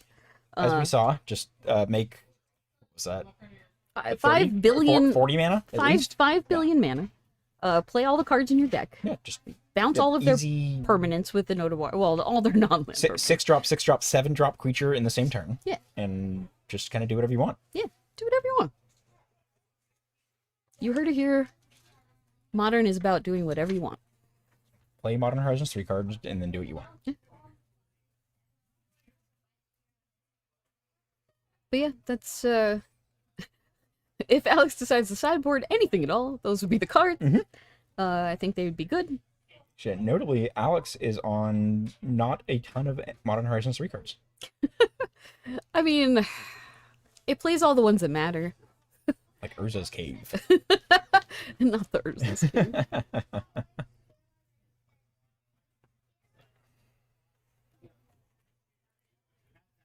Greg's gonna have a heck of a look here. And I mean, Tron does mulligan pretty aggressively. It is a, let's say, a pseudo combo deck. You are looking for Yeah. 1-2-7, but so, and he is very incentivized to look for his fastest hand, Yeah. or at least a hand that is moderately fast with some amount You of need a big game disruption. plan. The colorless Eldrazi Tron deck is like all in all pretty similar to where Eldrazi Tron was like pre-MH2. Oh yeah. Funny enough, you're really not that much different outside of trading like an Ugin for an Ugin. You've traded up. Flesh Raker, You better Eldrazi's. You have Kozilek's Command now, but the Sire of Seven Deaths, really hinders a lot of other like very aggressive decks, whereas that was kind of Tron's tough spot. Could be a weak point. Yeah. And then plus, I mean, you have a really big colorless creature that gives you some selection if it's in your opener, right? In the form of what's his face? The big 6/6 that does exactly one the thing. Devourer. Yeah, I was like, you have Devourer options. And then, yeah, on top of that, you're on Kozilek's Command, more actual soul lands now with Ugin's Labyrinth. All that to say, your mulligan decision is very, very important. It's like probably the biggest choice you make in a game when you're playing a deck like this Eldrazi Tron. Because you need to figure out what your first 3 to 4 turns are going to be from your opening hand. I'm also incredibly concerned if my Titan opponent looks at their 7 and says keep. Yeah. Because Titan also mulligans in a similar way. Like, they are very definitively, like, a land-heavy deck. They can have lots of openers that are just a bunch of land, but they need to have a Saga or an Amulet or Spelunking or, like, some way to utilize that mana effectively. Yeah, so if they don't have those, they put it back. Given that he kept, Greg has to assume that Alex has a good hand. Yes. Yeah, it's a very big shift for the Eldrazi Tron deck, where it's like, oh, cool, I have the 3 Tron lands, and in Ugin, turn 3, I can play this. Oh, and yeah. for Alex, it's like, oh, cool, I win turn 2. Yeah, it's like, Ugit's sick. Go ahead. 'Cause I think Greg's going to 5 now, Oh, that's tough. which is not great. Yeah. But again, I mean, the deck mulligans well. It's just he's already fighting an uphill battle. Yeah. He's already lacking a lot of tools to fight this deck. First mistake, getting paired into Titan. Ah, yes. Yeah. Shouldn't have done that. Don't do that. Shouldn't have done that. After that, Bad yeah, choices. I do think he's doing the right thing. Being judicious with his mulligans and looking for those specific cards that can dig him out from this. Yeah, because again, I think one of his better starts is maybe double Temple into Thought Knot and just try to hold back. You know, if you can hold him back for a turn or two, maybe get some, get a Thought Knot, get a Flesh Raker, maybe get, some pings go. Like you can put some damage on the board. Absolutely. You can get some stuff happening, but you still need time. You just baseline need more time than Titan does. Yes, and that's what those hate pieces we were discussing in the sideboard do. It's just anything that's by a turn or two could give Greg the chance to dig back into a game. Yeah, and already not loving what his hand looks like. I mean, if he really probably, like, he's 99% incentivized to keep 5. Just lands, like lands and spells. Like going to 4, you're just kind of saying I don't expect to win this game. 5 you got a shot. 5 you get Natron and 2 good things, or like I said, maybe 2 temples and just start running out Eldrazi. I see a power plant. Okay, There's a tower. Tower power, let's go. Does he have And Saga into Amulet, great. Ooh. Wow, this is literally the same start as game 1. Alex having it all? Again, like I said, if your Titan opponent keeps 7, you do have to kind of assume that is their start. Yeah. They just have no reason to keep a lot of hands otherwise. I will say it's a reasonable game plan to just do like, you know what, I'm losing. It's fine. Get some value off his Surveil. Surveilland untapped. Draw step, besage you from Alex. Take out that power plant. Yeah, that's a reasonable start. Alex also making the correct choice on the land to target. I do think this matters like a lot less now than it. Oh, does Greg have the swamp in hand? Oh no. Ooh, Oh, that's brutal. that is. So that's why you draw step it, Yeah. assuming Greg drew it for turn. That's why you draw step it. I was like, you do want to give your opponent the opportunity to draw their basic before strip mining them. Yeah. Greg down to just a temple and a tower. He is very far behind all of a sudden. Significantly far behind. Because, now we're going to have 2 amulets. Oh yeah, you see, hand down, sit back. We're going to assume that Alex has something to do. Maybe not. The deck's half lands. The deck is half land. What could happen? What could go wrong here? I'm pretty sure I see a Titan in his hand. There it is. There it is. Yeah. Mana floating from Urza Saga, mana from the Surveil land, 4 mana from the Bounce land. I cannot really see Greg's hand from here, but what could he have? Like what? Basic swamp. What could he have? besides know that basic one. swamp. Can't dismember a Titan problem away. I see Devourer, which I'm assuming was drawn, because he would have used that. Oh yeah, you do assume that if that was in his opener, he would have he would have utilized the looking at 4 cards. This is 5 cards. in It's hand. so many. This is It's so many. it's unfair. This game has played out almost exactly like game 1. Yeah. Literally just Yes. Saga this, Beseiju your land. It was just It's somehow worse for Beseiju's slightly more brutal this Yeah. game. Greg was on the play both games? I think so. Yeah. Like- Alex finding Urza's Cave Lotus Field. Yeah, and at this point, you're just kind of waiting to see what he does with it. I mean, two amulets, I just assume he can't miss anything here. Like, there's just so much Yeah, he short can of do. just like blacking out and saying fail to find. Yes, if he has a heart attack and passes out, like in the middle of comboing, Greg has a shot. There you go. you always wait for your opponent to mess up and or pass out at the table. Either way. Yeah, so Lotus Field having for 3 mana gave him 6, 1 from Urza's Cave, activate the Urza's Cave, which is Alex is doing now. I'm going to find a land, put it into play tapped. We'll still have the Lotus Field sacrifice trigger on the stack. Mm-hmm. I'm curious. Well, There's Vesuva. Vesuva. Yeah, sure. Lotus Field, make another Yep. 6 mana. It's a lot of mana. Could also... I'm curious if this is just a analyst line or if we're doing something else. He's got tons of mana. Yeah, I was gonna Yep, say. okay. Yeah, I was like, Greg's seen enough. he has plenty. That is the fair. analyst is gonna mill probably 3 more lands. We're gonna put all these back into play. We're gonna do all this again. We're gonna Yeah, make yes. 5 billion problems. Yeah. Has the Urza's Cave, so can find the Shifting Woodlands, Oh yeah, infinite mana. he could have done whatever he wanted. Just, yeah, fit every land in the Whatever. deck into play. Alex is playing a different game. Oh yeah, oh yeah. Well, This was a terrible matchup to put on camera.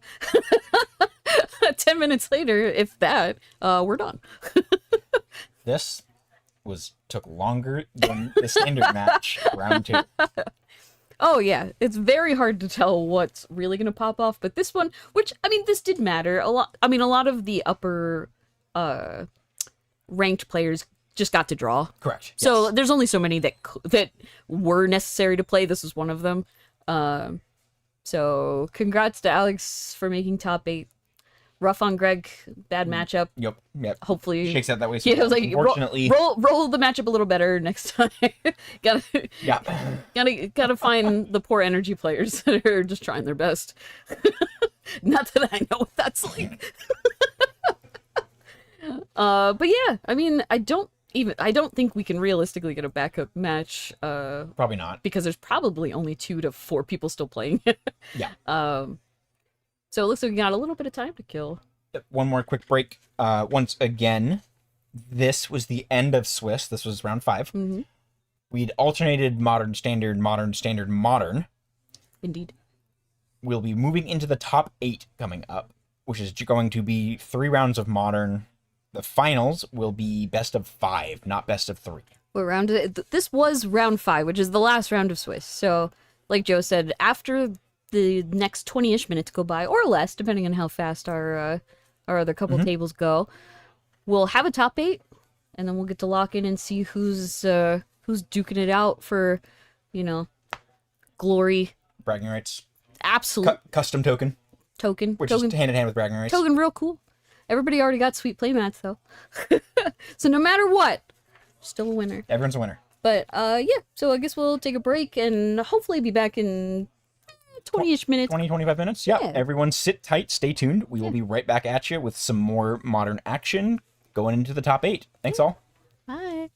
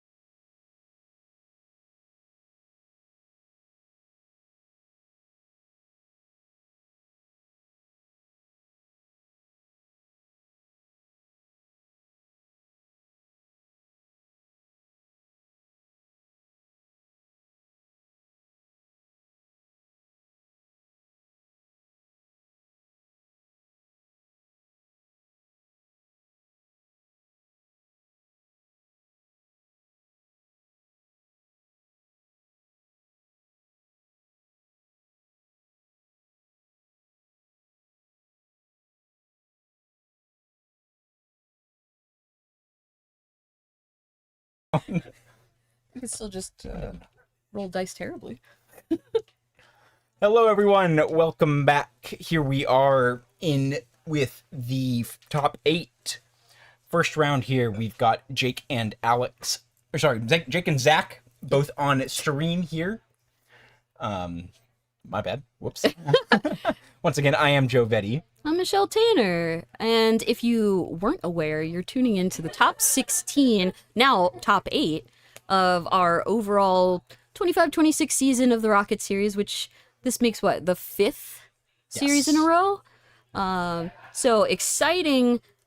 Sad to note, unfortunately, our last champion, Gabby, got knocked out. She bubbled, which is rough. Which, tough. That is a... good run, but not good enough, unfortunately. She lost her plot armor. Yeah, I was like, Zach over here being the one to knock her out. But that does put us in an interesting position, because that means that whoever wins today will be a new champion. Mm-hmm. There is no repeat. The 4th champion for the 5th series. Yeah.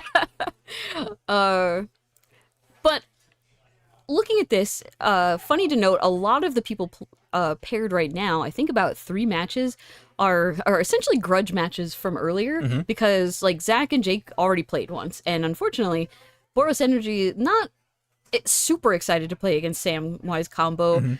You can knock Sam to 1, but if you don't kill them and they just combo off, they win. Boros does not have any cool combos. We just play cats. Yeah, you only get 3 drops on turn, 3 power plus creatures on turn 2. So it's this very tilting of like scenario of you have to sit there and like try to hold up removal, try to like mitigate their graveyard, but also still play threats, and their stuff just can block. Yeah. Like a familiar, super excited to block a pride. Yeah, Jake has no problems. Just like, I'll save my life total. Why not? You'd love to stop them from gaining life. If you have any kind of sack out, like you could just do it now. You're not trying to just like throw a carrion feeder out there, but these are all things. But yeah, given that Jake was in second going into this, on the play, already rumbling, like just in a strong opening position here. Yes. Once again, just really getting paid off from his shift from his usual Yawgmoth into Samwise for this event. Yeah, I was gonna say, I think Birthing Ritual is just the easy pick here, outside of Arbor, Forest, and Sylvan Safekeeper is fine, but like, not exactly what you're looking for right now. Ritual helps us just dig 2 combo. Can't do it this turn, but next turn we could just have it. So it does put Zach in a very awkward spot. Other thing we can... Jake is on 1 copy of Abhorrent Oculus, which is where the 4th color comes It's a little fun, a little spice. Yeah. Just in case nothing else works out. That card is good. We can just play a 5/5 flyer That and makes 2/2s. and then start making 2/2s. Yeah, Lots of interesting combinations you can find with Birthing Ritual. I was like, I think Jake is just gonna take the hit here. I mean, Probably. He realistically isn't super worried about the first couple plays from energy. Like a couple of tokens, a little bit of life gain, kind of irrelevant. None of that really stops him from doing anything. Yeah, like notably, he could use his Eldrazi. Oh no, he just took the hit. So he could use the Eldrazi spawn, block Zach, prevent Zach from gaining life. Yeah, but giving up the mana that he knows he wants to like have a Birthing Ritual for and everything next turn just seems terrible. I believe that is the 1 basic forest in his list. It's in the graveyard right now.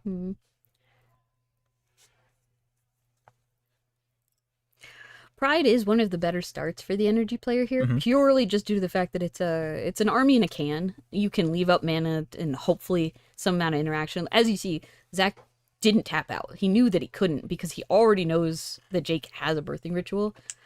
And you just can't do anything about that. Like, if he has I don't think he has a Thraben Charm, but I can't tell. I know he has a Galvanic for sure. I'm not sure what there's a borderless card in his hand. That's the one I'm unsure of. That might just be like a Ranger Captain or something. Jake, tapping 2 mana. He's got a And he's got 2 Badger Mole Cubs in his hand. Right? I'm curious. Yeah, I was like, I'm curious if he's thinking about, do I use the spawn? Do I not use this spawn? Do I put this on this land? Like, what? Because if he does this, puts it on his tap land, he's just giving himself another creature. It's kind of cute. We could put on the fetch land, and then sack the fetch land. Yeah, get your fetch back, and then do it again. And prevent Zach from gaining more life. Well, I was just thinking he just kind of ramps himself Also, like he this. also just do that, yeah. Which I think is realistically what he wants to do. But with only, what, 3 cards in hand, he's mostly just kind of in the, like, I'm gonna ritual and have a bunch of creatures, and you can't really interact unless you have an answer for the ritual, like, itself. Mm-hmm. Yeah, because you need... Ritual will let you look at the cards if you have any creatures. Correct. If it does not matter. If he can find the combo, great. I think So it's just passing. interesting. Electing to not play the birthing ritual yet. I think he just has another Badger Mole Cub in hand, the ritual, and an unknown card. He's Maybe got 3 unknowns, so he's got 2 others. maybe he's significantly worried that Zach has a Thraven Charm and just doesn't want to like play into that. Mm-hmm. Which makes sense. It's good thing to play around. I was like, if that's all he had, then like, yeah, I can understand, because Jake is far from comboing if everything in his hand is what I think it is, which is just kind of like Badger Mole Cub and nothing. he's leaning really hard on the ritual. It makes sense to not just want to like throw it into open mana. I think is that a Ranger That's Captain? a Ranger Captain. Okay.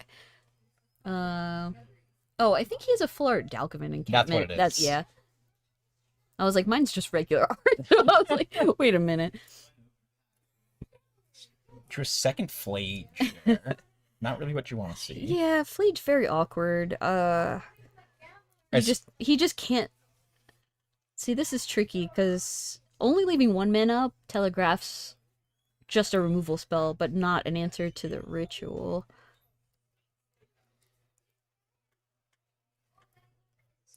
The other thing I was going to say, going back to Jake's turn there, Yeah. passing with the Windswept Heath as a creature still up.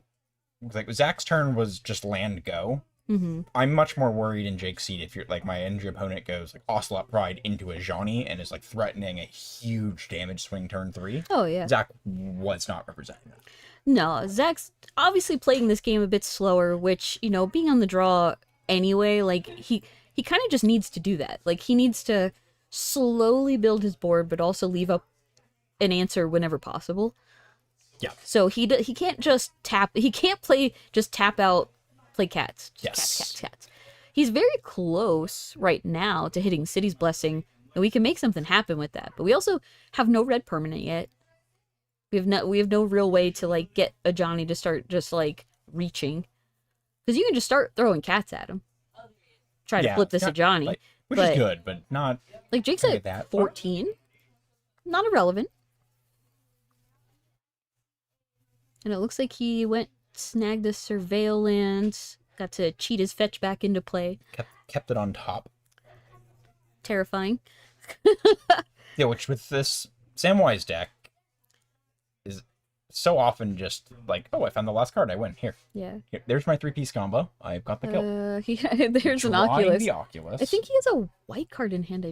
I can't tell what it is. The one white card in his deck is, oh, I'm blanking on the name. It's from EOE. It's a mass reanimate.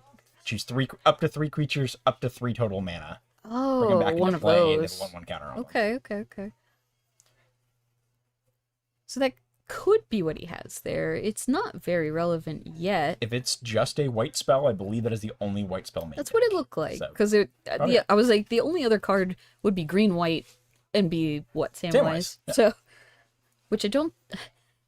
He wouldn't have to hesitate too much on. I think he's casting. Is he casting the Oculus? He's Interesting. going to cast an Oculus. 1, 2, 3, 4. Yeah, I mean, I was gonna say like he went, fetched, did all this stuff. Is exactly enough. Sure. Oculus is a problem. Oculus into Birthing Ritual. That is also a Using the problem. Eldrazi for mana. Yeah, I mean, I think he had to assume he's pretty safe here because Zach just realistically doesn't have something to do on 1 to stop the ritual. He can bolt something, but like it doesn't really matter. Like he'll still get to look regardless, so it's probably still okay to just wait and see what he could do. Especially because Jake, I'm pretty sure Jake's happy to sacrifice the Badger Mole Cub or the familiar to go upgrade it with the ritual. Yeah. And Zach doesn't have energy, so the discharge can't kill the Oculus. Oh yeah, I mean the Oculus is kind of a secondary but safe plan because it's just here's a 5/5 flyer. What do you got? Yep. Can't swing anything you that you care about into it. Card is good. Looking at chat, question on prospective winners tokens. Overwhelmingly treasure tokens. Oh yeah, Very good chance we're getting a treasure token from this year's winner. that was my choice too. If I was playing, that probably would have been mine. I mean, it's just a good solid one we haven't done yet. Yes. So, and there's just so many decks that play things that make treasures. Yeah. Jake was an exception with an Orc Army token. Okay. Patrick. He does love playing Yogg, so maybe he wanted something he could actually play in his own Chaz deck. took the insect already. Yeah. So the Grist insect is already gone. Patrick was interested in a monk, I believe. Okay, he's playing a lot of random prowess stuff. And a so- lot of blue-red. Yeah, in it was like, makes sense. every format. A reasonable choice. There's no wrong answer here. Alright, so I think what Zach was doing was tanking really hard on whether he wanted to galvanic something there before the ritual. Which was a tough choice. Let's see, can we see if he... I mean, 7 cards is just so It's many. so many cards. It's so many. Is it an Umbral Collar Zealot? So it's like you could sack a cat and get a 2-drop, or you can sack the Oculus and get The 4-drop. and Or less. something bigger. Is it Umbral Collar Zealot? Okay. Zealot is just kind of another.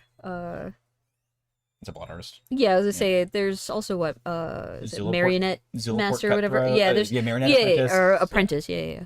I don't believe Jake is on the Apprentice.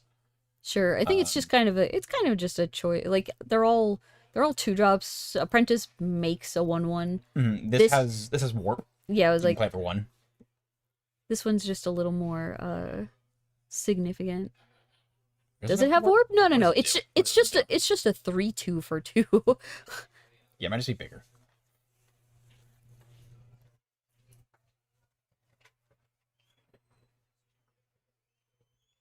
All right, so let's. Oh, it surveils and it surveils is the big thing. You can, Oh, sure. It is a 3/2 and it surveils. Yeah. So those are the two things that are big there. It's a tough decision here. I mean, we just have lands and flages. We can flage something. Realistically, probably the zealot. It would make sense. Yeah, much more interested in killing that than just killing the mystery 2/2. There is also a line where you flage your own cat token, flip your Johnny, and then not have a red permanent. So it's like not great. Going for the zealot.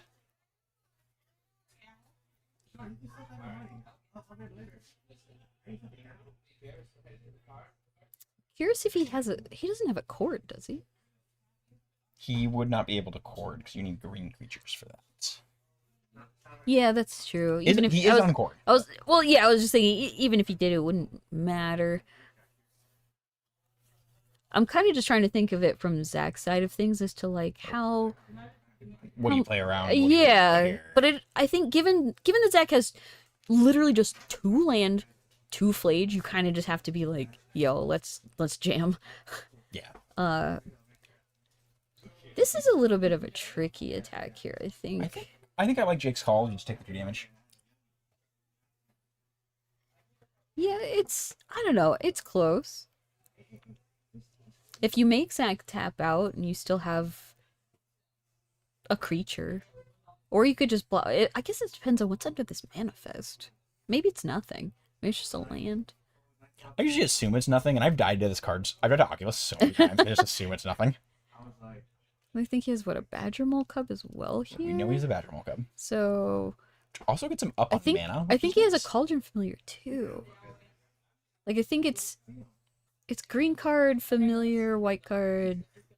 Yeah, Badger Mole Cub, familiar, the white reanimate card. The name I'm forgetting. I don't have Jake's deck list in front of me right now. The only thing that might be holding Jake back a little is the fact that he has no food at all in place to like start a chain. Yeah, he's hurting for a Sam. Really hurting for a Samwise. Oh yeah, but he's already dug 7 cards deep just off one ritual trigger. He will hit a Samwise. True. There's just like almost no way he misses off of like the second one, That's it. and then even less likely on the third one. You know. What he's looking at right now, see him starting to tap the 3 mana. He has that white reanimate spell. Okay. Earthbent Land taps for 2, 3 mana. Bring back the Zealot and the Cauldron Familiar. Jake rituals into Samwise. He has a kill. Which would be a reasonable line it's to that take easy. here. It's like every time Zach only has 1 mana up, he's showing that all he could have is a removal spell. Like, because, again, this is an open deck list. And Jake would know that the only thing for Birthing Ritual Zach could have is a Thraben Charm, which costs 2. 1 mana? 1 mana is just a Galvanic. Which is the reason to not burn your reanimate spell, dig for your dig into combo right here. It would be tough. Now we know that Zach can't do anything. Yeah. Jake does not. But Jake does not. So Jake, okay, that was the green. So he had a goose. A goose already getting a food in play. Now we're in danger. Now we're very much in danger. Bring back a cat.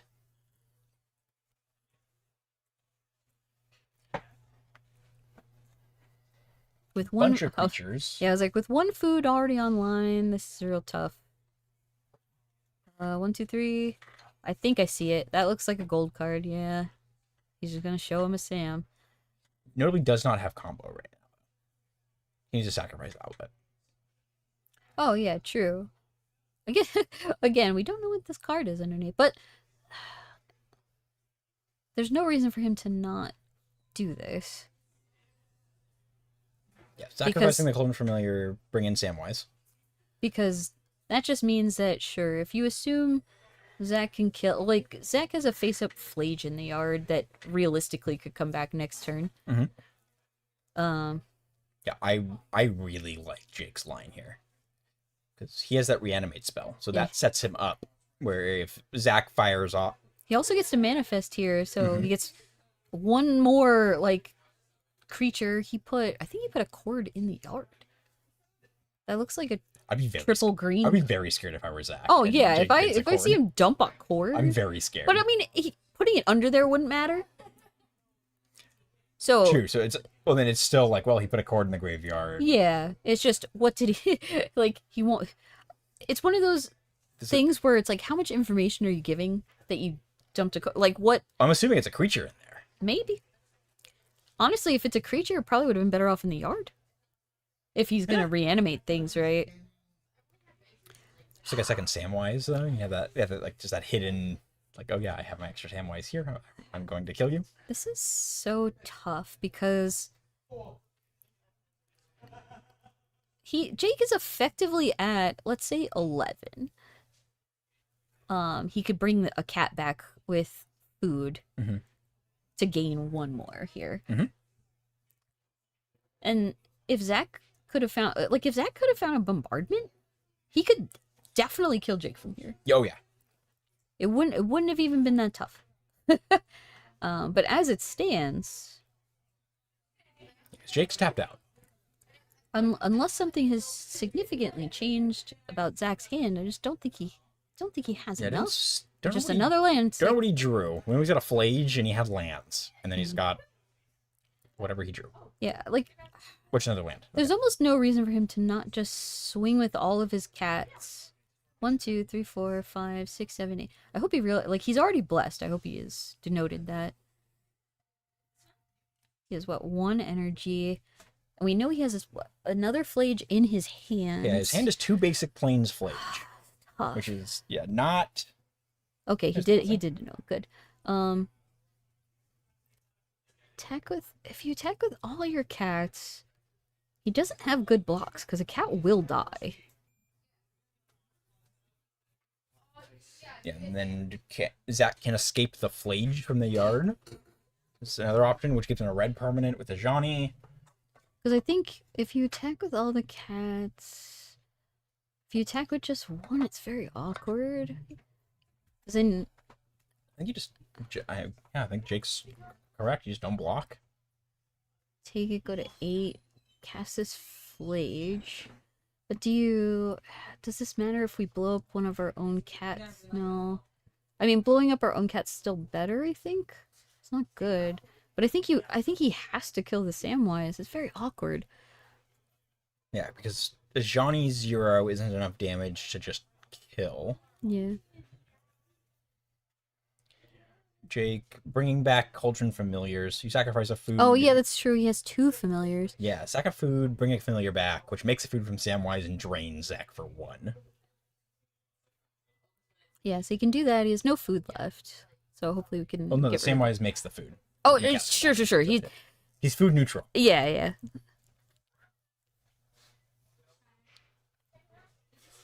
End step, Zach makes some cats. And Zach tapped out. Jake Jake has this now. that was so tough because, like I said, there's so little way that he could miss off of one ritual, and he has another one in his hand. Yeah. He notably does not have it for sure. Can only bring back 3 CMC of creatures. Yeah, but I don't even think he has to bring anything back. I think he can just go both ritual triggers, and he will hit another Samwise and combo very almost likely. almost assuredly. Yeah. If he doesn't, Zach's gonna win. Yeah. I mean, Yeah. that's just where we're at. 6 damage just from Flage. But he can very easily just reanimate what's already here, and it's not even hard.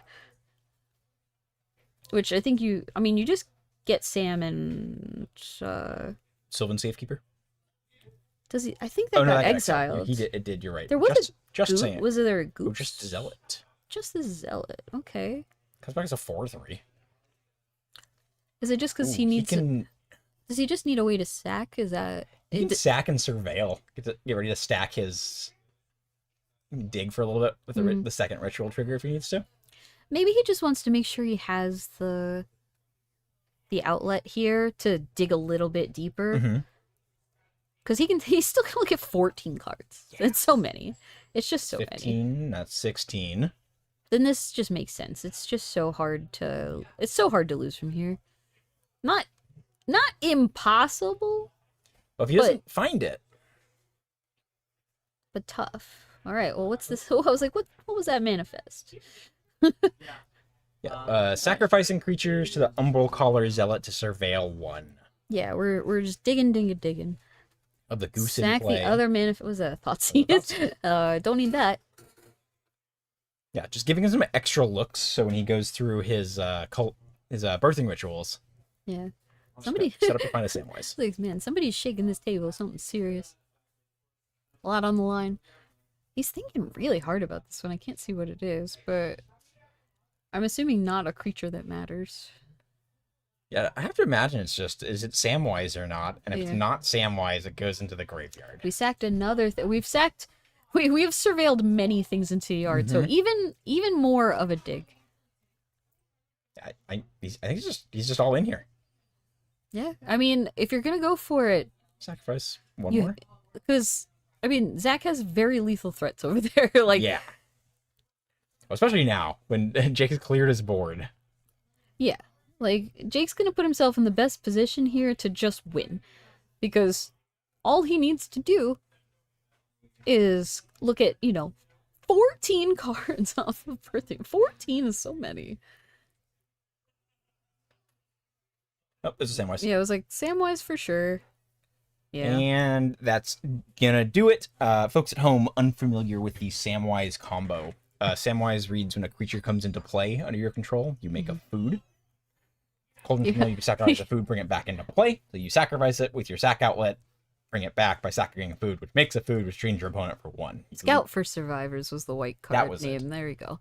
I was like, now we have Jake's deck list in front of us, which is not, I think, super typical. Like, I don't think everybody's playing that specific card. There are a few different effects that you could be playing that all You've do. had a few over the years. But outside of that, all of the other cards are pretty standard. And for familiar, you play Forward Goose.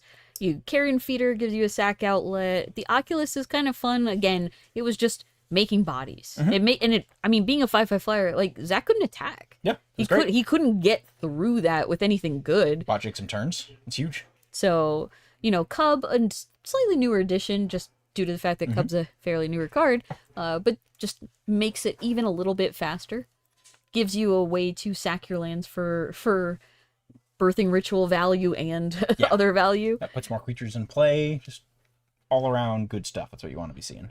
And as far as afterboard, I mean, this matchup is just tough on the energy player. I understand that a lot of people seem to think it's not as bad as it is, but that was a pretty good example of, like, he just clogged the board, and all it takes is like one turn for Zach to just not have an answer, and then that's it.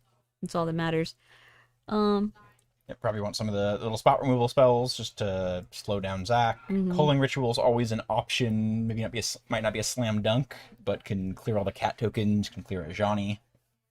But yeah, a fairly standard version of this list. I think every version of this list has like 2 or 3 flex slots, depending on how you're feeling. But And green creature combo pile. Yeah. Sun Cleanser is going to come in for sure here.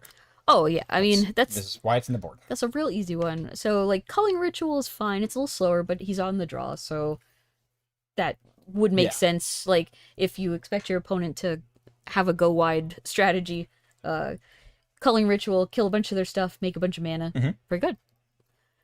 Outside of that, Witherbloom Charm is pretty new. Randomly gaining 5 life could be hilarious, Yeah. but not like super necessary. Sacking to draw 2 cards is probably gonna Not come bad. up. Yeah, dig for combo So or the abrupt decay mode. Just Yeah, I get was the like, you can also tag in the kill Johnny or something, so it's probably worth bringing. It's not going to be your strongest card here, but since it's so new, I'm just not 100% sure if you want it here, but it's probably fine. Because outside of that, you don't really have a ton. You don't need a ton, but you don't have a ton. Like, you have Fatal Push, you have... I'm not sure what that card is that is using avatar art. It's some sort of white 2-drop, but I can't tell what it is. I guess we could look at the actual deck list. but- Dranith Magistrate. Oh, okay, sure. Not for this matchup. Yeah, not for this matchup. Does stop us Flage Escape, but Yeah, sure. not for this matchup. Got him. That's a real long game where Dranith is doing anything. Yeah. It blocks Ocelot. It blocks! There's a lot of stuff in this deck that's like, it blocks, it's great. Goose? Goose, hell of a blocker. And toughness. Turn 1 Goose, strong. Not Arboreal Yeah, Grazer so it's level no strong, Arboreal but, Grazer. you know, Still good? not everybody can be Arboreal Grazer. It's fine. There's been so many times where I like brewed a green creature deck in Modern, like some sort of creature combo pile, and like, is it time for Arboreal Grazer? Yeah, you're like, do I start with 4 Grazers? Is that where we're at? I mean, it's not finished with.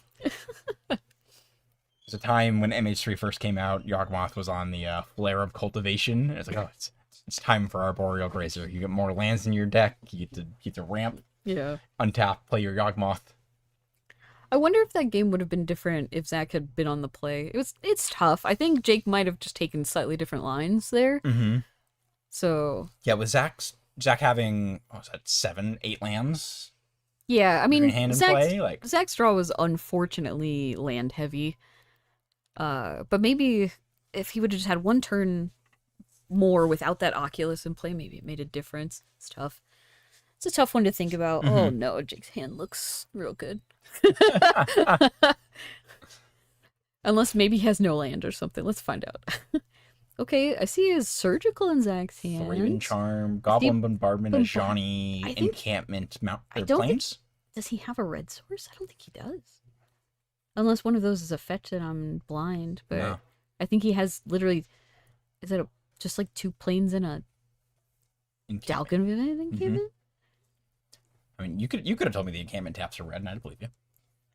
So Have to be right. That one of those has to be a fetch, right? I don't think he would keep this otherwise. just keeping it off a Johnny Thraven charm when he's on the play, and hoping to draw red source. I mean, like, you can cast Surgical still for free. I don't also know. true. That's tough. It I is don't know. That would be real tough. You do have, it's like you do have an answer, you do have things you can cast. Not having a whole color of mana is tough. But you do have answers. I don't know, I guess you could consider it keepable, but you are a very, like, borrowed time to find a red source to really, like, do the thing. Yeah, the Samwise deck definitely can put a clock on you. Yeah. Yeah, I guess Jake's initial hand, I think it looked good because there was no land.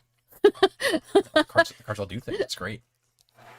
Not a typical game, but like viewers who were tuned in match 1 when Jake won game 1, he just had like a 9/9 carrion feeder. Just won with that. The hidden mode of carrying feeder is actually attacking with it. Get huge and attack. Very low on the list of things that happens with that card. Yeah. It's not a fair card. Yeah, nobody's usually just attacking with it and saying that that's good enough. It can't even block. It's only attacking. It's just attacking. It's just all gas, no brakes. I got like caveat to that is it is attacking a lot, but it's attacking for like 1 million. Oh yeah. Not 6. But it's not. It doesn't like have natty trampler. It's No. it's just a real. No. It's a real big guy. You're using it to win the game by a lot. Is that a crystal barricade? It is a crystal Oh barricade. boy. So, yeah, Okay. Jake decided to bring That was the crystal other card. barricade. I was like, I think you bring it in here, but it's kind of funny because it like doesn't do a ton on its own, but it protects all of your cards. Crystal barricade, also hell of a blocker. Yeah, if we don't have anything to do on 1, Dalgavin Encampment doesn't come in untapped unless you have Mountain. So Actually, I'm pretty sure Jake is thrilled to see Zach with a tap land. oh Not yeah, guide. Pride, absolutely. That's like Hold up removal spell for bird. Yeah, fetch. oh no, did we find another? There's only so many basics in the deck. I think he has every basic planes that he Did has. he draw planes? I'm pretty sure. I mean, Yep. I don't think he would have done anything else besides played otherwise. That's tough. Yeah, did draw the third basic, the third of 3 basic planes in this. Yeah, deck. which I mean, it's funny because like for my list, I'm playing 2 basic planes and a mountain. Just you never want to be like super dead to a harbinger, but that's literally that's it. That's all the basics in the Yeah. deck. Incredibly unlucky. Jake with a City of Brass in his hand, with a Malevolent Rumble, the Crystal Barricade. Yeah, I could see probably a rumble here just because it seems like the best use of this turn. Like, he's certainly not comboing off or anything No. this turn, given what's in his hand, I would think, right? It just doesn't look like we're quite there yet. But we do have we do have Samwise, play the lands, maybe rumble into whatever we're missing. The good old green creature combo Rumble into perfects. Because if we do this, we still have 2 mana between like a goose and a spawn. Yeah, get the spawn, flipping 4. All right, let's see it. Oh, okay. Oculus or land. Yeah, I was like, these not great options here, but Oculus is an easy cast next turn, One more in the graveyard. which shouldn't be that hard to do usually. I think he has a fetch in his hand. But yeah, nothing Also else just- really to do. You're not gonna. I mean, he actively can't cast Samwise, but you wouldn't want to anyway No. here. He could cast the barricade, but it would cost him the food, which I don't necessarily know if he wants to do yet. I think you just pass here. Yeah, a little awkward, I guess, if you feel like you could just lose a goose or something. Like, I could definitely see. Given that Zach knows about the Yeah, Oculus, does he Thraven charm? I think he has to. Probably, especially with his hand. Oh yeah, I don't think we're winning otherwise, like at all. Like I think you do that because you still have a surgical up. We don't have a red source. We can't act like we do. It's a safe block. Like that. I like that. Yeah. Just save that life point. Very reasonable block. You're like, show me what you got. You're not worried about a bowmaster or anything. My Like, goose. Yeah, Zach with double Thraben Charm, Yeah. surgical extraction in hand. is he gonna do it in his upkeep? Sure. I mean, that's fine. It's a safe thing to do, I guess. I don't think it changes much here, but when you can Would leave get your opponents in open- upkeep, it's fine. To cord would be the one thing. Yeah, but I don't know what. I don't know what he would. Cord for one. Yeah, it seems unlikely to matter. Yeah, given that Zach has another charm and a surgical, like, yeah, best to just keep this Oculus off the Mhm. board. Yeah, the Oculus will be a Oh, big yeah. problem for Given Zach. given Zach's hand, he can't fight an Oculus yet. He wants to never fight that Oculus. Sometimes people just birthing ritual into that Oculus, I guess. That's awful. Okay, so we're gonna basically just replace our spawn. Like use our spawn Use the this old to one, rumble. there's a new one. Oh no. Seiju, Birthing Ritual, Cauldron Oh, Familiar, no. Samwise. Oh, that's real bad. Yeah, like I said, rumble into perfects. Yeah, that's tough. I mean, he doesn't have everything he needs. He's short of yet. sacrifice. Yeah. There's almost no reason for him to not take the ritual here, though. Cast it this turn and then see what he hits. He still plays land.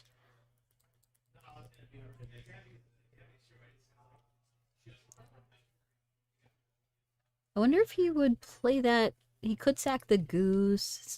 It's not good yet. We're almost there.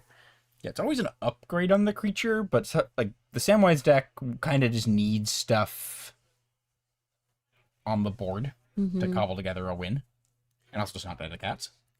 And Jake has what looks to be a blue card in hand, but I can't. Jake has the Oculus, Or sure. So he has Oculus, Fetch.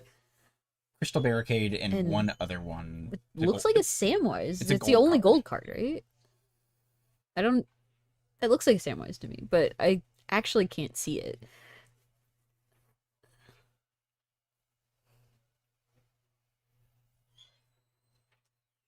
Tough choices here. Yeah, it's really tough choice.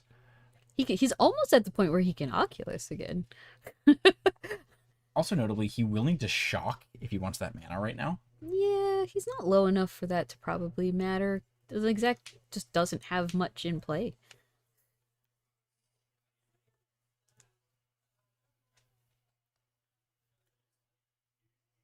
Is that Oh. casting a surgical extraction? Oh, we could surgical the I Samwise. think that's what he's going for. You surgical Sam or you surgical the cat? Both are in the yard. Sam makes the most sense, I guess, if we can get it now. Yep, going for Sam. Yeah?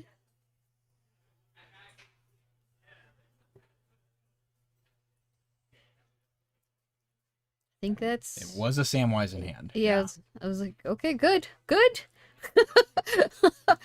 Getting it out of hand is, You is see the strong. fatal push. There's the sun cleanser. There's the culling ritual.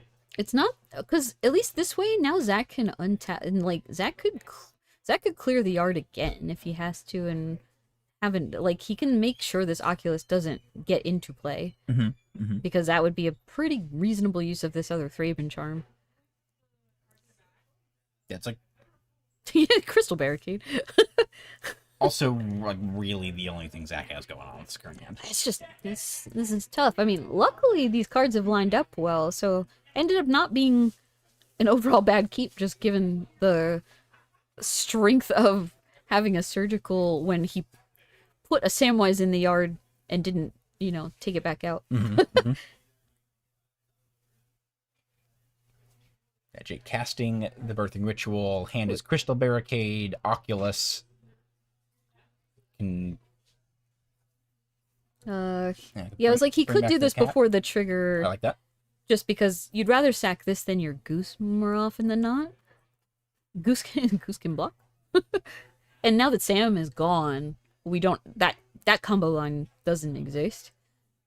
Like we're not Yes. we're not doing anything else with this cat. we are getting value off the cat. Yeah, you can pay 2 mana to bring it to reanimate it with the Gilded Goose. Which It's another cat. Well, we're gonna go way There's- past this culling ritual. That's There's a unfortunate. goose. I mean, it's a fine trade because we get a food. It's basically free. Yep. It's just free. Games of life. Yeah.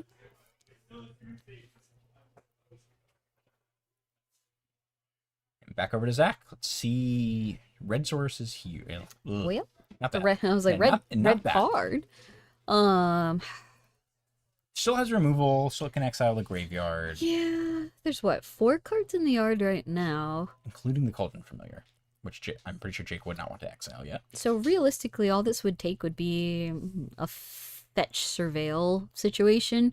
So he does have to, because there's like a line where he could have used Dalgvin Encampment, but I just don't think you can if you have to like do this Thraben Charm again, which he's going to. You just can't let this Oculus hit. Like it's too bad for us. And then it also forces him to use the cat now, Yes. which means that sacking the food takes away Goose's ability to make mana. Correct. Yeah. Jake would have to pay 2 mana, tap the goose, make another food. Which these are all fine. The game is I think the game is so great. we've right gotten now. super solid value out of our Thraben Charms. Crystal Barricade, sure. City of Sack Brass. a little spawn sack for that. this, you know, yep, Yeah. yep. I mean, City Brass has a cost. We are slowly like gaining a little bit back off the cat, but the paying life into it is not insignificant against what is normally a very aggressive deck. Yeah, Jake's game match 1 when he was on feature before Mm-hmm. started the game with the City of Brass, and it dealt him like 11 damage that game. Or Oh, yeah. something like that. So much. Yeah, having your first or only mana source hurt is rough. Wonder if he's thinking, okay, another goose. I like the goose. Sure, Just- sack the cat again. This is just very free. It's like we have so many blocks forever. Mhm. Crystal Barricade gives them hexproof now, I believe, too, right? I think Crystal Barricade. Ooh, red source for Zach. Big draw. Oh boy. Oh Big boy. draw. There we go. Strong. I mean, we can activate Dalgvin, attack, get some stuff, and then still have up Galvanic to do whatever we want. I mean, we can activate Dalgvin. We're just not getting much damage through, unfortunately. Also, the Crystal Barricade it's not hexproof. Gives other creatures protection from non-combat, prevent non-combat damage. Right. So, Yeah, so you have to kill the barricade first. which Zach cannot do with his current hand. Well, what he could do is he could have activated Dalgvin, made a bunch of stuff, attack, and then ping off his own cat, flip his Ajani, have red permanence still, and then be able to kill the barricade. Mhm. He could So have done that. could make it work. He could have done that. He did not. He just attacked. So I think that's probably correct. Because he can also do this. Kill the goose. Flip the Johnny. Well, he can't kill the goose. Full bombardment, sack the cat. Do the second damage. Because of the crystal barricade. Oh, you're right. That's what I was thinking. We just talked about that. I was thinking the other way he would have had enough to get rid of the barricade and then do this, but he's strapped on just one red sword. Mhm. So like getting the bombardment into play isn't bad.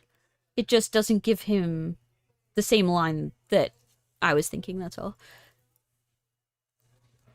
Jake's 2 mana, tap the goose, make a food. I am also worried that if Jake hits like a haywire might or something, that would be really annoying. It did just hit go to the bottom of the deck. It wasn't the last 7 he saw. Oh, was it? Okay. Bottom 6 cards. All right. probably. I was like, Zach doesn't know that, but that's fine. Yeah, I was not considering that even. So that is a big Yeah, I was potential swing. Yeah, I was gonna say that's the only thing that I would have hesitated on is leaving my bombardment like kind of naked with not like much to do with it. But if he does it now, then next turn he has a pretty good line with also doing encampment and having galvanic up. So that's all good. Jake attacks for 1 with the Cauldron Familiar. Oh, Plays a baby. Dryad Arbor. Dryad Arbor, a sacrifice card if necessary. Yeah, it feels really bad. We can just playing it. And the goose. There's an endurance. We don't have anything to sack for the endurance. I mean, sure, you could sack the barricade for the Yeah, it's really endurance. not worth it. Don't think that's good. We're not. There's nothing in any yards that matter. Is that Jake's yard's gone. Is that young wolf as well? Young Wolf, the bane of the existence of playing energy. He is thinking about it. Yeah, he's in endurance. This would be not the best choice for him, I think. I really like having the endurance in play for Jake, but I don't know if it's worth getting rid of the crystal barricade. Yeah, because like right now Zach's forced to kill the barricade first. Mhm. If you sack the barricade, that is no longer the issue. Yes, yeah. So that would stop Jake from just being able to just make food with the gilded goose every turn. Yeah. Okay. Looks. Well, I guess we'll see how this I ends also up. I trust Jake. Oh, yeah, he's doing so much more than either of us in this. Very deck. good player here. Very good player. Would never say anything, and I don't play Sam. I was mostly just thinking, like, we have more information, right? Like, we just kind of know what Zach has in hand, what his lines could look like. Is that a monkey? It is a Ragavan. Man, we're really strapped on red. It's tough. It's so tough. That Ragavan is also never connecting. So it's awkward here. I think you have, because like you have to attack with the cat first. So we activate this. So when we go to combat, if you don't know, Dalkvin Encampment gives your attack mobilized to. It doesn't target. It just says if you attack, you get to mobilize to, which gives you 2/1/1s. Notably, red permanents for Johnny's sake. So if we didn't have the bombardment. Yeah, both gives some extra damage and it allows Johnny's 0 to do damage and gives some extra damage. So what we can do So is Jake's doing something though. what does he have in hand? Witherbloom Charm? Tapping green black. There's only so many things he could have at instant speed. Would Maybe. let him kill the Ajani or kill the bombardment. I don't think you'd want to scratch. I mean, if he has this, if he has an answer, he could try to kill a Johnny because then Zach would be forced to kill his own cat in response to flip a Johnny. Then he doesn't get to attack, which means the encampment would be irrelevant. Yeah, spent 4 mana doing nothing and then can kill the Dryad Arbor. So it would be tough. Not great. It would lead Zach into probably having a line of you could just play a monkey and then 0 a Johnny and still be able to do damage. I don't know, it's close. Oh, Was the Witherbloom Charm Sure, so- targeting Goblin Bombardments? that's tough. So tough. Jake forcing Zach to play choose his line now. Yeah. I guess that is the easiest answer for Jake's side is just get rid of this bombardment and not have to think about him throwing creatures at him. It also clears the red permanent in play, which is good. Yeah. Good for Jake's side. This is such a tough one.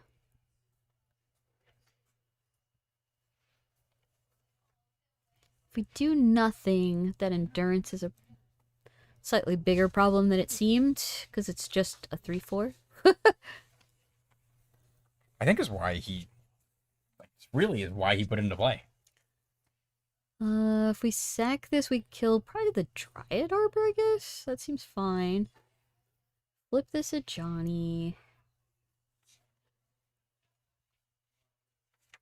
So we could do this, and then we could play Ragavan and then make a cat. We'd have 2 damage to realistically probably just kill a goose here. I think that's what will need to happen. Because with the pace this game is going, Yeah. not saying it's going to stay there, Jake having 2 Gilded Goose, just like letting him use the Cauldron Familiar however he wants, is going to matter a lot. We're getting dangerously close to him being able to cast his Oculus again. Also true. So attack like that. Attack for Interesting. 4. I mean, going into Jean. yeah, I was like, I think you just throw the cat here and then that's fine. There's like no real reason to do anything else.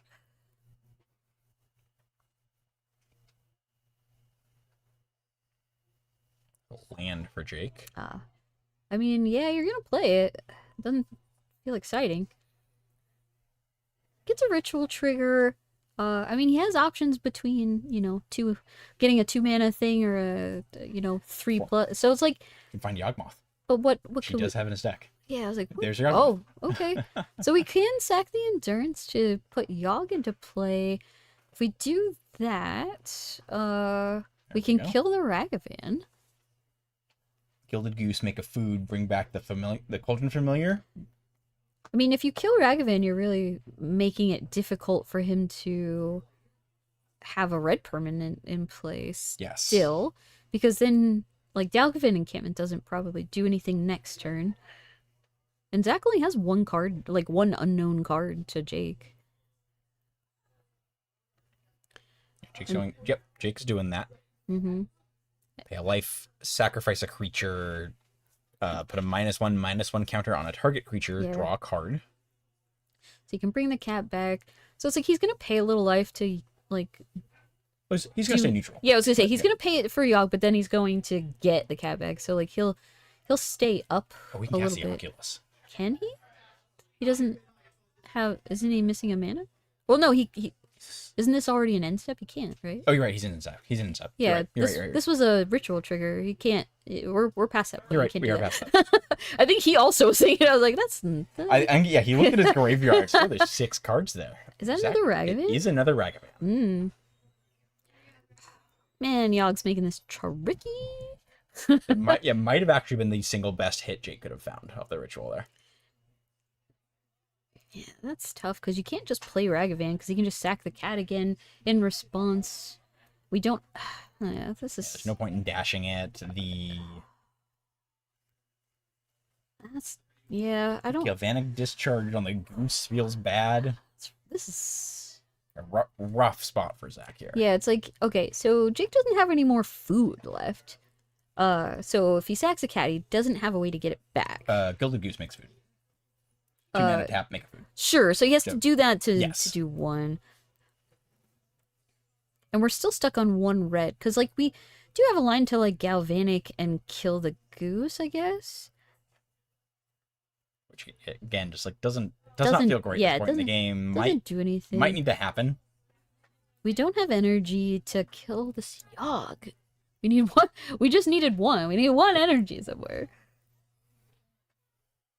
Yeah, it's like Zach had some good answers, but man, Jake has just been able to kind of Yeah, grind it out. Yeah. Really. Zach getting stuck on just this 1 red source has really like been a hindrance for sure. Zach's gonna send it back. Jake making a food with the Gilded Goose on end step. Mm-hmm. See if Jake sacrifices the Cauldron Familiar here or not. I think I do like it. Let's clear the cat. Yeah, I Gives mean him the he option gets to attack the Ajani. he gets to draw more cards. I don't know if it matters on doing it on an end step. I guess is the thing because he could just attack with it. I think he just gets more like he could literally just attack with it. Does Sure. Zach, if Zach blocks, cool. If Zach doesn't block, cool. It doesn't. I don't That's think true. it matters. Yeah.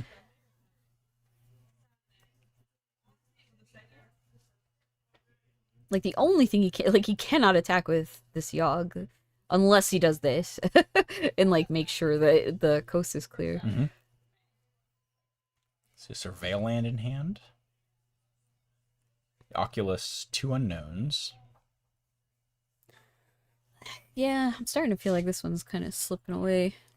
It looks like the doors are shutting for Zach. If we had the bar as to advantage, it would have slowly crept towards Zach, and then I feel like it's slowly creeping back towards Jake those now. 2 Thraben Charms were Thraben Charms in the Surgical were huge. Oh yeah, and they all did their job. It's just it took too long to draw relevant action. that I mean that Witherbloom charm was clutch in like keeping Zach held back from just like devastating Jake's board. Yeah, this Oculus is a problem. Cast the Oculus. I was like, I assume he's not getting rid of this cat though. Yeah, right? Is he? I think he is. Huh. With a Crystal Barricade in the graveyard still? Interesting. What does the barricade in the yard do for us? I guess if he... I think he has that white... Oh, he just has another cat. Oh, That also... Yeah, we that also- we that we also can does we it. can only utilize one cat at a time with no Samwise, so that seems fine. Yawgmoth attack, clear the Ajani. One cat is basically 10 cats here. Discharge the goose. I mean, this... Sack to Yogg, pay a Yeah. life, draw a card. I was like, this allows us to mitigate the food production, but real tough. There's a Sun Cleanser. I mean, Sun Cleanser is a pretty good one. I mean, it's funny because in most instances, I would have said, "Hey, you could probably have waited for the Galvan." This is like the one time he would have got actually hosed if hugely he didn't punished. use it then, because you can't respond once they make a choice here. You know, he would have just been like, "Nope, no energy ever again." Upkeep, Flage. Manifest Dread. Oof. I don't think Flage is enough here. Probably not. We don't even have another red source to like act like we're gonna get this back. He can sack anything that it goes for if he wants, but everything's too big for it to die anyway. He can go for the manifest. He still just dies. I'm just going face. Yeah. I mean it's the safe choice, but like we have 5, 6, 7. Yeah, I think we're just dead. I mean Zach's gonna play it out because why wouldn't he? But I just don't see any line where Jake doesn't just win here. I think he's like technically a damage off, but it's like being at 1 is effectively just being dead. Well, because he's what, 5, 6, 7, 8, 9, Yeah. 10, 11. He Rough can. game for Zach. Yeah, that was really tough. I mean, I think Zach fought a good fight in that game, kept a slightly awkward hand that worked out for the most part, and then just like really needed to draw out of it. Like It didn't come together. hitting his third and in like 3 of 3 basic planes in your first dueling draw, like that's crazy. Yeah, actually, any other land in the deck over that. Oh, would be yeah. huge, unlocks the whole hand. Oh, yeah. Gives him a lot more game to be able to go back and forth a little bit more and not be fully priced into just doing the like Thraben Charm surgical extractions Yeah. that he was. So it's like he had good answer, but he needed to be able to follow up better, and just his deck was not allowing it. Yeah, It was like, you know what? Don't want this for you. Which, not cool, deck. Not cool. I know how that feels. It sucks. But I mean, good plays for Zach. He fought it out. Like I said, this matchup is not ideal.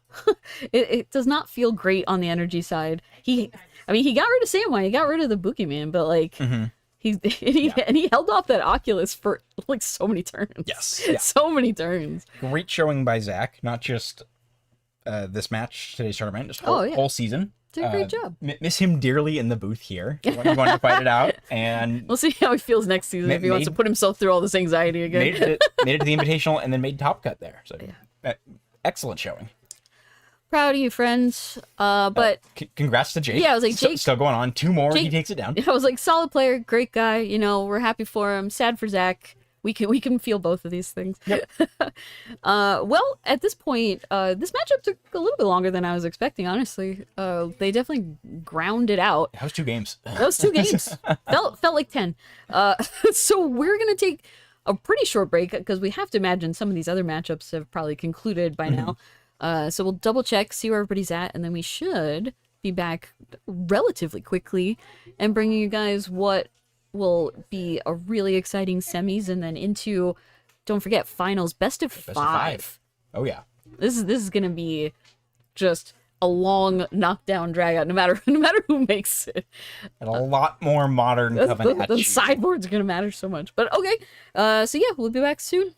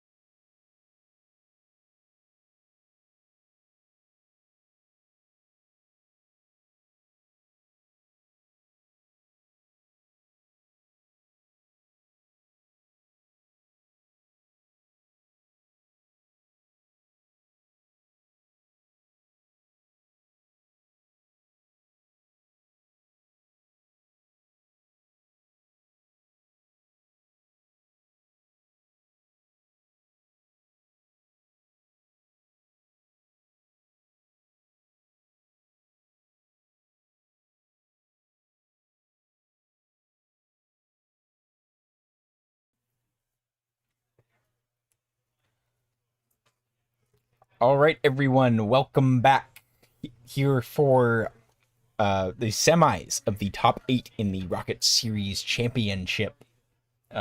Sticking with us, Jake still on the right, playing more Samwise, playing against Patrick. Team Rocket's own Patrick. Team Rocket's own Patrick. Playing Standing Affinity. strong, the lone Team Rocket member. He's doing his best. Unfortunately, Alex got knocked out. Also playing against Sam. Samwise just combos out sometimes. Dominating this event. This is not the finals. This is the semis. So currently, the other matchup of quarters is still playing. So we just grabbed the first matchup that was ready to allow everyone to not have to wait another hour. Bring some more magic action, get some more modern gameplay, get to see some more Mox Opals tapped. It's been, been a lot of that today. Patrick has been playing a lot of blue-red decks in general here between modern and standard. I don't know. Patrick having some amount of counter magic is very helpful against a combo deck.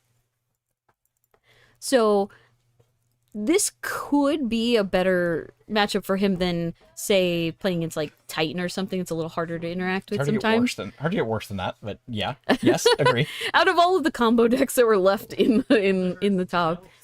So I think it's 4 lands, double Kappa Cannoneer for Patrick. Oh boy. Well, Three lands. I think we need some lower cost artifacts here to really get these Kappas going. Funny enough, this is second C versus third C. So like Patrick still at like a reasonable bad. placement, but like not getting on play the draw. draw. This is tough. Kappa Crypt 3 lands. Kappa Crypt Opal 3 lands for Patrick. I mean, it's close-ish, right?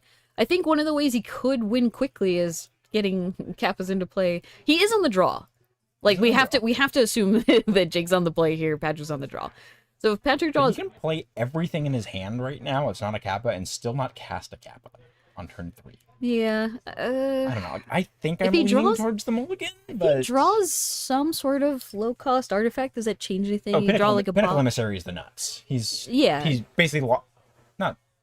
I want to say he locks the game because Jake can just kill him. Yeah. No, he put it back. Okay, It looks good, like good. okay. Yes. I would say I could understand him thinking about it just off. Like it's not the worst hand, but if he draws just like a land, it feels real bad. Yeah, keeping a hand like that is not what you're playing Affinity for. Yeah, I think game 1, you're on the draw. You might as well take the mulligan and hope to draw your fast start, or at the very least, I don't have his deck list in front of me, but like I imagine he has some amount of metallic rebukes or some Three something. rebukes. Okay, Yes. so if I was Patrick, I'd probably want a hand that, you know, has a little bit of a nice start with maybe an emissary, maybe, you know, a bobble, something to get a little something going. Really explosive or have some protection. Right. Okay. We're looking at far more artifacts in this hand. Got a Welding double Jar, Kappa Shadow again? Sphere. It is double Kappa. We could put a Kappa back, Double which- Thoughtcast also. which looks like Again, don't love this hand, but I don't think we go to 5 though. probably not. This is, you know, we're still in the draw. This is not a horrific Yeah, Jake start. keeping 6. Okay. Malevolent Rumble. I think it's a Carrion Feeder. Yeah, he definitely has a carrion feeder in hand. Oh, safekeeper. Is it a Safekeeper? Awkward. Safekeeper not gonna stop like a rebuke, but could definitely stop any potential burn. Is Oh, that an emissary? that was an Okay. em- All right. okay. All right. There we go. See, There we what go. Patrick That's got the hand. let's go. Let's Just have it go. all. Teammate knows how to draw cards. Huge draw. Actually, fine draw. When they're done. I was gonna say I don't know if I like warping it here. I agree with Patrick's play. He only had 1/0 drop, no Mox Opal, so Yeah. it would just be play like tap 1 mana for a 1/1 that can't block. Yeah, I mean that's fair. We already know Jake has very limited interaction. It's, you know, especially game 1. So it's kind of You win Patrick's you win Patrick's the gonna game, do whatever he's so- gonna do and like probably be fine. Yeah, Patrick's deck leaning strong into if you win the game, it doesn't matter how many cards your opponent has. Yeah. And you're just done. I guess if we can't Kappa on the next turn, which is probably unlikely, then we could maybe Thoughtcast. I don't know. We'll see where we end up. I believe a 0 drop. Man, safekeeper on attacks. Oh yeah, I was like, he'll get his trigger. He'll look at some He, cards. he might not want to sack this, but you never know. Those are not great. Yeah, this is an awkward hit, huh? Is it even worth trying to get a young wolf or a Safekeeper cat? Young Wolf. I mean, I honestly don't think Safekeeper's at its best in this match. At least game No. 1. Patrick's just not gonna have that much actual like removal or anything. Yeah, even sideboard when you're after you boarded, I think Patrick has 2 Galvanic Blasts, and like that's still like Yeah. about it. Or like I don't have to spend 3 mana to sink into Stupor one of Yeah, Jake's creatures. I mean, it is the cost of doing business when you're playing Affinity is you do have to have just a lot of artifacts. Mm-hmm. Every single card you take out to put in a non-artifact is tough. Is that a Saga? Okay. It is a Saga. So it does keep Patrick off of Kappa still. Yeah, can we Thoughtcast? I don't think so. No. Definitely not now. Yeah. Warp the Emissary, play the Welding Jar, get his Hmm. 1/1. Make a guy. Make a little duder. Yeah, so non-Urza's Saga land would have enabled the Thoughtcast here. Yeah, tough to be colorless. I mean, normally you want the Saga. You want the Saga real bad, but... 1, 2, 3, 4, 5. Yeah, we're so close and so far away from everything. I was gonna wake up at 9:30 and go to that Sending show. it back. Because yeah, when we go to Insta, like we have to toss the Pinnacle Emissary back over to the ether.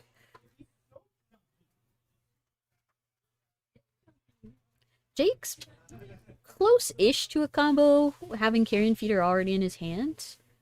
Young Wolf is a free sacrifice, and we have a Rumble. I mean, seems like a reasonable Rumble first, maybe. Kind of see where we end up. I don't think he has a way. I guess. I don't think he has a way to put a win together here. Like, in theory, hitting perfect. Still think he's short. I don't know. He could rumble a cat into the yard, hit Samwise off of the ritual, and Would then like a just food, just though. have a Carrion Feeder. He doesn't have a way to bring the cat back yet. Is the issue? Yeah, that's true. Because if he does it in that order, then Sam doesn't make any food. And then if he rumbles, he can't cast Samwise because he doesn't have 2 colored sources. Yeah, it's true. He could hit all the cards, but not in the Yes. not in the correct order. I agree. He can find what he needs to win, but not right now. But yeah, Rumble for. I mean, Rumble's just the thing to do. It's always the thing. And especially like if I'm sitting across from Affinity and that this has been their first 2 turns, 2, 3. Oh man. another Carrion Feeder. Unless he really needs the land, he could take a backup Carrion Feeder here. I don't know how exciting that is. Yeah, I was like, I think I think I like the land. Yeah. you just don't expect Patrick to have much to stop anything here. Is that an Umbral? Yeah, that's an Yeah. Umbral Collar Zella. Okay. So we could sack that. Yeah, sack the spawn, get that 2nd mana, play the Zealot. Sure. It's a 3/2, just kind of pushes some damage. Okay.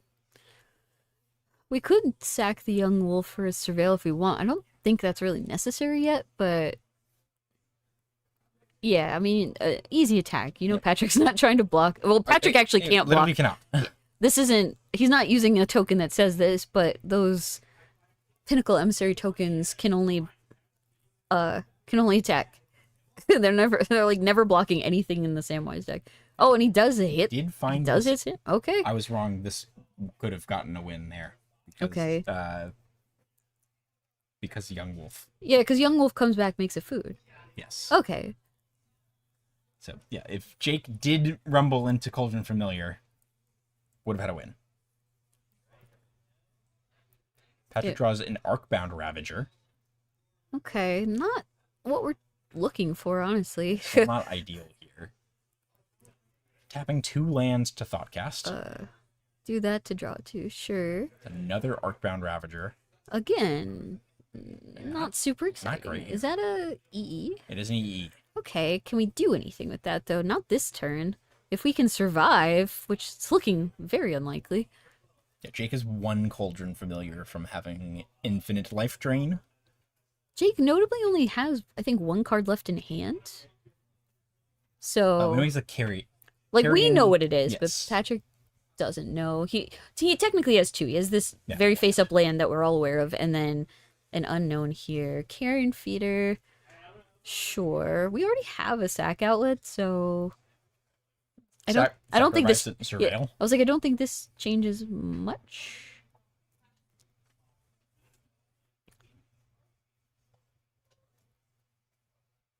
Guessing we'll see a surveil here. Pat- Just gonna- Patrick has to get very lucky for Jake to not just hit a cat here. Yes. But I think he got lucky. Ooh, it's a Dryad Arbor. What is he sacking for it though? No, this was fetch. Oh, he was fetching. Oh, Fetch, never yeah. mind. Oh, never mind. I thought he was just already in that spot. Then yeah, he just has another body to sack. Get another food. Oh yeah, this is. You also sacrifice the 3 foods to bring a creature back. So Yeah, well, it's technically isn't it a historic boon or something, right? Might be. I think it is. Which in that case needs to be something slightly specific.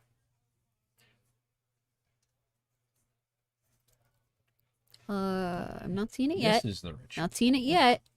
See, like a goose, maybe some other stuff. Think he missed. Yeah, it was a gilded goose. I mean, goose just gives you 2 extra food, which is fine. I'm a little surprised we didn't see Jake sacrifice the carrion feeder, and maybe the Dryad Arbor or the Young Wolf, and just kind of look 2 more cards deep. I mean, he could have just very well thought, "How do I miss here?" I don't know. Like, Oh, fair. I mean, he just had such a good odds. Have we seen a single cat yet? He's already milled so many cards. I don't. We think saw so. another Yeah, 7. Don't think so. So yeah, I mean, just real like odds were he would find a cat there. Okay, well, I don't know what Patrick can do to get out from under this. Definitely not draw another cap. Is there anything in his main deck that can like exile the yard or anything? I don't know. There's He's 5. he's on Tormod Crypt. He does have a Tormod. Okay. Saga getting a Tormod is not irrelevant then. I think it's what he needs to do. I believe he's not. If I'm remembering correctly, he's not on Pithing Needle, so he could not just name the cat. We can also EE for not much though. We just don't have any mana. He doesn't- yeah, he We doesn't play another have- land. If we EE for Can't even get around with the EE. yeah, we Like would 2. we would You need can't. we would need a land and another Mox. I don't like. So maybe he doesn't have the. Maybe he doesn't have the Tormods in the main if he didn't go get that. I'm fairly certain he's on like 3 copies. Oh. That's the stock number right now in Affinity. I know Patrick is slightly off the other stock lists. I mean, I can understand him. Like, he just doesn't have more land. This is really awkward. So you EE for 1, sacrifice it right now. Yeah, I That mean, he has 1 clears- mana still floating from Saga. Yes. It clears. Goose, It Young clears the wolf. Carrion Feeder? Yeah, I mean, it clears a lot of the sack outlets. It's not good, though, I think. Like, it's not ideal. I'd be very happy to fire it off for 2. Or cast it for 2 if in Patrick's seat with an additional mana right now. Yeah, I mean, it's just not an option, so... Because doing it like this means he blows up his own Shadow Spear, too. True. Which is not good. You can use his Welding Jar if he cares about the Shadow Spear. I don't know if it really matters. The Trample could be relevant. This is just tough either way. Yeah, I mean, it's- he's gotten a little stuck. I mean, he obviously started on, what, 6? Got to draw. Being short... He's just been short, like, 1 no matter what he's, like... had available. Yes. Like short just 1 on Kappa, like 1 on Thoughtcast, like 1 on this. I'm guessing Jake is going to sacrifice to the Zealot, gets 3 scries in. to Yeah. Clear these 1-drops. Which makes sense. Oh no. If he leaves it on top, that's devastating. That is scary. Does he still have another feeder in his hand or no? I think he put the other one in the on the bottom. I'm maybe? not sure. Yeah, I the- actually just don't remember what his like last card in hand is. The feeder is also just a redundant piece with the zealot in play. Yeah, it's more if he's banking on the ritual, he has to have something to sack. Yes. So if he had to sack Sam or the zealot, he's not winning that Correct, turn then. yes. So he's realistically gonna probably just keep any creature, like just any creature that works here. Or if he just has a cat, if there's just a cat on top. He tossed another ritual. Okay, sure. Sacrifice creature or artifact for the zealot, so you can pitch your foods. Oh, sure. Yeah, he realistically only needs to have he doesn't have to play super safe with like 3+, especially in game 1 when there's like nothing really to stop. Oh, well, there's a okay. He there's could a just. cat. I was like, he could just do this now. Once again, people, I think this is the fourth time we've had Sandwise on stream. Yeah. The 3 creatures that are in play, you could substitute the black creature that's staying in board for any other creature sacrifice outlet. Is an infinite combo. Cat comes into play, drains Patrick for 1. Samwise makes a food. I wonder- Sacrifice the cat, sacrifice the food to bring the cat back from the graveyard, repeat that loop. I don't think Patrick's had to play against Samwise today. I don't know how super familiar he is with this deck actually, because it seemed like Jake had to talk it out. Yeah, I actually like the first like surge Samwise had of being popular. I think Patrick was not playing Magic then because he was on deployment. Yeah, I was like, I think he might have been overseas. Yeah. So it could be very reasonably that he didn't get a Tormod because he didn't realize how he died. That's very true. Okay, well, unfortunate. He sees it now. Yeah, now he knows. His draws were Rough. rough either way. He was way behind, and Jake just had a lot to do there. Jake was running low on gas, but He definitely had more moving parts than Patrick did. oh yeah, I don't know. Definitely a tough one. I can't say for sure how familiar he is with the matchup. It seemed like maybe a little less so than I was assuming. Very likely. I do think, all in all, game 2, game 3, even game 1, if you could go back, it's just like he's playing Affinity. You want to play a Kappa Cannoneer early. Yeah. It's just that's what you're here for. So I imagine Patrick will just bring in some amount of Whip Flare, yeah. I was like, Galvanic whip Blast. Flare's easy. Great stuff. Mostly just to kind of mitigate the board a little bit. There's Hope Metallic that's Rebuke enough. as well. Yeah, I mean, having a counterspell for like a ritual or like very specifically a Samwise or something could be enough. Because all you have to do is disrupt the combo enough. Yes. Like, just keep him off of it, because individually the creatures are kind of whatever. Kind of whatever is pretty generous. Well, I mean, Oculus being that one the exception. the one like beater in the deck, right? That and Endurance. And then Yeah, which Endurance doesn't line up against a Kappa at all. No. Does have reach though. Does have reach. Can block a lot of the little 1/1 flyers. Has 4 toughness. Like Yeah. So those are like your top end, like these cards do when things. the other creatures in the deck are ones that you are like I'm gonna say not thrilled to play in limited even. Yeah. Like, Yeah. it's- Some of these cards have more text than others when they are involved in the combo or not involved in the yes. combo. But yeah, I'm not exactly sure what Jake brings in here. I don't have his deck list in front of me, but I'm trying I believe he's to. on Force of Vigors. Believe he's on. Yeah, see, Force of Vigor is a good Lavinia one. is huge. Oh yeah, Lavinia does things. 2-drop Lavinia, super solid choice. Draenith Magistrate does not have text here. Like, stop Yeah. Patrick from casting the Pinnacle Emissary once it's warped. Like, whatever. Yeah, I was like, Ooh, saw some Skyclave apparitions. oh, they are here in front of us. Neat. Okay, so I don't know if he would want to consign to memory. It's stopping triggers could be interesting. I mean, as far I'm as not a huge fan here. I just don't think it does enough. If you have a lot of bad cards, it could be an improvement, but it's not what I'm reaching for. Like to start. Yeah, because he already has as far as Patrick, like he already has 3 Metallic Rebukes, 3 Sink into Stupors in his main. We didn't see like any. 4 EEs, like 4 engineered explosives, you know? So, 1 skateboard. He does have 3 Tormods. Yeah, I'm going to just chalk this up to him. I think he just didn't quite understand how he died there. I could be wrong. I think combo of that and just anything else than like that second Kappa Cannoneer was a good draw for him. Yeah, I mean, he was also stuck on land, and maybe that incentivized him thinking I just need to like cast this E, clear some stuff, and then hope that's enough. Yeah, by a turn or two. I think it was tough either way, honestly. But yeah, I mean, the one Hercules recall in the side is funny to me. Ended up being a great meta choice. I believe there's Yeah.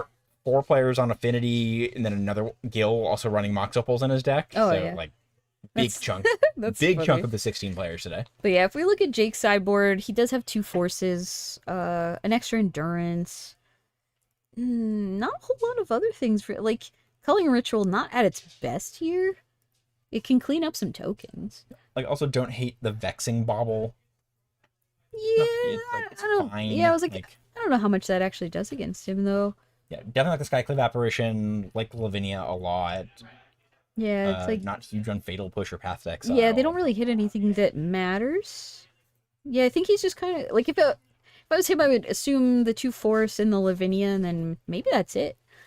Patrick looking at against 3 lands. You could make an argument for his other Scout for Survivors in the sideboard if he's expecting a lot of board wipe potential there.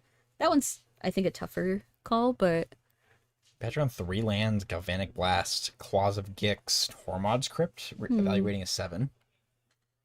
tough. I like his Yeah. choice. Ship that back. It's like these cards do things, but not the things we're trying to do if we're on the play. The Samwise deck just grinds through enough where it's that one piece of spot removal Yeah. just isn't going to be enough. Like we need a hand that's an early Kappa. Like that's what we need to do. We need to kill him fast. We can't sit here and wait. If we don't have early Kappa, I don't know, a counterspell and maybe an EE kind of hand where we can at least hold stuff back until we can build up enough. It's not ideal, but Also hasn't seen any weapons manufacturing yet. Yeah. That with like a It's in the with an deck. Arcbound Ravager could be huge. It's in the Be able deck. to Just oh yeah, big let's creature pick apart Jake's board. Like sack some stuff. Arcbound Ravager munitions tokens is nasty. 3-land emissary Opal. Mox. EE. Yeah, I mean, sure, I guess. I don't know, we don't have like a super exciting payoff here. Like we can emissary, Play- Have play- some 1/1s. yeah, like emissary and playing Moxes. You could play an EE for 0 to get a 1/1. It's not exciting, but you can do it. I think I'm okay to EE for 1 at this point. Just have it. That's more relevant. Because casting an Opal will turn on Metalcraft by itself with the drone token. Yeah, I guess that's fair. Question in chat. I'm seeing unsure on the other match. When we started this one, it was a quarters match. We're still playing. Yeah. It was Geo versus Gil, so it was what is it? Song of Creation. Song of versus Creation Affinity. versus Affinity. They were in game 3. We have not heard how that turned out. No matter like one of those two is going to play against the other Samwise player in the top 4. So it's either another Affinity versus Samwise, or it's Song of Creation versus Samwise. Yes. Yeah, I have some Samwise versus Mox Opals. Yeah. So we'll see how that turned out eventually. Patrick did engineered explosives on 1, played Sure. the second Opal, has 3 1/1s. So I would argue a better start, but it does leave him with just a card. You can cast the Pinnacle Emissary from Warp this next turn. Yeah, a quick look at this affinity list. Patrick, real happy to be here.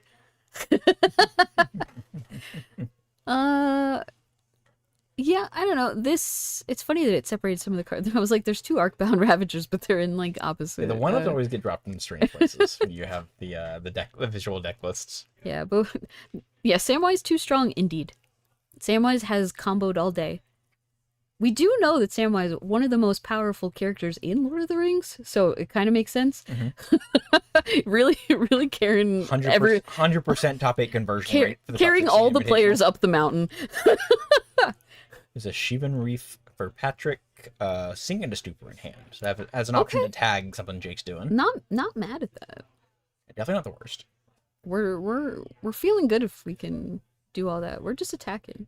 Patrick, please. We're just attacking. There's no I'm We can't block. looking to see like why would you keep one back here? They fly and they can't block on the ground. In for 3.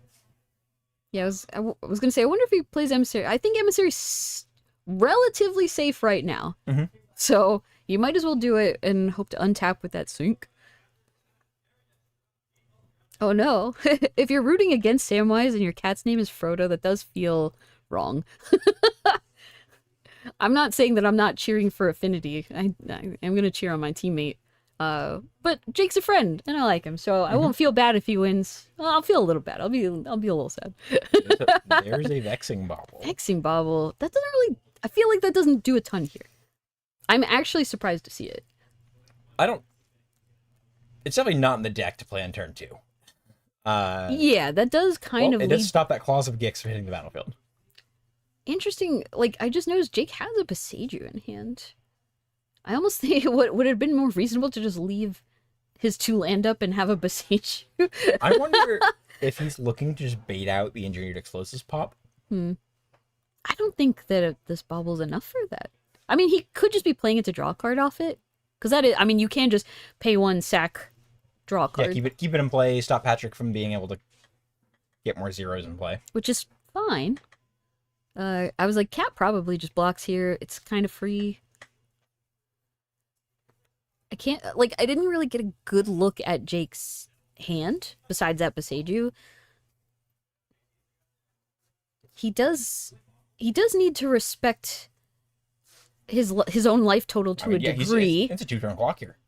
Because, like, he's going to fetch, maybe get a Surveillance. Maybe he doesn't want to crack this Bauble. At least a Surveil will give him a little peeksies here. Depends on if he has, like, the Reanimate spell or anything like that, right? Yeah, so Lush Portico, we'll take a look at the top, see if we like it. I think I also just like, I'll take the Surveil over taking the draw and losing that potential protection.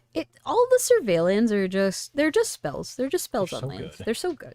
It is hard to remember a card cycle that like everyone was this wrong on. Like, I think the most powerful land before, maybe the Shocks?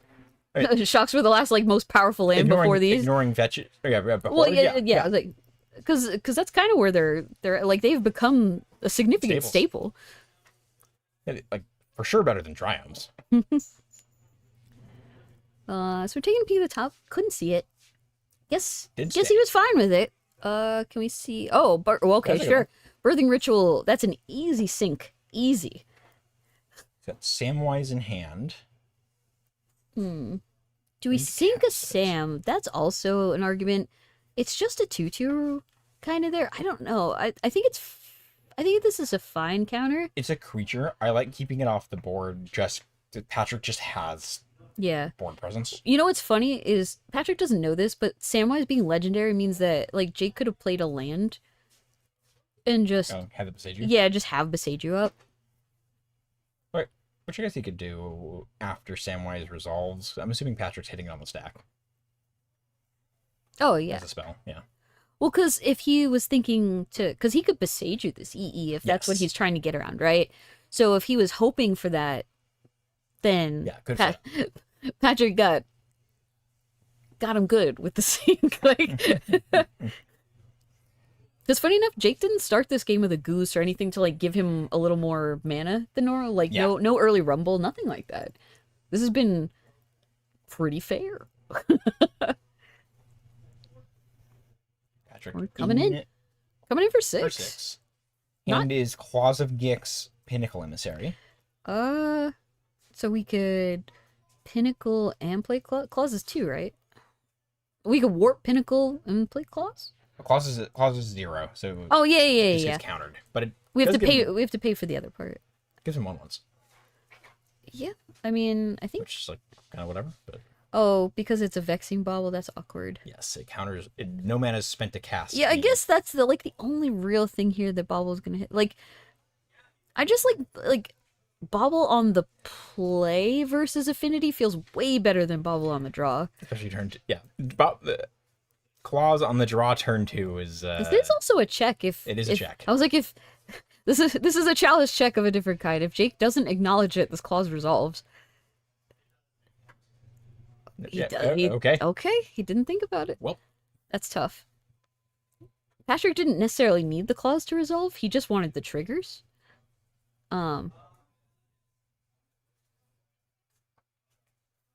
Tough one. Where is the other Pinnacle Emissary? Am I In blind? warp. Yeah, off to the left of the playmat, or the top of the screen. He just paid the 1 for it. Sure, I meant the one that was already in play. Above the Snorlax tokens.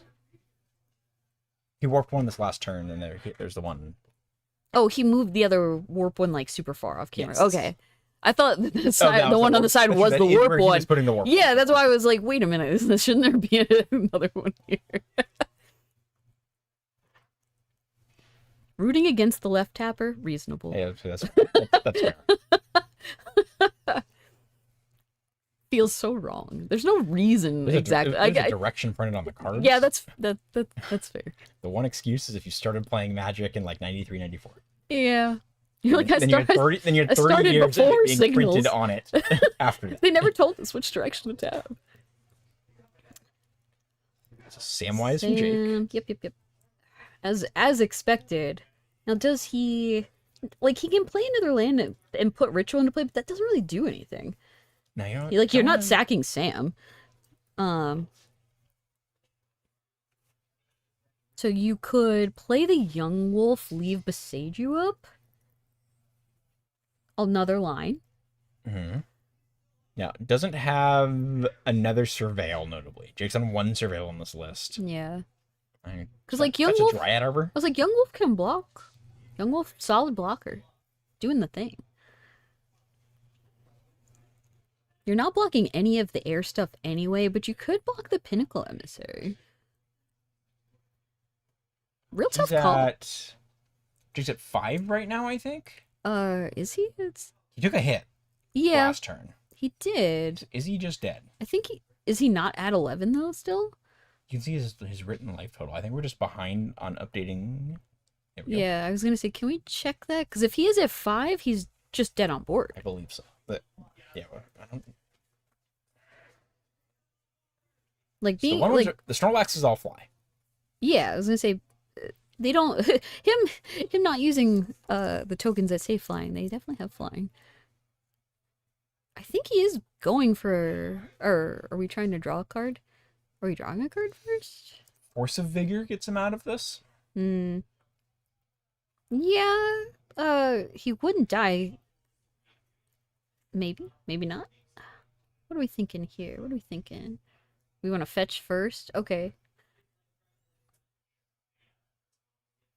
I like fetching first. Sure. Finds a basic forest. That does take away our possibility of grabbing an arbor, but I think we're dead to the air This anyway. is- Or we are getting an arbor. We don't have like a cord or something, do we? That wouldn't matter. Here we wouldn't have enough.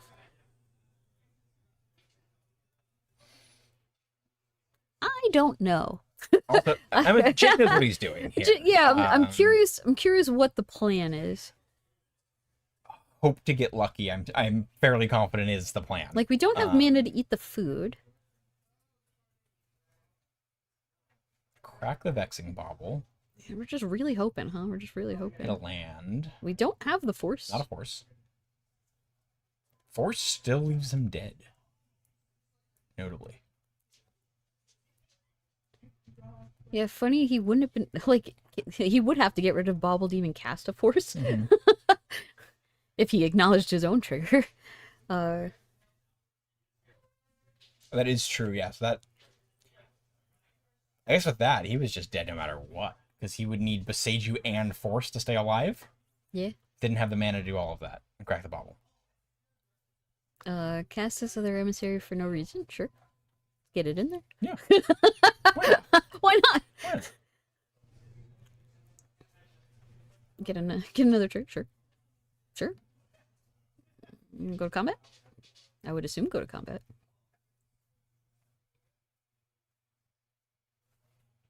Like, What is- okay, Play second noble. sure. Don't think that any of these affect combat, though. Still Just Attack for getting in there. 9. Yeah, okay. I was like, Yep. I feel like Jake's just waiting to die. Turn the creature sideways. Like, Which is fair. He has Yeah. no reason to concede there, but I'm like, well, Patrick, let's just go to combat. Let's see what happens. Yep.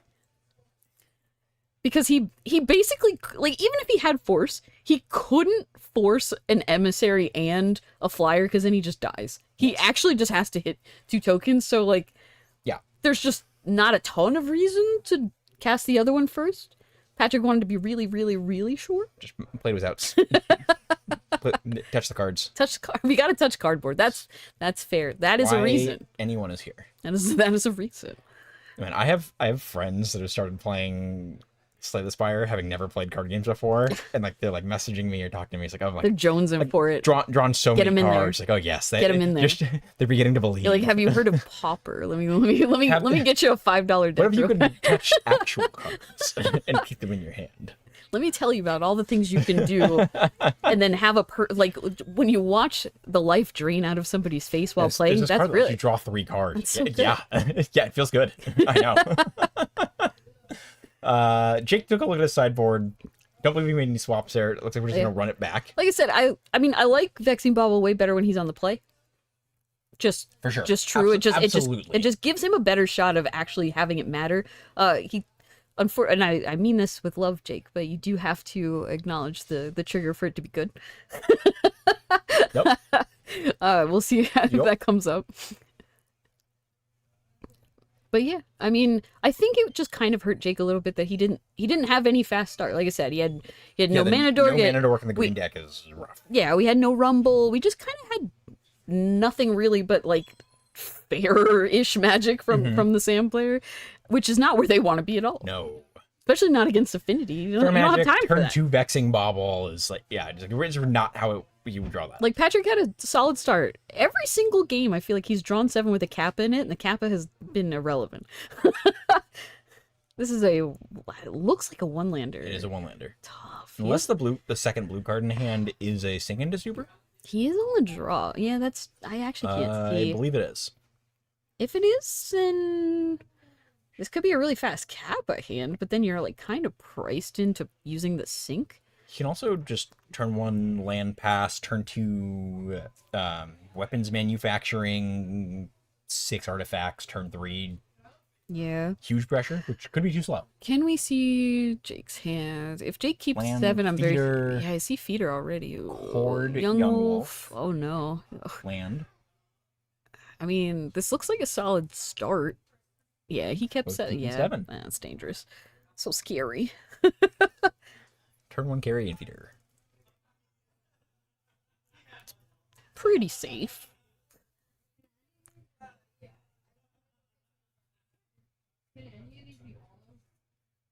Arcbound Ravager, I believe? Yes. I don't know how much I love Ravager. I mean, you want Ravager, obviously. I just don't know how much time you get for Yeah. doing Ravager things, right? Although he does... This is the first time Patrick's seen a weapons manufacturing. Yeah, it's like, So- it's in the deck. This is why you have Ravager in the deck. Yeah. The combination of the two is very, very strong. I feel like you really want Ravager when you're on the play, and it's just like maybe you're feeling a little behind when you're on the draw with it. But yeah, if I'm Patrick, I'm just so scared of Jake keeping 7. Like, what do you mean you kept 7 in your combo deck where you need like at least 3 creatures for this? 3 bad creatures. 3 bad creatures. A young wolf. Are we gonna swing? The swang? So you land. Get in there for 1? You got a gold card, which is either Culling Ritual or Witherbloom Charm. Yeah, it's hard to see. Jake, show us your hand. Oh, why do you turn it that way? Why are you doing this? There we go. Why? How dare you? We talked about this. He does have a Sam in his hand. Oh, So he's most of the way there. Very, very borrowed Patrick trying time. another 0 drop. I mean, Does Patrick have an EE in hand? He might. Yes, he does. He might be incentivized to just do that now. It's tough, but Patrick has another. Sorry, Jake has another land in hand. If he draws a Cauldron Familiar, just has it. yeah, okay. I mean, I understand I really want to get my weapons manufacturing in play before I EE or do anything, right? Like I get it. I do. But we do gotta fade. we do gotta fade some damage here. If Patrick gets his next turn, he's in an excellent spot. Yeah, it's like It's a big if. yeah, you're right. Patrick ain't scared. Maybe he should be, but he is making the more powerful but more precarious play. I would Yes. say, like we're no guts, no glory right now. Oh, he's a crypt. Okay. So he doesn't have Okay. one. Okay. I feel a lot better. about Okay, him this this is line. this might garner a response. Does he want to like put a counter on it? I don't know. I don't know if Patrick's gonna use the crypt to keep the wolf out of the board. Seems unlikely. You never know. You never know. EE on 0, real scary now.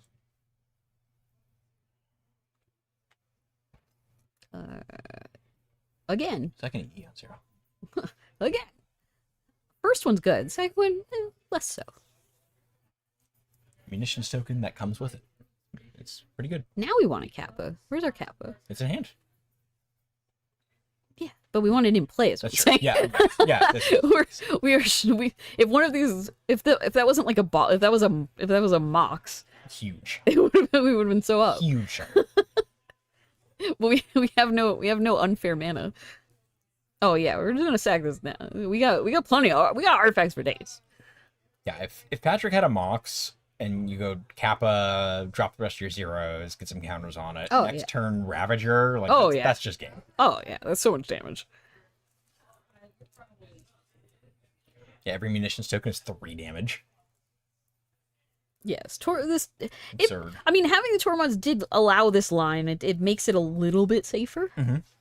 There's a Samwise from Jake. I See a think Safekeeper? Yeah, I was gonna Solo say- Safekeeper in hand. Safekeeper and then what? Two other cards that were very not visible. We knew he had the land. Yeah, he has Safekeeper land ? Basic Forest. Yeah, I assume this is play Safekeeper. A little dangerous, but no, that's a goose, not a Safekeeper. And he also has a Safekeeper. Does he? I only saw one green card, unless he moved them around in his hand. Oh, that's. Quick. Oh, no, I was like, it's a nope, cord. that's a cord. We knew he did it. We knew he had the cord. We forgot Cord about for that. 4 for Yogg? Cord X equals 1. Was X equals 1? Oh. Cast the Samwise, cast the Goose. Oh, we have 3 food. the cat. Oh, yeah.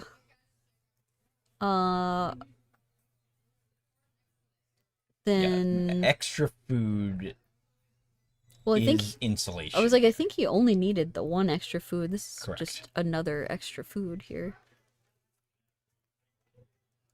That's tough. Yeah, so now, because Jake can just sacrifice a second food, Mm-hmm. Patrick having the crypt isn't enough. Yeah, Yeah, I was like, he can never get Yeah. out from under it.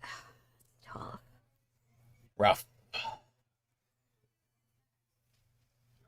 Great showing by Patrick. Unfortunate, didn't get there. Yeah, if he could have had mana, like having EE on 0 to clear the food tokens would have left him opportunity, Yes. because then he could eat all the food. Go ahead, eat, Jake's food. Get a bunch of weapons manufacturing triggers. Yeah, clear the board. Clear do the some damage board. there. Tormod's the yard. Like he Yeah. needed to be able to untap, which wasn't happening Nope. apparently. Tough. That's really tough. Like I said, I understand wanting to get manufactured, like do the thing. Like it was a powerful but precarious play. Yes. Um, All that said, congrats to Jake. Moving Yeah. on to the finals here. Samwise green creature combo coming into the finals. We're going to go take a real quick break, go look and see what the other match is doing. Yeah, because we're either about to bring you the mirror, if it was Yeah. Samwise, or Running his back, yeah. more or less. Yeah. So we'll see how that turns out. It shouldn't be too long, I imagine. None of these matchups can possibly take Should be too pretty long. fast. Yeah, everyone sit tight. We'll be right back with you. Like 5 minutes or less, maybe. Bye. I know they're probably game 3 by now.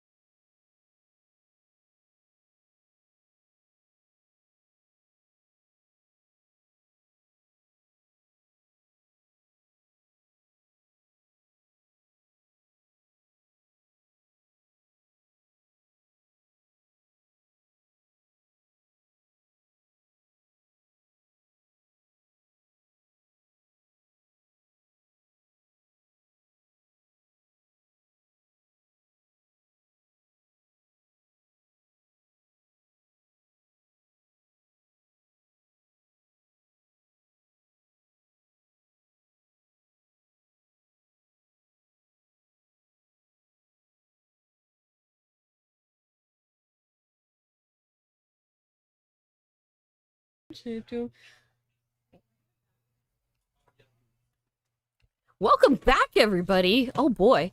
This says top 4. That's a lie. We'll fix that because this is the top 16 finals of the Rocket Series 25-26 season. So long. It's been almost a year. We finally get to the final. And what is this? In capital letters. Thank you, Steven. Finals, baby. And unfortunately, or fortunately, depending on how much you liked this matchup Yeah, I hope you like that last matchup. because we're gonna do it again, except for instead of Patrick, we're trading in Geo. I'm not sure how identical his affinity list is to Patrick's. It's pretty close. I imagine pretty similar. Pretty close. We got some amount of Kappas, Few different cards. Pretty similar. some amount of Mox, some amount of emissaries. Yep. Some amount of Urza Sagas. Yes. Okay, well, all right. Correct for all of those. How many Tormods in the main? 4. 4. More. We're one up. Maybe that's enough. Is 4 Tormods good enough It against would have Samwise? beaten the 3 food. That's true. All 4 Tormods, we could have done it. Could have been a champion. A few small changes on top of that. Patrick's on no copies of Emery. Geo is on 3. Yes. Also running decided choice. 2 Krang Mastermind, which Patrick notably cut the 3 copies of. He was Yeah, on. I mean Krang kind of fun, a little slowish for It does this say this draw matchup. up to 4. Yeah, you draw some cards for sure. You draw some cards for sure. Is on the Pithing Needle as well. Okay, I don't think we have anything to really need, but this hand looks like it has no land. Nope. So that's a lot of action. I've seen so many Kappa hands and no land. Put it back. What this deck is. Got a whole. I mean, Affinity is its own combo deck. Like, we are looking for mass amounts of artifacts to cheat, quote unquote, some really cool big cards, right? Whether it's Kappas or Thoughtcasts or Krang or whatever. We just want to touch cardboard and then we want to punch our opponent in the face very lovingly with some large creature. Yes. Or many. Or small many creatures. small All right, creatures. one or the other. We will accept. Same we will thing. accept either. Same thing. Jake doesn't have really any way to block flyers or just straight up a Kappa, so either one's fine. Yeah, you can use the Gilded Goose. and That, buy some yeah, that's time. true. Goose can eat a damage Yeah, or not two. great. Jake is on the play, very notably. Yes. So one of the good things for Jake here, slightly useful for like this is a best of 5. We are doing our finals best of 5. You know, kind of like our own little mini PT here. So they don't actually get to sideboard after this game. They won't get to sideboard until after, well, potentially game 3. If somebody just goes Yeah. winner, winner, winner, it's irrelevant. You get one sideboarded game. After game 3? Game 2. Is it game? Are we doing it after game 2 or game 3? Game 3 should be sideboarded. We'll find out. Either way, they don't get to sideboard after this game. So I'd say Jake probably is advantage bar in his favor. Yes. Being on the play, super solid. Being on the play while your opponent is mulling down to what looks like 5. And has no spot removal in their deck Strong. outside of munitions tokens. He does have Tormods in his opener. Oh, and a Thoughtseize. There's a Well, that's probably gone. Thoughtseize. Oh, he has 2 Tormods. I'm gonna take the thing that kills Jake. Sure. If you take the Kappa, he has a whole lot of nothing. Yes. Like, we already have seen Jake play through, you know, what Tormods could stop. So The other thing here is Geo could have the Tormod's Crypts, and Jake can just play 2/2s and turn. oh yeah, with this hand, I mean, Geo Multi 5. This was a reasonable 5. but- Interesting choice. It's gonna be a tough climb if he has no threat. And Kappa is a heck of a threat. Oh, absolutely. I think it's the big reason why this deck exists, or is as good as it is. It's like, I imagine Jake sitting here thinking about it just in case. He does take a taking Tormod. Tormod's Crypt. Interesting. I mean, this does also slow Geo down quite a bit. Yeah. Also, it is another turn off from the Kappa. Maybe he just thinks, yeah, you won't find it. This Kappa will never hit. Another 3 lands to play it, or Does zeros. give Geo the interesting choice of, do you play Saga first or do you play your Canal? And, you know, if you play Saga first, you get closer to getting something out of it. Oh, ritual too. Okay, he just wants to get that in play. Get it. Jake did a 12. Good old bet shock. Yeah, it was like the Thoughtseize bet bet shock. He's gonna surprise us with the Death Shadow that we didn't know about.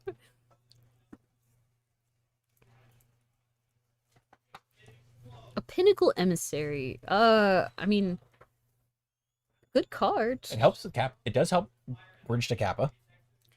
Awkward that the Saga's the other one, though. In case we did have enough, we won't have the colored mana for it. Unless, is his other card in hand a Mox or something? I can't tell. Yeah, I'm not sure. It's a second Pinnacle Emissary. Oh. We can't even do both. We can't do both Pinnacles this turn. Arguably a little awkward here. I mean, I think you're still priced into doing one. Get a creature in play. Well, yeah. Yeah, Because, like, we want to get this Tormod's into play anyway, right? So we might as well get some sort of value out of it. Yeah, and then without a second blue source, no option to push more tokens or Yeah, it's like get towards I feel like every time Kappa. Kappa's been on camera, it's like a day late, dollar short situation I where think they're we've just seen one resolved out of every round. Oh, I in haven't. these Maybe rounds. that must have been way earlier in the day. The Yeah. Kappas are tired. They ain't coming out to play at all. And yeah, we'll hopefully get life totals updated. It's just they're a little slower on the camera side sometimes. But I was like, they are keeping track Safekeeper, on paper right there. Endurance. I believe that's Umbral Caller, yeah, Zealot, it is a and the Zealot. Thoughtseize. I was gonna say I think Zealot's the choice here, right? Mhm. Because that's just part of what we need. Yeah, feeds the combo. Put that in hand. We have Carrion Feeder already in hand as well. I actually think we have 2 Carrion Feeders in hand. I think we're a little spoiled for sack outlets. I think we need the rest. I think it was a cold and familiar with the other one. But no other land. Huh. Hunting for. Yeah, I was gonna say, There you we can- go. you Yeah, can goose is what definitely- you want. We're sacking for value. Not the fastest start for Jake, but not a bad one by any means. Geo's breathing a sigh of relief. I don't know. If my opponent doesn't play their 3rd land, that means their hand is stacked. But also, he didn't just die. He also So- didn't just die. That's fair. That's fair. Multiply, keep a slow hand, get thought seized, lose a piece of interaction. It's like he does have this Tormod here. And Emery, okay. Emery. Emery's an interesting one. It's another Emery, 2 Sing into Stupors, and a Fiery Islet. Just actually nothing. Just actually Nope. only representing the other Tormod. Yep. We'll Tricky. have the Saga go off this next turn. I think he would have much rather just had an Jake have artifact. 2 Young Wolf, 2 Birthing Rituals in hand. We have 2 Carrion Feeders, Umbral, 2 Birthing Rituals, Young Wolf, yeah. Whale. Awkwardly, you could eat the food for another mana to be able to have your I don't- sacrifice outlet here. I don't know. I don't hate that. Just kind of It's put some pretty more stuff. Put some more stuff on the board. It's Like, pretty safe. Like, Geo's only representing a colorless mana, 2 cards in hand, Yeah. one of which you know is a Kappa. So it's like, what's he really stopping here? Also important. Oh, we have a Cauldron Familiar in hand in the stack here. Yeah, I think it was 1 feeder, 1 familiar. Whale. But yeah, notably, Geo did just play this match Yeah. and won. Okay, so yeah, he does sack the food, get the ritual. Because you could bait this out a little bit. Because you can sack the Young Wolf. He could Tormod's with the Undying trigger, stop Wolf from coming back. I kind of like that. I think you have to. Yeah. Especially, it's 2 ritual? I think you have to. more or less free. Geo has the Emery, so just gets to bring it back. Yeah, I mean, Get that's ready to kind of what begin. I'm thinking is like, he's going to untap, get a mana, go get whatever he wants with his Saga. That could be another Crypt. He could literally go get Crypt and then Yeah, Emery have back two- a Crypt, Have 2 there, yeah. which might not be the most unreasonable line As here. Jake sacks Young Wolf, gets a Goose. So this is kind of the point he would have to decide. Because you have to do it with the trigger on the stack, or it's going to come back, and then he has it available to sack to the second ritual. Okay. Yeah, there we go. There you go. I just think that that feels like a good thing to do, because he can only hit one creature here, right? You know what I mean? So it's like, he could hit a Samwise, or he could hit a cat, or whatever. That Haywire Might. Haywire might be no mana up. True. Tricky, but like... So we sack... Yeah, sure. Sack a goose. A goose less loose.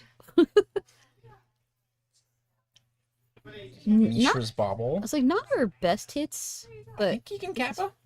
can we? We have 1 mana. We have Bauble. Find Opal. Yes. We warp the Pinnacle Emissary. Going to... Yeah, tap the land, warp the Pinnacle Emissary. Mm-hmm. Play the Crypt, which comes as 2 artifacts. Play the Bauble, which comes with 2 artifacts. Right, then we could Emery back the Yeah. Tor mods. The Crypt's from Emery. Yeah, Crypt Yeah, with Emery. yeah, and yeah, then yeah, yeah. It looks- Kappa hold up Crypt, I believe. Not Well, bad. Let's see if Geo does the math. We're thinking thoughts. He could I was like, he could just beeline towards this other Tor mods. There's also, I don't think there's, well, honestly, I think game 1, I don't think there's a ton of other things he can go get that make sense besides either Mox or Tor mods. He's on main deck Pithing Needle, so Geo does have that out. True, Which but like, he's priced into putting it on Haywire Might. Yeah, I was like, which then really you're- don't love. yeah, it's like, you could do that, but like, why? Yeah. Haywire Might's not killing us. Haywire Might also can't kill a Kappa. It wishes it could. A lot of things wish. It they would, could. it would love to. A lot of things really wish they could. Alright, so we get this here. We have 1 mana up, do this, play this, get this trigger. So Yeah, we have get a 1, 2, drone. 3. And then, yeah, I assume tap this Emery, get this Tormods back. Cast the Tormods. Tormods. Maybe. In theory, we could also go shields down if he would want. Play the Bauble. We play the Bauble. Oh, are we not doing? I think he's 1 short. Oh no, Saga. He had a mana floating from Saga. Never mind. We're good.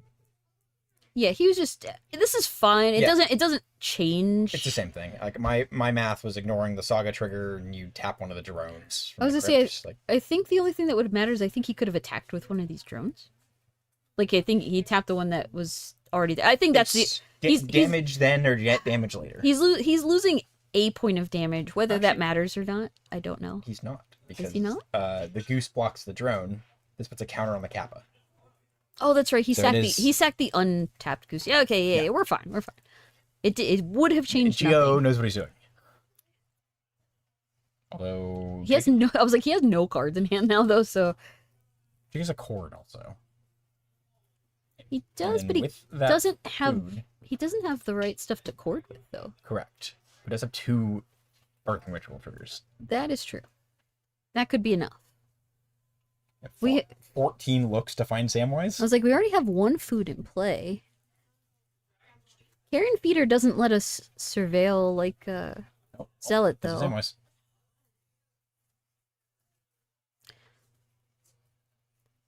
Getting Samwise off the first one. I wonder if that's what you have to do. I mean, I actually don't think he has another choice. You lock in Samwise here.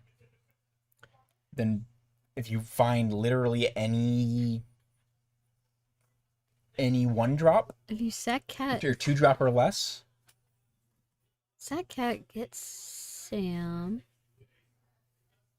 ooh, I actually thought that I like this. Can't he? Second, Yeah, I mean, he has to put the other one on the stack here. because if Geo crypts now, Jake just brings the cat back, combos off. Yeah, Second birthing ritual trigger, unless Jake whiffs. you have to hope I real think hard. Geo's out. Because the second trigger, any creature, Yeah, he just. second food. I was like, just I think it's almost impossible for him to whiff because he'll just hit. It's- It doesn't. The odds- creature is the odds are irrelevant. so low. I was like, the creature is actually just irrelevant. Oh, he went for it now. Geo went for it. Which Here's a combo. Yeah, and he's like, okay, I'm gonna do the thing.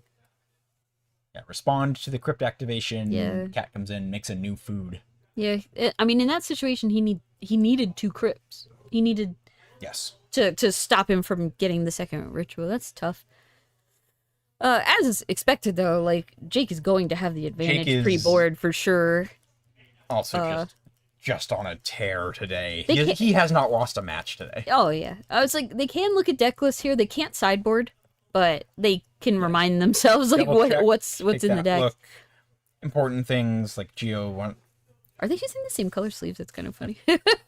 I think they're just vaguely different, but Yeah, like Geo just it was in play, but like refamiliarized himself was a Haywire Might in Jake's deck. oh yeah, Jake wants to make note that there's a Pithing Needle in Geo's main deck. yeah. Which again, I don't think it's really too much value, but you never know when it'll come up. You never Carrion know. Feeder. You could probably name EE effectively more so than a lot of other things for a pithing needle, but like you're not going to do that against yourself. Yes, yes. But it's yes. like one of the better things to name out of both of these 70. Yeah, it took me a sec to realize you're thinking generally. Like, I don't know why Geo would ever do that to Yeah, himself. because I mean, no, like realistically, you probably, if you're going to get the needle, you probably just have to like name the goose. That's probably the only thing that has. Carrion Feeder? You could. Sure, not Carrion Feeder. Yeah, or Feeder, or Cauldron Familiar. Yeah, Either of those. I was like, it just. Well, does naming familiar do anything? Stops the activated ability in the graveyard to bring it back to play. Yeah, I guess.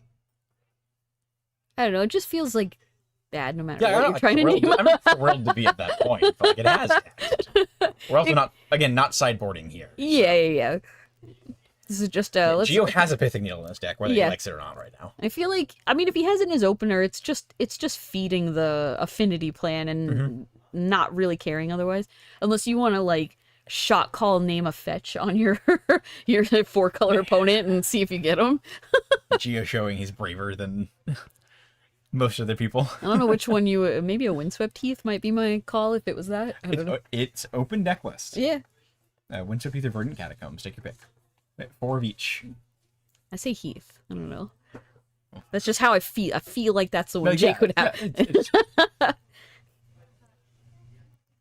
There are 4 of each in the deck. Yeah, so it's it- just Either one would be a reasonable whatever your heart choice. says. And after your for some reason your heart doesn't stop your brain doesn't stop your heart from slamming the Pithing Needle, naming a fetch land turn 1. See Saga. I see a Krang in Geo's hand. Sink into Stupor. Do we have? Is that a Pinnacle Emissary or no? No, I I don't think so. The Sand- far left card is one I'm unsure of. So land? That's what I was trying. If it's a land, I don't love this hand. If it's a Pinnacle Emissary, I'm very happy about this. Yeah, I was gonna say it's the card that I thought might have been an emissary, but is very hard to tell from how much of it I can actually see. I think Jake had like no land in hand, so it looks like he's putting this back. But yeah, I don't know. Like we have weapons manufacturing and claws in hand And a here. Krang after Geo dumps his hand. But it was a land. It's tough because it doesn't look like this hand has much in the way of proper interaction, unless we plan on holding that sync, which maybe we do. Yeah, I don't think there's a reason to play it as a land to start out when you got some others. Go look at Jake 6, see what he'll have here. Yeah, you feel a little better when you're a Geo and you're like, okay, come on, don't keep 7. Yeah, No, if you keep 7 on the draw, there's just how am I winning? horrifying. Like, at least one land. I see a basic forest and Yeah, I see Young Wolf, Thoughtseize, Yeah. Cord. I see a Ritual. I think that's a Verdant Catacombs on the far left. yeah. Is he putting the Thoughtseize back? That's kind of interesting. Being on the draw, it's a little awkward with the Thoughtseize. You expect a Geo to keep a hand that's going to drop most of itself into play. Mm-hmm. Yeah, Thoughtseize on the draw does not stop turn 1 Kappa Cannoneer. Right. So it's like, it's tough. He kind of has to be like, did Geo keep a good hand? Do I want this Thoughtseize? Or is this Thoughtseize? I do think I like the useful. Thoughtseize more than the Young Wolf, so I think I agree with Jake's keep or Jake's mulligan choice there. Yeah, like personally, I don't think I could put the Thoughtseize back because I'd be like, I gotta know. Yeah. I gotta know. Oh, land pass. I'm excited. Yeah, Jake is probably He's thrilled, absolutely thrilled right now. super stoked to keep the Thoughtseize. Like, Also, can't fetch and shock this in fast enough, right? Notably, you would have whiffed on your Pithing Needle name. Oh no, no. That's the whole turn. I name Windswept Teeth. He plays like I'm just Hey, devastated. scoop there. Yeah, scoop there. Let's go to sideboard.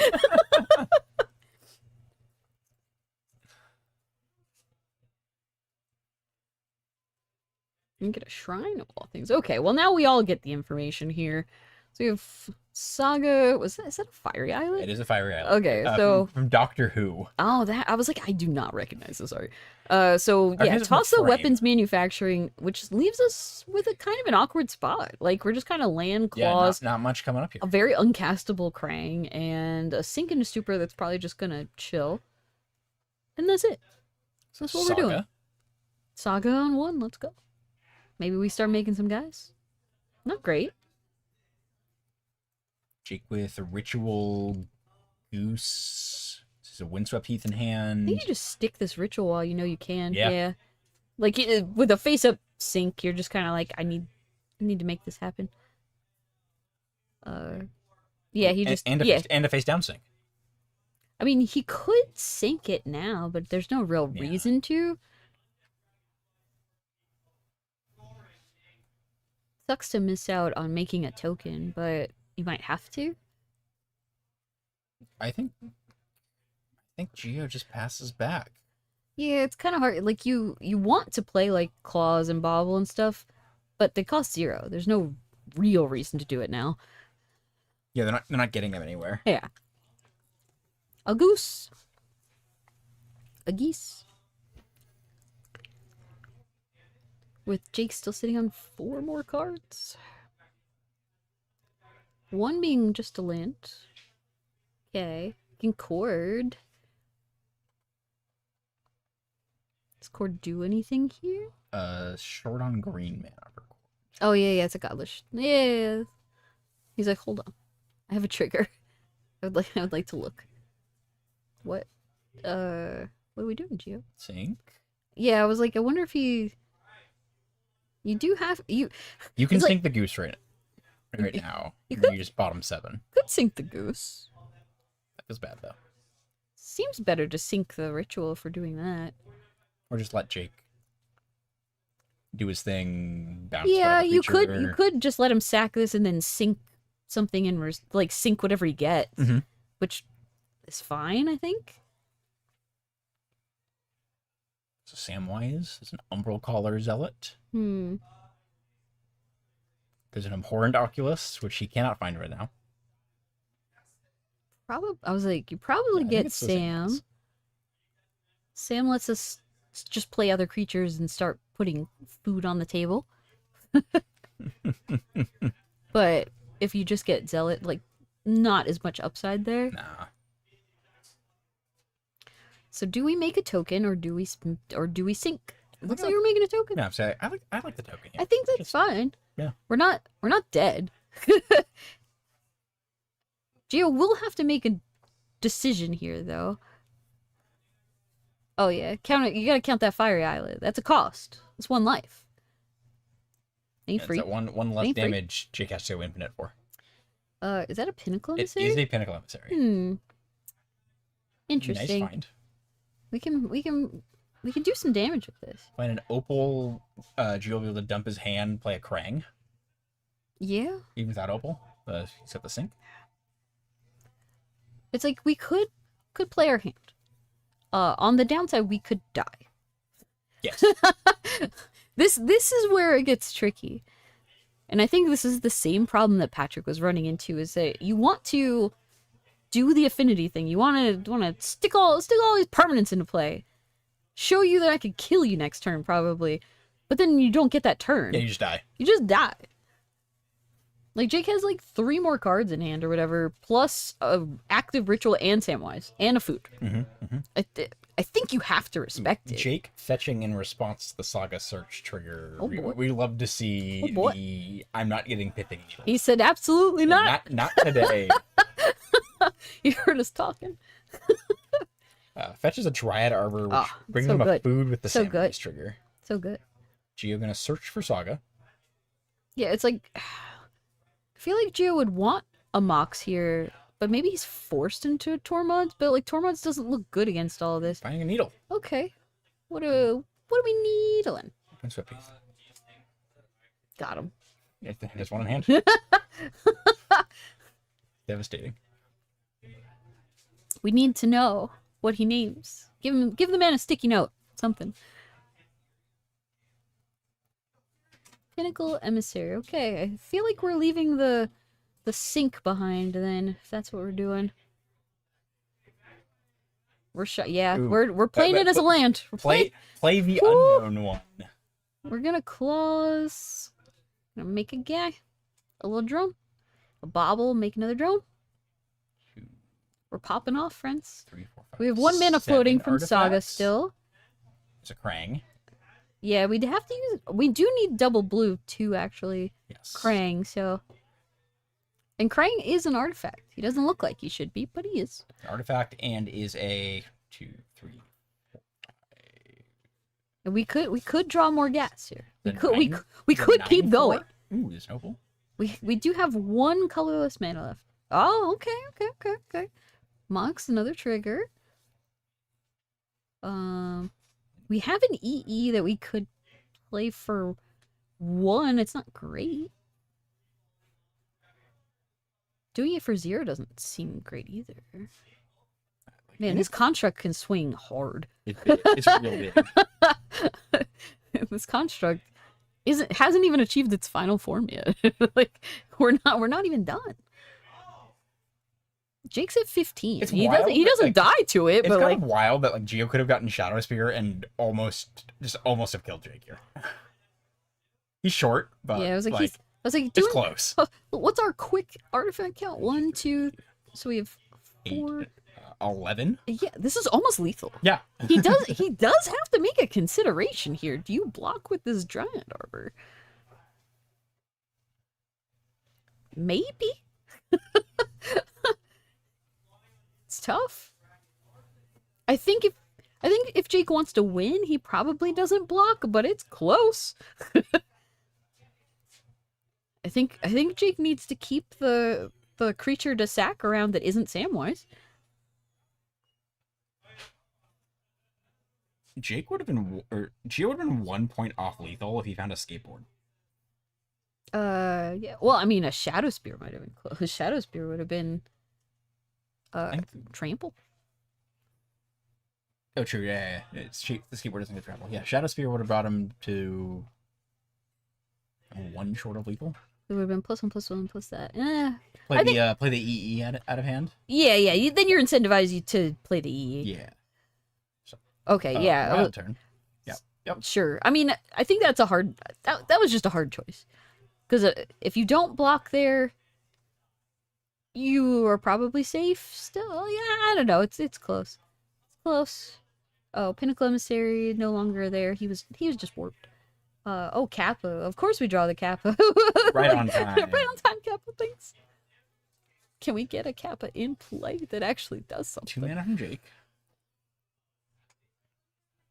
A Rumble. So we drew the Rumble. Okay. I mean, Rumble could hit us into perfects. Let's find out. Because it gives us a spawn. 3 land and an endurance. I'm assuming the Pithing Needle's on. Oh no, Beseiju. Oh no. We have a Beseiju. Beseiju can eat this construct's lunch. Or no, well. It's a huge hit actually, because it opens the combo for Jake. Assuming the needle's something to stop the combo, can kill one of the creatures. Oh Geo yeah. has. We still don't know what this needle is naming. Yeah. What's this needle naming? So I said we need them to put a note on it. Well, there's a Cauldron Familiar. Sack the spawn, put Familiar, but we still don't have a sack The outlet. only creature. Is it? I thought that I saw at least one more. Yeah, I'm gonna upgrade the 0-cost spawn token. There's definitely a into lot of wonder. land there, though, A lot for of sure. lands. Which, regardless of how good the cat is here, Jake cleared 6 lands at the top of his deck. 5 lands off the top. It's huge. Man, what a tough. Oh, I'm gonna put him right back in. Pithing Needle is He's naming on Cauldron board. familiar. Okay, Thank you, Steven. sure. So I mean, we're still gonna get familiar. We have the Beseiju for that. Sure. Because without any trample, this construct is just gonna get blocked by this familiar. Like, that's just realistic. Yeah, and Krang has the power. Oh no, it's got 1 extra power. I believe it's a 1/4. Does it get pluses for each artifact you control? Is it Yes. +1 +0? Yes. Yeah, so it always has 4 toughness, It's pretty but thick. gets construct big. Okay, so in that case, does a EE or a sync do anything for us? Can we get some part of this out of the way? Bounce the familiar. If you bounce the familiar, he doesn't have... Like, he has to block with Sam? An interesting line. Very. EE for 0, it hurts us too much. Yes. EE shrinks the for board. 1 isn't good. EE for 2, that might be the move. Hit Ritual, hit Sam, Mm. and not touch Geo's board. Think that might be the most realistic thing to do here. Like, just go to combat, see what happens. Actually, do you just bounce some? I just, Oh, he has, yeah, it's like I think EE on 2 is the most solid line here. Because Jake has 2 cards in hand. 2 unknowns, 2 plus Beseiju. Because if we do this, then it leaves us feeling a little safer. Because I also think he could play this Kappa. If he chooses to not attack with the 1, 2, 3. Yeah, you can tap the EE because it doesn't need to tap to be Ooh, activated. I don't like tapping the Yeah, what? purple and okay. Yep, Okay, don't yeah. Don't tap out of activating your Yeah, I closes. was like, we just need to tap some of these drones, which is There we go. fine. Kappa's good. There's a Kappa. Hey, oh, hey. Okay. Kappa puts a little counter on itself, sees itself. So Just- nice like that. Wild design. Okay. This is where I ended up. I feel like this is right. We'll find out. The big creature turning big creature sideways. It's. This I was gonna say it's also- fine to do this now because this gets these 2 out. Like, if you want to do something, like he knows about the Beseiju, he has to do it in response. Correct. Which will give him a land, and it will be untapped. Unless Geo doesn't have a land to get, Was he not on a basic? it doesn't have to. It just needs to have a type. Beseiju doesn't make you get a basic. He's on 1 island, 1 steam vents. That's it. Oh my. That's pretty stock for these decks. Okay. Oh, and I think it was. I wonder if Jake was just Yeah, I was like- yeah, I'm just I mean, Jake had one opportunity there, but all he had in hand was like Cord and something else, right? So it was, with no creatures in play. yeah, there was. and He was. Geo I mean, he was dead to everything in play. it's tough one. it's a fair time to scoop. But Yeah, it was. I mean, EE on 2, solid, yeah. solid. Great. Worked. Great work, Geo, Worked out. finding that line. Yeah. The Beseiju didn't really matter. Tough one to not have like any like Beseiju kind of brutal. All right, so considerations. I assume you're right, and they get to sideboard after this game, but I sure hope so, because it looked like Jake's sideboarding. so and they would have been told. So that means they're both 1-1. All right, so Jake's grabbing the Mist Caller. I don't remember what this card does. Quick Oracle check. It's a Merfolk from Ravnica Allegiance. Oh, Geo also reading it right now. It's like the first card he asked for. He's like, what does this do? Doesn't it have like a sacrifice this to... If a non-token creature would enter the battlefield and it wasn't cast, exile it instead. I don't think that's coming in here. Well, yeah, non-token doesn't Nothing. do Just nothing. that does an actual nothing. My guess is Jake pulled it aside because Gio asked to read it. Oh yeah, Not 'cause he's looking to bring it in. he literally Gio asked for like 6 cards. He was just Fair. like, let me look at these. Culling ritual here actually probably is something that comes in, Touch obviously. slow, but very good. You know, because we talked about it before, and it's like anything that he would have brought in versus Patrick, gonna bring in again. Gonna bring it Just- against all just the affinity. running it right back. So with that, I'm not going to spend too much time discussing Yeah, Jake's sideboard. We saw what he did with yeah. This is mostly just what does Gio have access to that maybe Patrick did not. exactly what I was going towards. Like Patrick's board, Gio has 2 Whip Flare, 2 Galvanic Blast. Okay, solid start. On top of that, got 2 Harbinger of the Seas, 2 Damping Sphere, 1 Vexing Bauble, 1 Graph Digger's Cage. Okay. Huge here. That's a big difference. 2 Consigned to Memory, 1 Mystical Dispute, 1 Metallic Rebuke, 1 Force of Negation. And Yeah. that's just the 5 cards. Yeah, it's like Force doesn't feel good here. There's just not enough non-creatures, I think, for you to want to sit on that and blue card. It's just too much. Yeah, I'm not a big fan of Force in these decks in general. Yeah. You just Like any creature-centric combo deck, you don't want to have a Force in your hand more often than not. It's just not doing anything. and even on top of that, your blue count is real. Oh yeah, and it looks like he's even thinking about, I'm gonna take some Krangs out of here, I like that. which I think you do have. You kind of have to trim the top end a bit. Oh, Yeah, there you and go. then here it is in front of us. With the image not found secret Yeah. lair Emery's. I think I saw Gio grab basically every red card in the sideboard. Fair, yeah. And then you assume probably a rebuke and Good chance the rebuke, dispute. maybe. Cage almost Or- definitely coming in. Yeah, so he's bringing in 4 to 6 cards for sure. Mhm. I think that's solid. Cage definitely helpful. Yes. Like Crypt is fine, but as we've already seen, the Samwise player can get out from under Yeah, it. you need all 4. in If they play. just start with a goose and already have a food, you're like, oh my god, I'm devastated. So you're so far behind. they're so far ahead. The Pithing Needle did help there. It wasn't like, again, like he just has Besage and stuff. He has Haywire. He just has so many answers to I it. think it stays in. I think it's not bad. But It's like, fine. I think you're hard pressed to cut any of your early artifacts, no matter what text they have on them. correct. So sure, you could probably cut a skateboard before you would cut that, just off the back of like it Yeah. having slightly more text here. Yeah. Because skateboard not giving trample. Like you could tap something, but they just have like so many random blockers. The deck is with- all creatures that Jake is thrilled to block. like with. he could just throw a Cauldron Familiar under literally anything, and that's fine. Like if Gio's doing damage, he's doing it through flying drones, he's doing it through a Kappa, and he's doing it through a weapons manufacturing Mhm. cracking a couple of throwing some rocks at him, essentially. That's the only way I really see this like in Gio's favor. Yeah, he's doing that, or it's the Shadow Spear, swing for 40. Yeah. Like, If you're that, like, I feel like you're super far ahead when you're doing Shadow Spear hit you for a million lines. Which I assume is the harder thing to do here out of all of those. Correct. Yeah, like the deck is meant to turn 1 Kappa, plan A, turn 1 Kappa, plan B, bunch of 1/1s. Oh yeah. Because like Jake's gonna be on the play. Yes. So Jake's gonna get to start out with, hopefully for him, a goose. A goose is a great start. Goose is On the play, that put some work in with that Vexing Bauble. that if he does have the bauble, that is also, you just want to slam that. Just put it in play. Yep. And then remember it every time that they cast a 0.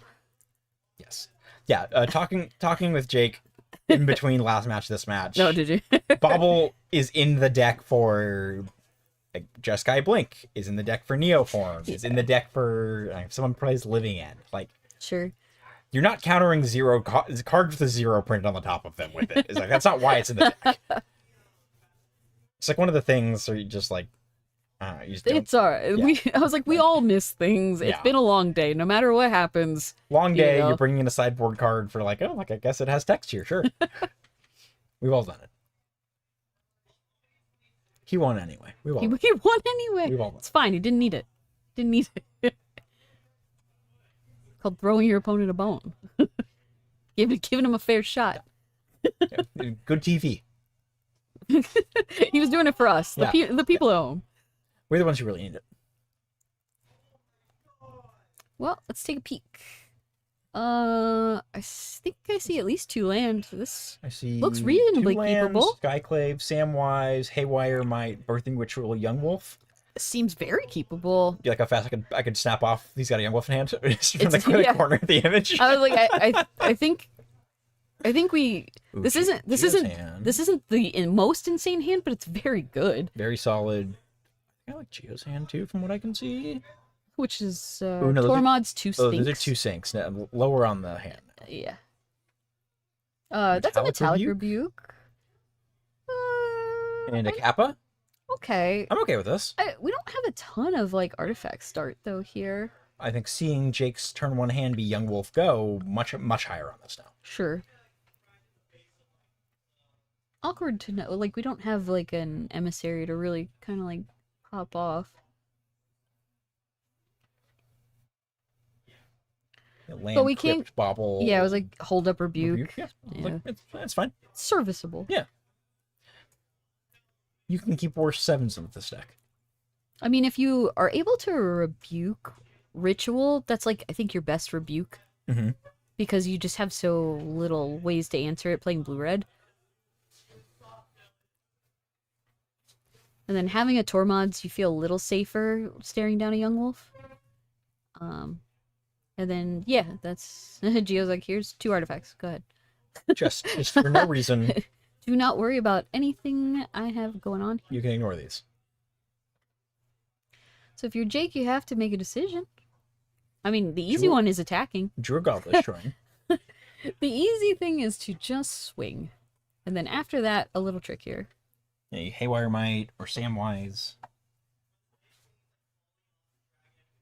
Yeah, I was like, I think you go to combat first no matter what, but I don't know. The one thing, 15, so if we're you're shocking. worried about Galvanic Blast, use Samwise first to get the food when the Young Wolf dies. Or, Sure. well, you also just blast goes Yeah, I was to... like, rebuke here, get rid of the Samwise, attack for 1.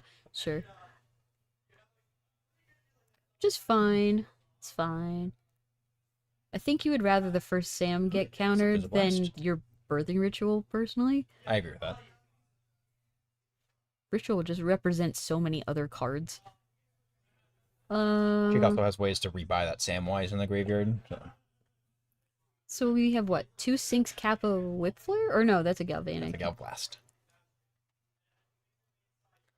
A lot of cards in both these decks I've cast many, many times over these years. Young Wolf's so solid here because if all he does is like throw a birthing ritual down, it's like That's great. it's tricky. You can't just kill the only creature he has. Though you could do that Tormods it, which might be reasonable. I still think Jake's pretty happy if that's what happens here. Yeah, because losing an artifact here is just puts you so much further away from getting this cap into play. Mm-hmm. Tricky situation for Geo, I think. Because you see that, and you're just like, oh no. Do I kill this Young Wolf, or do I not? But you're not dead yet, so maybe you're just supposed to be fine with this and then maybe kill whatever he gets. And Tough. you still crypt, you think? If you kill the Young Wolf, you have to crypt. Correct. But Jake will be putting the Young Wolf in the graveyard regardless. You Tricky. can If he finds Sam, sacks it, you still kill Sam. I don't know. I think crypt, keep the Young Wolf off, kill Sam. Like, yeah, I think if I'm in GOC, I think I'm letting this trigger resolve. I think you're supposed to. I think it's close. Because I think you're just not supposed to feel like you're in danger quite yet. He just doesn't have enough mana to like do it all. Yes. I see a cat. I see a carrion feeder. Dryad Arbor. Any of the 3 hits. Okay. Notably, like no Sam or something. The gold cards are with a room charm, I believe. Yeah, which not really something here. Okay. I mean, yeah, I was gonna say you probably get the cat because then this comes back hypothetically. Definitely not going to. Well, I guess you can Undying trigger on the stack. Kill the cat, cat, and hit then both? stack hit both. It's Good. silly. I think that's Yeah, fine well, actually. I think he's doing it. He has no food. He has no way to respond to this. Yep. And then there's a crypt. That I think is worth. Yeah. If he hadn't have gotten the cat, it's a little different there, I think. Like if he got the carrion feeder or something. But giving him 2 good hits, I don't think you can do anything else. I think you just have to like do that. Yeah. So what do we shock a land to leave up a sink maybe? Unless we draw a land, which would be nice. Is that It's a a Tormont? I believe that's the 4th distinct art Tormod script. Yeah, I was like, I feel like or the 3rd out of the 4. we're all over the place with these Tormonts. Got some old border, white bordered ones. Got one from the dark. We got this from like M12, M13, whichever one that was. Great stuff. Yeah.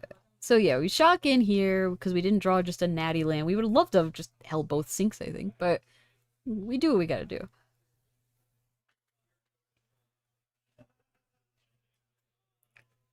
I was like, Jake not having a ton of cards in hand makes the sink feel a little bit better.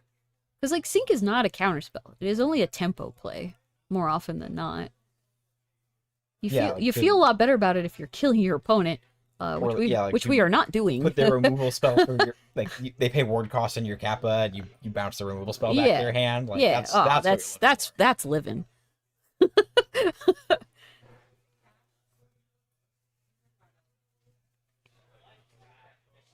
Skyclave doesn't really hit a whole lot here.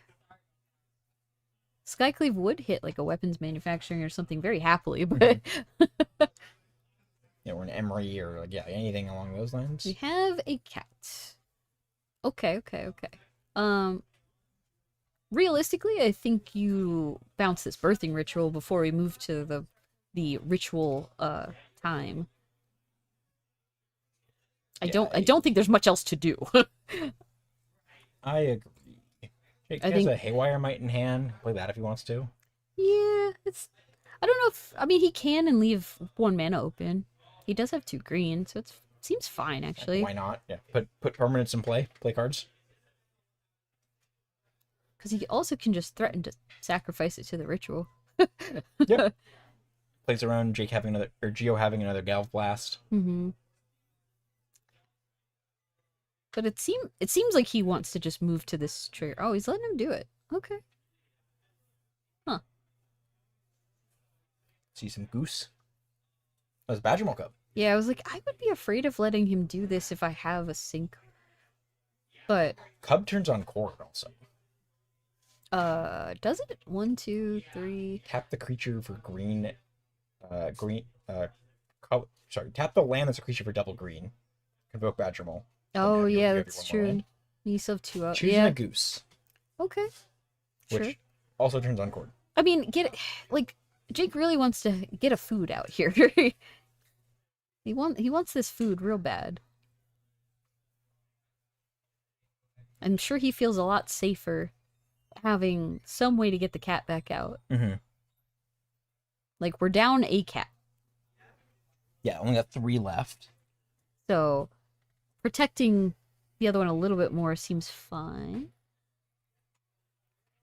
Although, if Geo had something, he could have sunk in response to the goose making a food, I guess. It is a trigger when it enters. Ah, Kappa. Not the draw Deck. you want to We see. don't have enough artifacts for the first guess, like, Kappa. You can do it. It's not Yeah. good. He couldn't play a Kappa. He could do it, but at what cost? It might just cost him a game.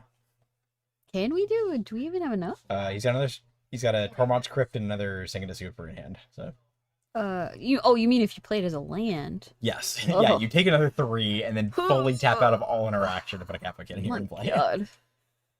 Seems huge real bad. Yeah, because we have to huge cost. we have to tap the Tormonts Yeah, too. Yeah, huge cost. Actually brutal. We have a known cat in the yard. We have Goose, and Jake has 3 cards. I don't know. I don't think so. I think if he had the line to do it last turn, it would have been reasonable. I think now he's in danger.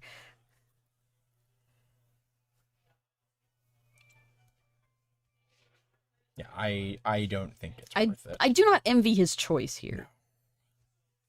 I think either choice he makes is problematic for him, just for different reasons. If you don't get the first Kappa into play, you're not getting the second one in, and then, like, you're just so far behind. We're not doing any damage. Like, Jake is at 16. If we take a turn off, we might just die, though. Yeah, I don't love... I'm not envious of Geo having to make the choice here. I mean, I think he's going to do it. We're going to yeah, shop looks like it. down. Okay. Down to 10. Full tap out. Full send 1 Kappa. Put a counter on it, Geo. Here's my 5/5. Geo, please. Put a dice on it. He's looking to see if there's interaction. Yeah, I was like, I assume he's just waiting to see if there's a response.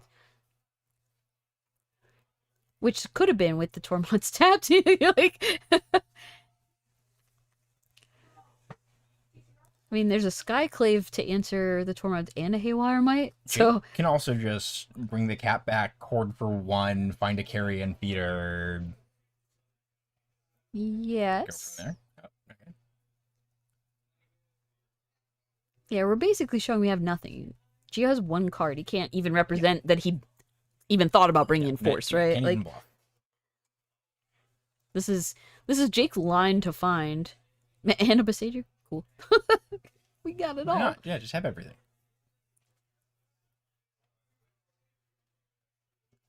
So we do all of this. You could get the cat back now. Did Jake bring Don't think it anything matters. in he'd want to... No, okay, yeah, just going straight into the ritual trigger. Sure, because I guess we need to find 1 card or the other, right? Like, you either need Sam or this sack outlet. Correct. I think he found neither. Awkward. Kind of brutal, if true. If he's grabbing a goose, I'm imagining he found neither. Is this a goose sack a goose? Probably. I mean, we make another food, but that means that, like, we don't really have much else going on here. I mean, we could still cord, but that doesn't help. Like, it doesn't help us finish the game. End step cord? Having another food means you're safe from the first Tormod's crypt activation, though. Yes, which is nice. Stops Jake from needing to use any interaction on that. Because I think, what, Geo found is that a clause? Claws of Gix. Okay, so that does nothing. He could play it, make a big attack with Kappa. I think it's correct to play it just to make Oh, the cap unblockable. I mean, sure. Why not? Why not? Or he can... I was like, I wonder if he was just considering... Oh, he's looking at his own deck. You fire islet draw Sure. or new kappa Wait. trigger. Yeah, good job, Gio. Yeah, if you do this, you put 1 more counter. You're also... Like, your super shield's down, but your shield isn't good. You know, like, Yeah, with just there's the 1 already, Tormod. Your shield doesn't work here. Jake has 2 food. I don't think there's any line that we win this, but sure. If you're going for the, let me find a spell first, I guess. Okay. Well, he wanted to draw what he had on top. Oh, okay. Interesting. Sure. Okay. It's very free. 1, 2, 3, 4, In for 5. 7. 7 unblockable. I mean, yeah, doesn't kill. That's what I was thinking. Is at least if he tries to put the other capo, then next turn Jake would die. Yes. It would Yeah, not. It would full not. lineup for Yeah, I was like, it would not. It would take pretty much nothing for him to find lethal with 2 unblockable kappas. Drawing the Galvanic Blast is big. Can we do enough? Depends on Tricky. when he would interact, I believe.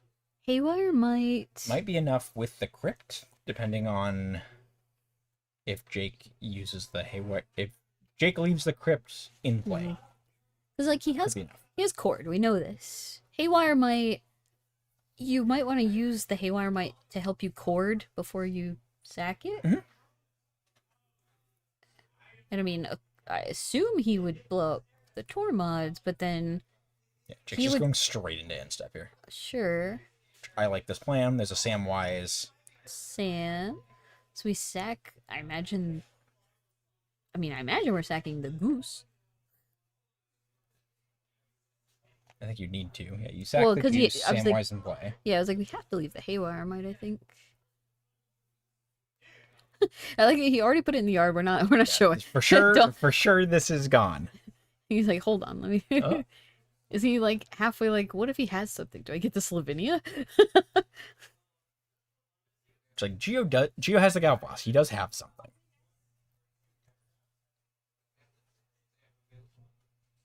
Gonna sack the Sack the haywire. haywire might. Okay. Gain 2 to do this. Sure.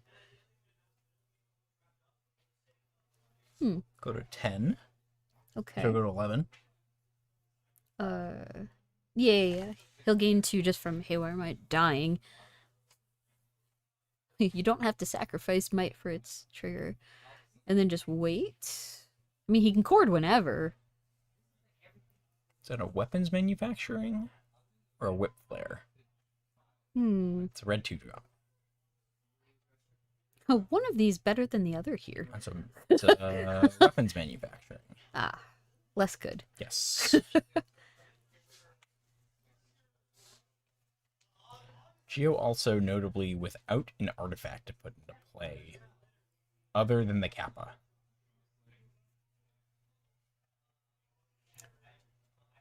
I mean, I think an attack here is still just fine, even if it's not unblockable.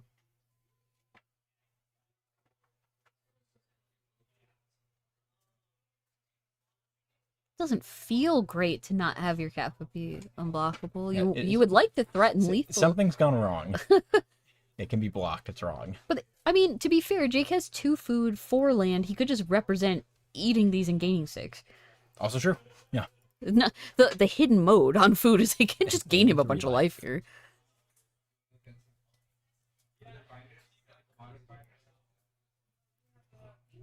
It doesn't seem like there's much else to do besides just go to combat. Yeah. If Geo moves first and tries to remove. Oh no. Ooh. Oh, that I feel like this was a hot take. He's just gonna cord in response probably and just kill him. Yeah, sack food. Bring back the cat. Get a new food. Play I'm the not su- cord. Yeah, I was like, I'm not sure why he would do this. Okay, I mean, maybe it's just wasn't. Maybe cord wasn't on his mind. Just not thinking about the fact that he just had like combo right there. That's tough. Geo is also setting he's setting up where if he gets another turn, he just wins. Yeah. Jake's not gonna be able to gain enough life. That's what I was saying. It was tough. Like if, like 2 turns before getting the second Kappa made sense. Last turn it was already scary. Now I don't think you can. Especially with a Gal Blast in hand. Yeah. You sit on that. You sit on that in your crypt. Like he's representing. I mean, he has answers. I think you just have to attack there You only attack with your 7/7 that can be blocked. because then what? Force Jake to make a move. Because realistically, Jake could have been like, okay, sure, like it's not blockable, right? So I'll sack my food to get my cat back before blocks. Mhm.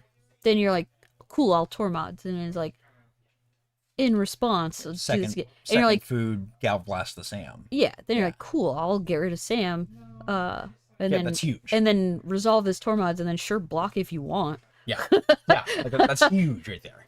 Which I think is just what I think is what you have to do there, because then you're putting Jake on like almost no cards left, and a ritual in play that's missing. You know, you have a capture. Yeah, You're probably blocking it. You don't have to block the cat there. I think you're not dead, so you don't have to block, but you do still need 2 more pieces after that. yeah. But it also just would leave you dead to Geo playing any artifact. So I think you're inclined to block. Yeah.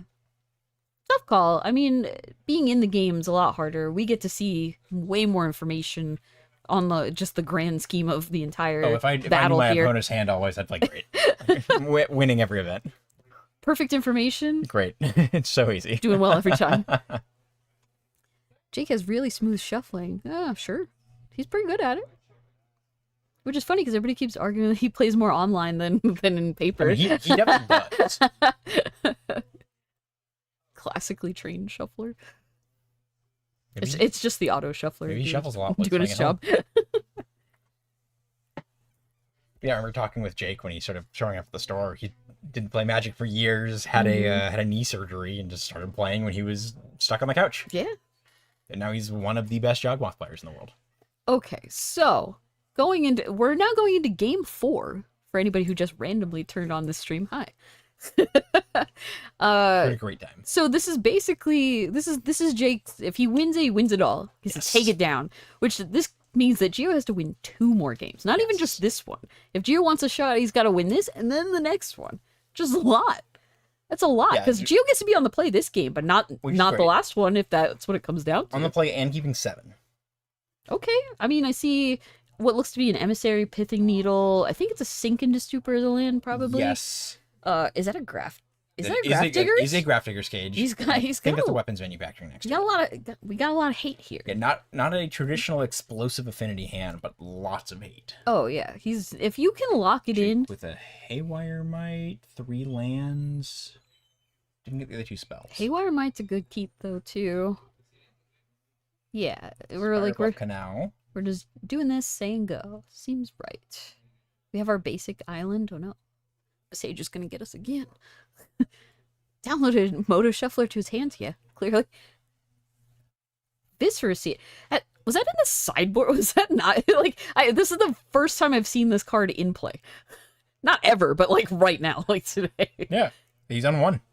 It's in the main deck? Yeah, he's a 3 different sacrifice creatures. How have we not seen it this entire time? I just straight up didn't think it was in the deck at all. Yeah, I just skimmed over it personally. So we have Umbral Collar Zealot and Carrion Feeder and Viscera Seer? 2 Carrion Feeders, 1 Viscera Seer, My 1 word. Zealot. We are sacrificing some cats. It's kind of rude. I do like the Zealot as an upgrade over being on like the second Viscera Seer. Oh yeah, I mean the main difference is Viscera Seer costs 1. Zealot costs 2. Yes. That's like Zealot's a 3/2, but like you don't really care about that. Yeah, if you're attacking with one of your sacrificing creatures, to Carrion Feeder. Oh yeah. Wonder if he's thinking to get a Haywire Might now and just blow up this weapons manufacturing. It would not be unreasonable because Geo, you would assume if he has manufacturing, his next turn's explosive. Very likely. Like he wanted to get that in play because he wants to go have a bunch of artifacts, tap, play a Kappa, and then you're behind. In reality, it's going to be So like Haywire Might. yeah. Cage. Oh man, we swinging. This receiver's swinging. Let's go. Woo! Strong. Is this a upkeep hit it or maybe not? Maybe he's waiting to see if there's something scarier. Enter the battlefield trigger, not a cast trigger. Yeah, that's so fair. You can choose when to tag it. That is fair.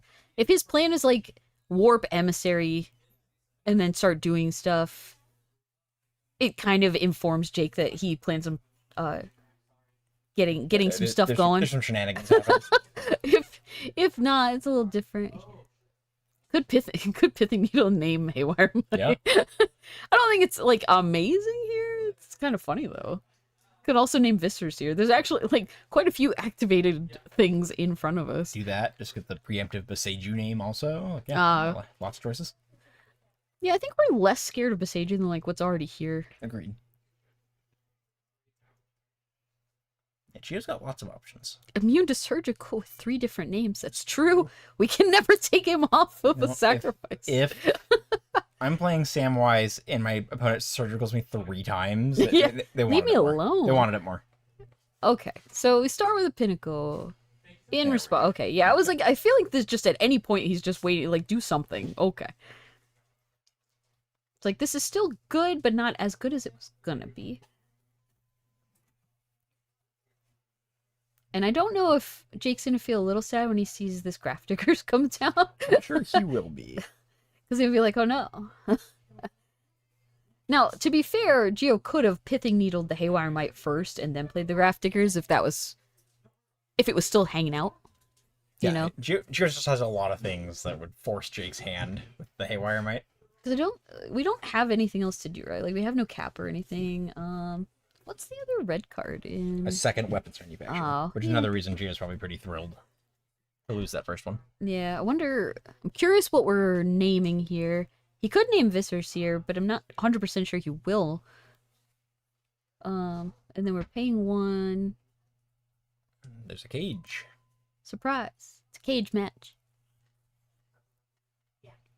And then we warp this emissary wave. We got a couple drones. We have a respectable field. If we could find out Good what old Pithing Needle is naming, that would be great. Yeah, Jake's at 16. Oh, baby.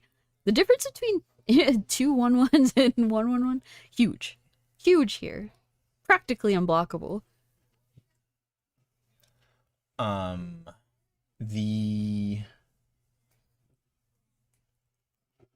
believe the cage stopped birthing ritual.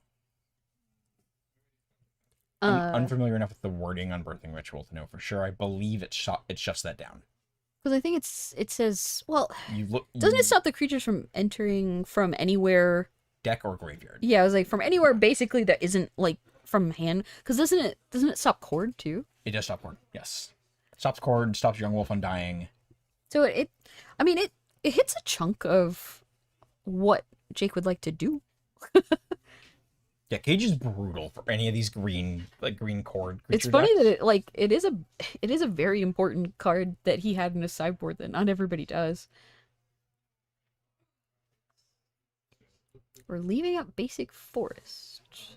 Okay. Sure. And then rumbling. Oh, pretty good. We're rumbling. Sure. These are all legal things to do. Pretty good. None of this cares about Cage. They're not winning the game, but all pretty good. Yeah, Jake ignoring. Does he need the land? I guess. It lets him take game actions. We have another land though. The birthing ritual's dead. Can't take the cord, which is also dead. Sure. There's you see Jair's pen coming in. You need to fully resolve your spell. Yeah. Get your Eldrazi spawn. You can't do half. You have to do both. You can't miss your spawn. And you see the little piece of notebook paper on there. Oh, and he Pithing found the Needle Kappa.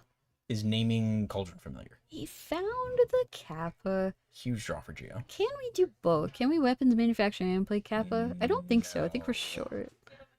You can tap out of your Sink into Stupor, or play it as a land, and then you can. I think we're so locked up. I think that's actually fine this turn though.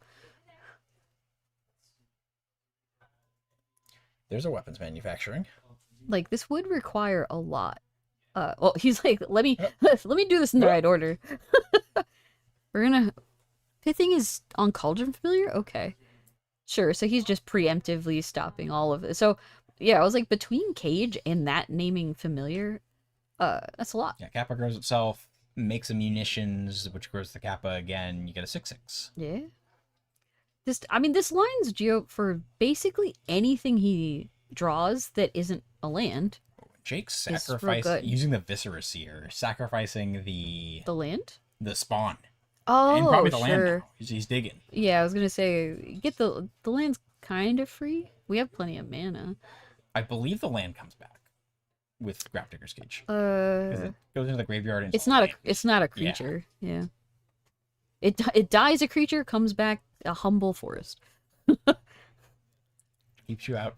Okay, Jake is digging hard. Oh, we're just like we're sacking again. 3 scries, 3 to the bottom. I don't know what we need here. A way to destroy I Grafdigger's imagine he's Cage. digging for Force of Vigor. Carrion Feeder. Surveil. Because at this point, I think you would still play the ritual, play the carrion feeder, and just you could still look. Correct. You just can't get anything. I don't know if that's good. Doesn't really help us. We can set up. I wonder. We could set up 7 cards on the bottom of our deck. You do it Yeah. enough times, you could put your deck. Jake has the bottom 11 cards of his deck, and You're like, oh, I've dumped all of my hate cards. Oh no. I'm assuming it's not a May. you have to look. If you control creatures, you have to look.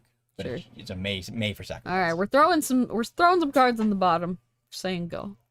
Valid. I wonder if Jake is supposed to hold the carrion feeder in hand with the weapons manufacturer live. So Geo finds a way to sacrifice artifacts, Tricky.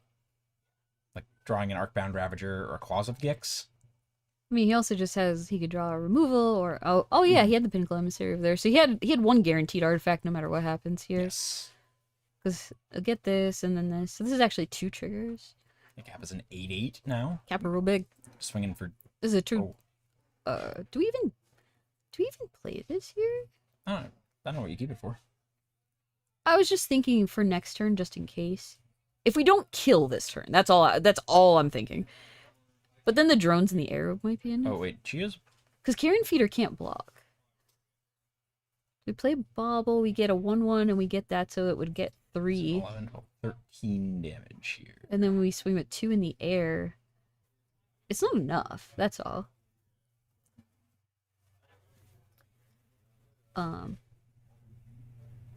He can finish him off next turn with the drones if he can't make the Kappa unblockable. Mhm.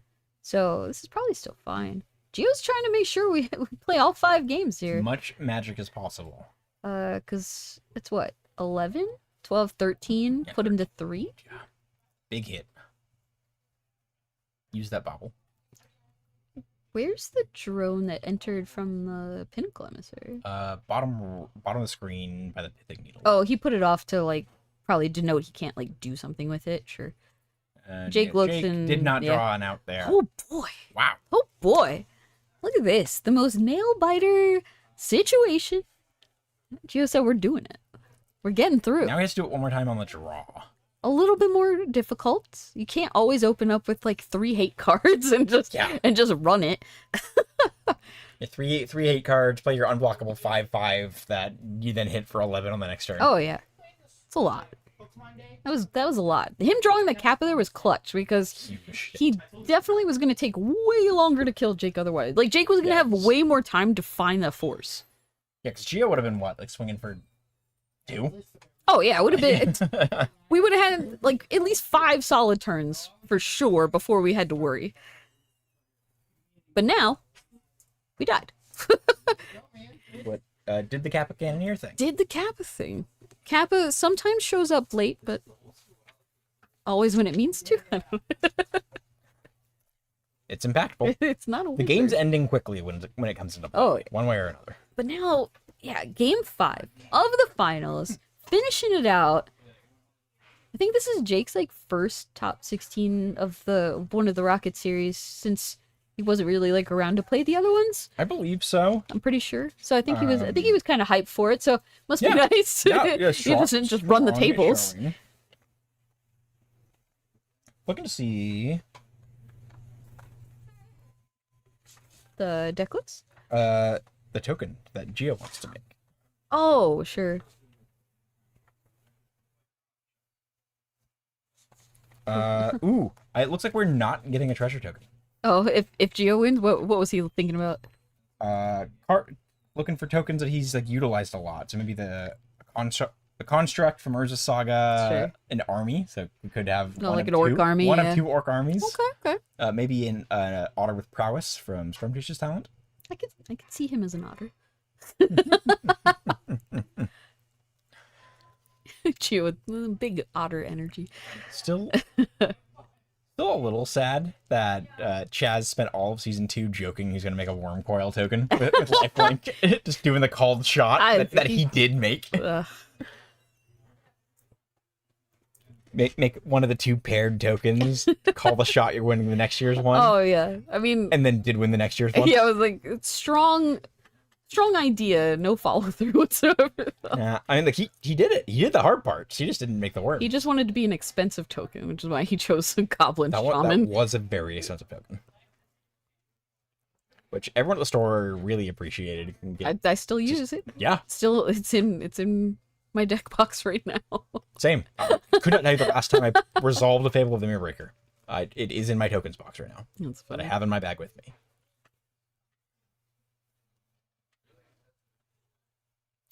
Well, they're gonna shuffle up. They're gonna think about their lives. Hope to draw well. Jake be on the play. If I'm Geo, I'm just crossing my finger. I'm like, don't keep 7. Don't keep 7. Ship it back. You want no Geo? He wants Jake to mulligan. Geo wants to find the fast Kappa Cannoneers. I don't think we've actually seen one of those on stream today. And just the good old fashioned, It's like literally why the deck is one of the most played in the format. Is you just have the chance to effectively end the game on. I was like, that'll be the game. Jake just sitting on a Force of Vigor. Pithing Oh Needle. no, going down, putting it back. No, it's an Opal. Geo's hand doesn't do much, but he does have Pithing Needle Tormod script.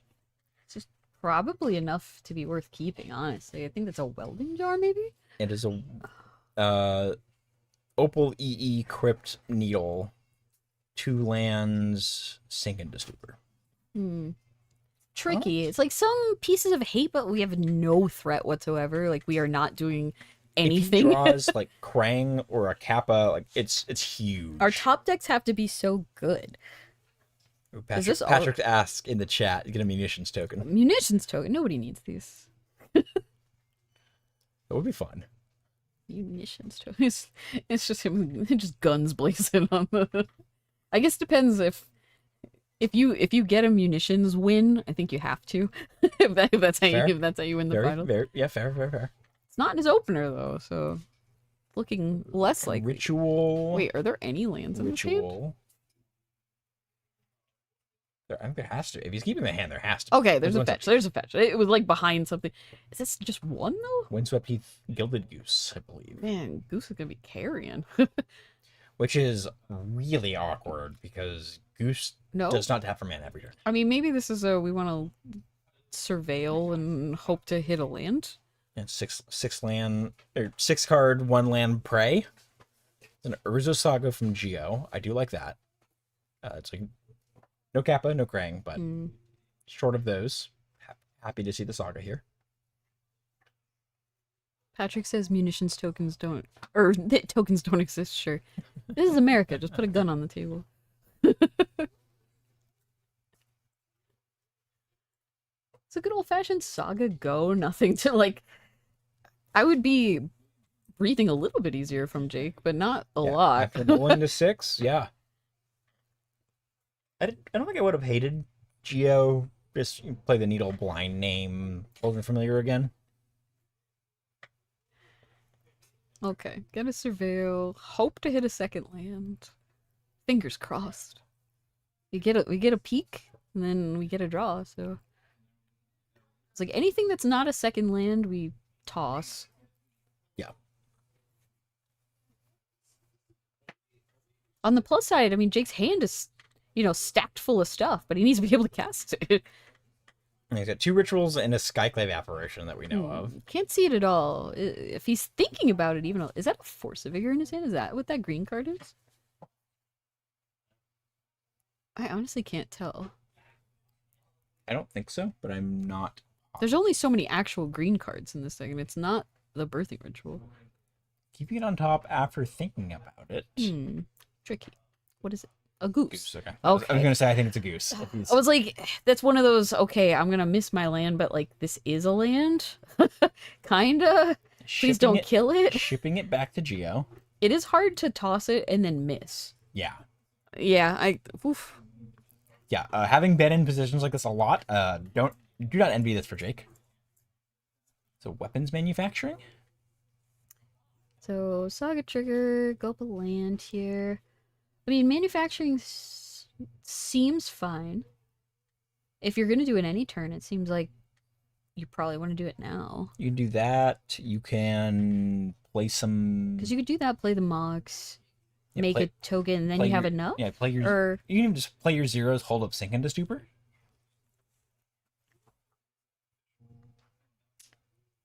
Yeah. Seems bad, though. I think, actually... I was going to say, you can weapons manufacturing, dump your hand, find Claws of Gix on your turn. Wait, is that last card an emissary? No, it's a Fiery Islet. Oh, he's just got it way over there. I was like, because that would change things dramatically. Geo, very... Okay. I was like, I think this is the highest upside for him is to start with manufacturing, and then, get this Also, Tormod. with do Jake missing a this. land too, Yeah. like Geo can just, if Jake whiffs again, Geo just shuts the door. Mm. Well, he has the EE in his hand. Actually, oh, that is a force of vigor in Jake's hand. Oh, now we got think. That is a force. Okay. Now we got think. Yeah. Okay. I love firing it off here. This is such a. I don't think he even knows how strong this is. Yeah. Like,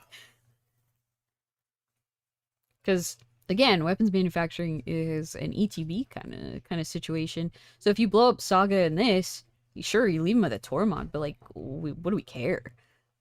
Oof. Yeah, like you got it. We got a Tormods. What do you want? Yeah, What do you want to do? land, hit the stop the thing that Geo is really going to use to push damage. Yeah, because I mean that EE in Geo's hand was representing so much damage. Yes. Because if you don't know, you just need to get munitions tokens off the battlefield. Doesn't matter if they're bounced. Doesn't matter if they're blown up. Whatever. And they do 2 damage per. Does not take a lot. Takes 10 or less. If we can make our opponent shock and or like 2 other things. Which, like, Jake's done a pretty good job putting himself to like 13 or less every game with his lands. So It's the first now- time he hasn't. What do we do with this Mox?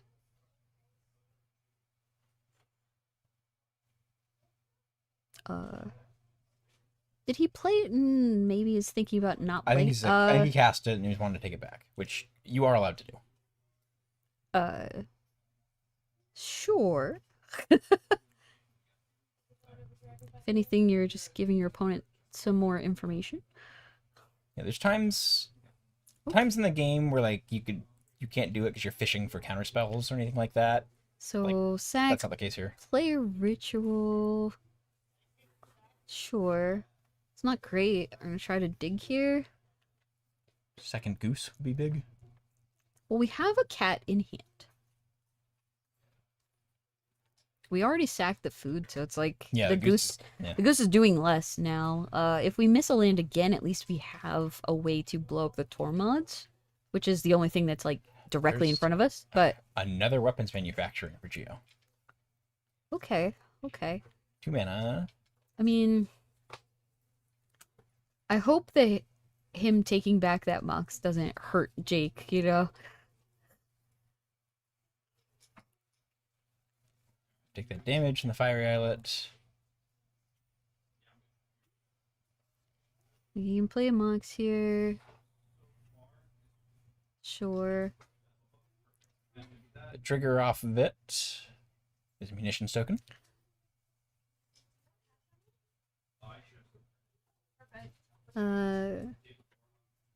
He can tap this, play the Pithing Needle, and then name Haywire Might, I suppose. If he doesn't name Haywire Might, it's kind of awkward. I mean, he could name Familiar again, but I think I like Haywire Might here. I think Just you're kind of incentivized if you. He has nothing else to do. Yes. His manufacturing is the only threat here. So if you just leave him with a Haywire Might that can very clearly blow up a weapons manufacturing, I don't think that's good. Yeah, I was like, this. He's like, before this enters here, if you want to do something, you have opportunity.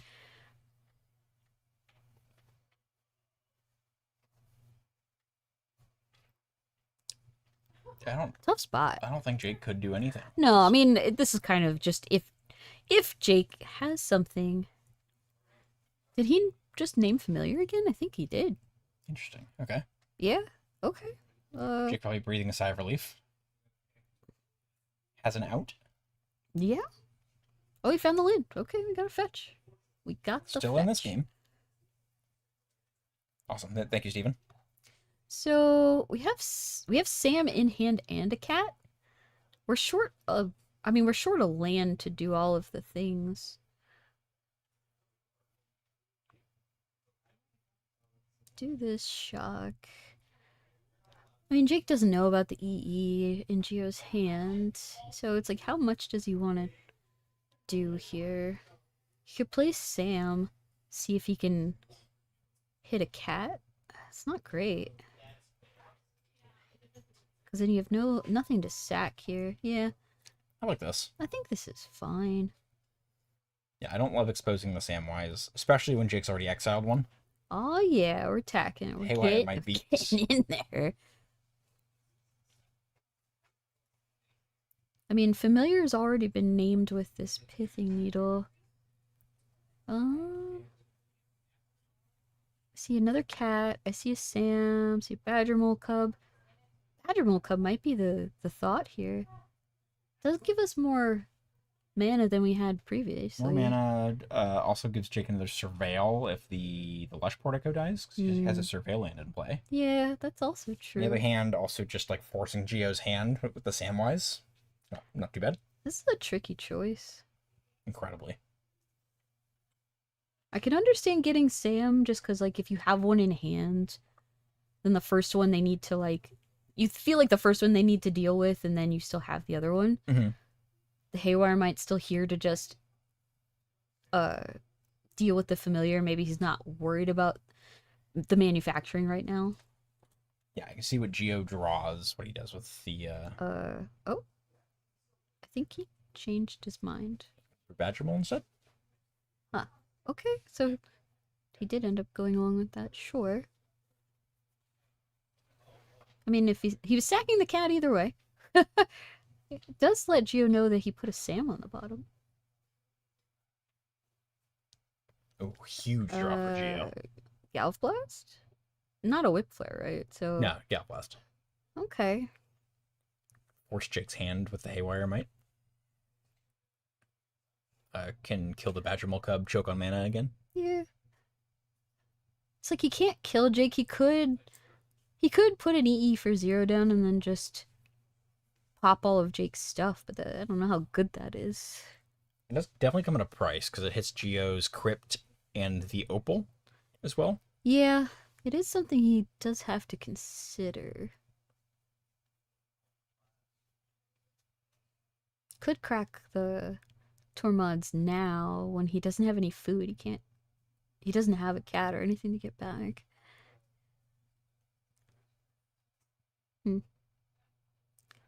There's definitely a few lines to have to think through here.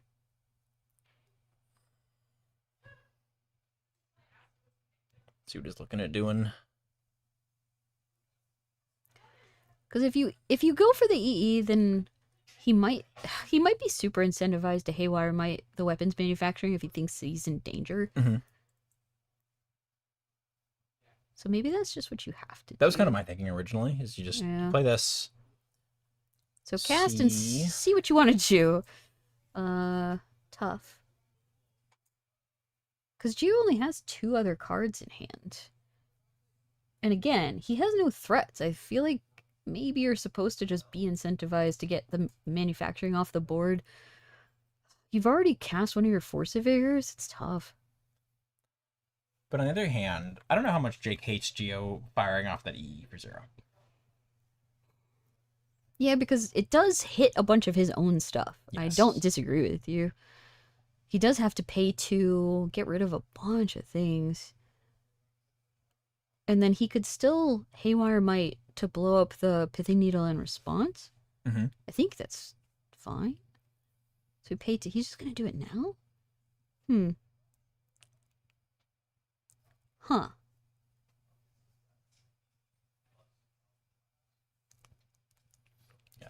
Engineered explosives on 0, hitting. I think you let that happen and then wait to see what he does with these 3 tokens. I agree. Because it doesn't actually hit anything on. Yeah, Jake's it's board. on 0. Oh, it I believe hits, it's it hits the land. It's non-land, I believe. Is it? Yeah, I think you're right. It should be non-land. Because an EE wouldn't blow up like an Urza Saga or something. Okay, so he's lining up 1, 2, 3. Engineered explosive specifies non-land. I was like, he's cracked. Did he crack the Torments or is it just gone? I think he just. I think it just died. I was like, we sack this, we gain 2. If Geo didn't crack the Tormod's I assume we blow up the Pithing Needle. Is that not what was targeted? What are we? What are we targeting with the Haywire Might?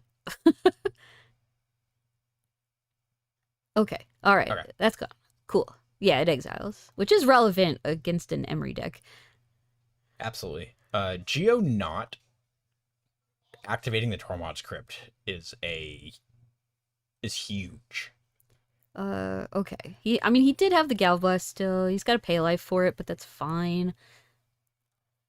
Jake has a second Samwise in hand. Does not look, no creatures. Yeah. Good catch, Jake. He's so used to, and that's totally fair you, here. you always have creatures. Is that just a sink into Just Super? the sink still. Okay. Jake drew a breeding pool. Doesn't help us. Yeah, breeding pool, Samwise, birthing ritual. Yeah, it's tough. I was gonna say, I think you're incentivized to just cast Samwise, see what happens. So he could sink it, or he can sink the birthing ritual. I think I like you sink the birthing ritual, and then if you draw, so he goes on removal? 4 Claws of Gex. No, he just decided to put it back. Okay. Play my land tapped, say go. Okay. Man. What a game. A lot going on what a here. great way to finish out the season. We're gonna draw a Geodrawing. card. Oh, we're digging. Hand is land. Yeah, I was Great like, stuff. we're on lands for days. Oh, one card. I believe our judge is sitting right there watching. So.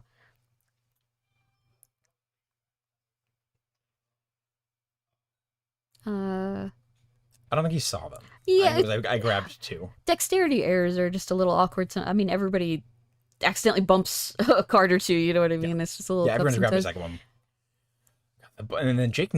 The other issue is Jake knows the bottom like.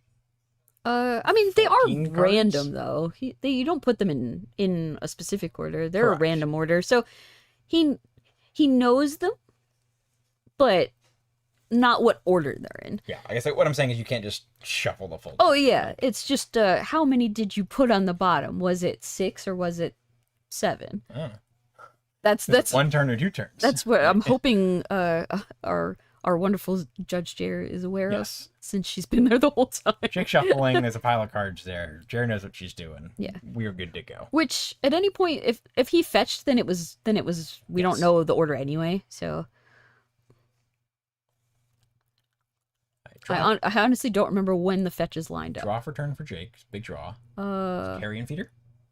Oh boy, Is that just? that would Is just that just do a win? it. That's to win. It should be. I see no reason why he wouldn't go for this here.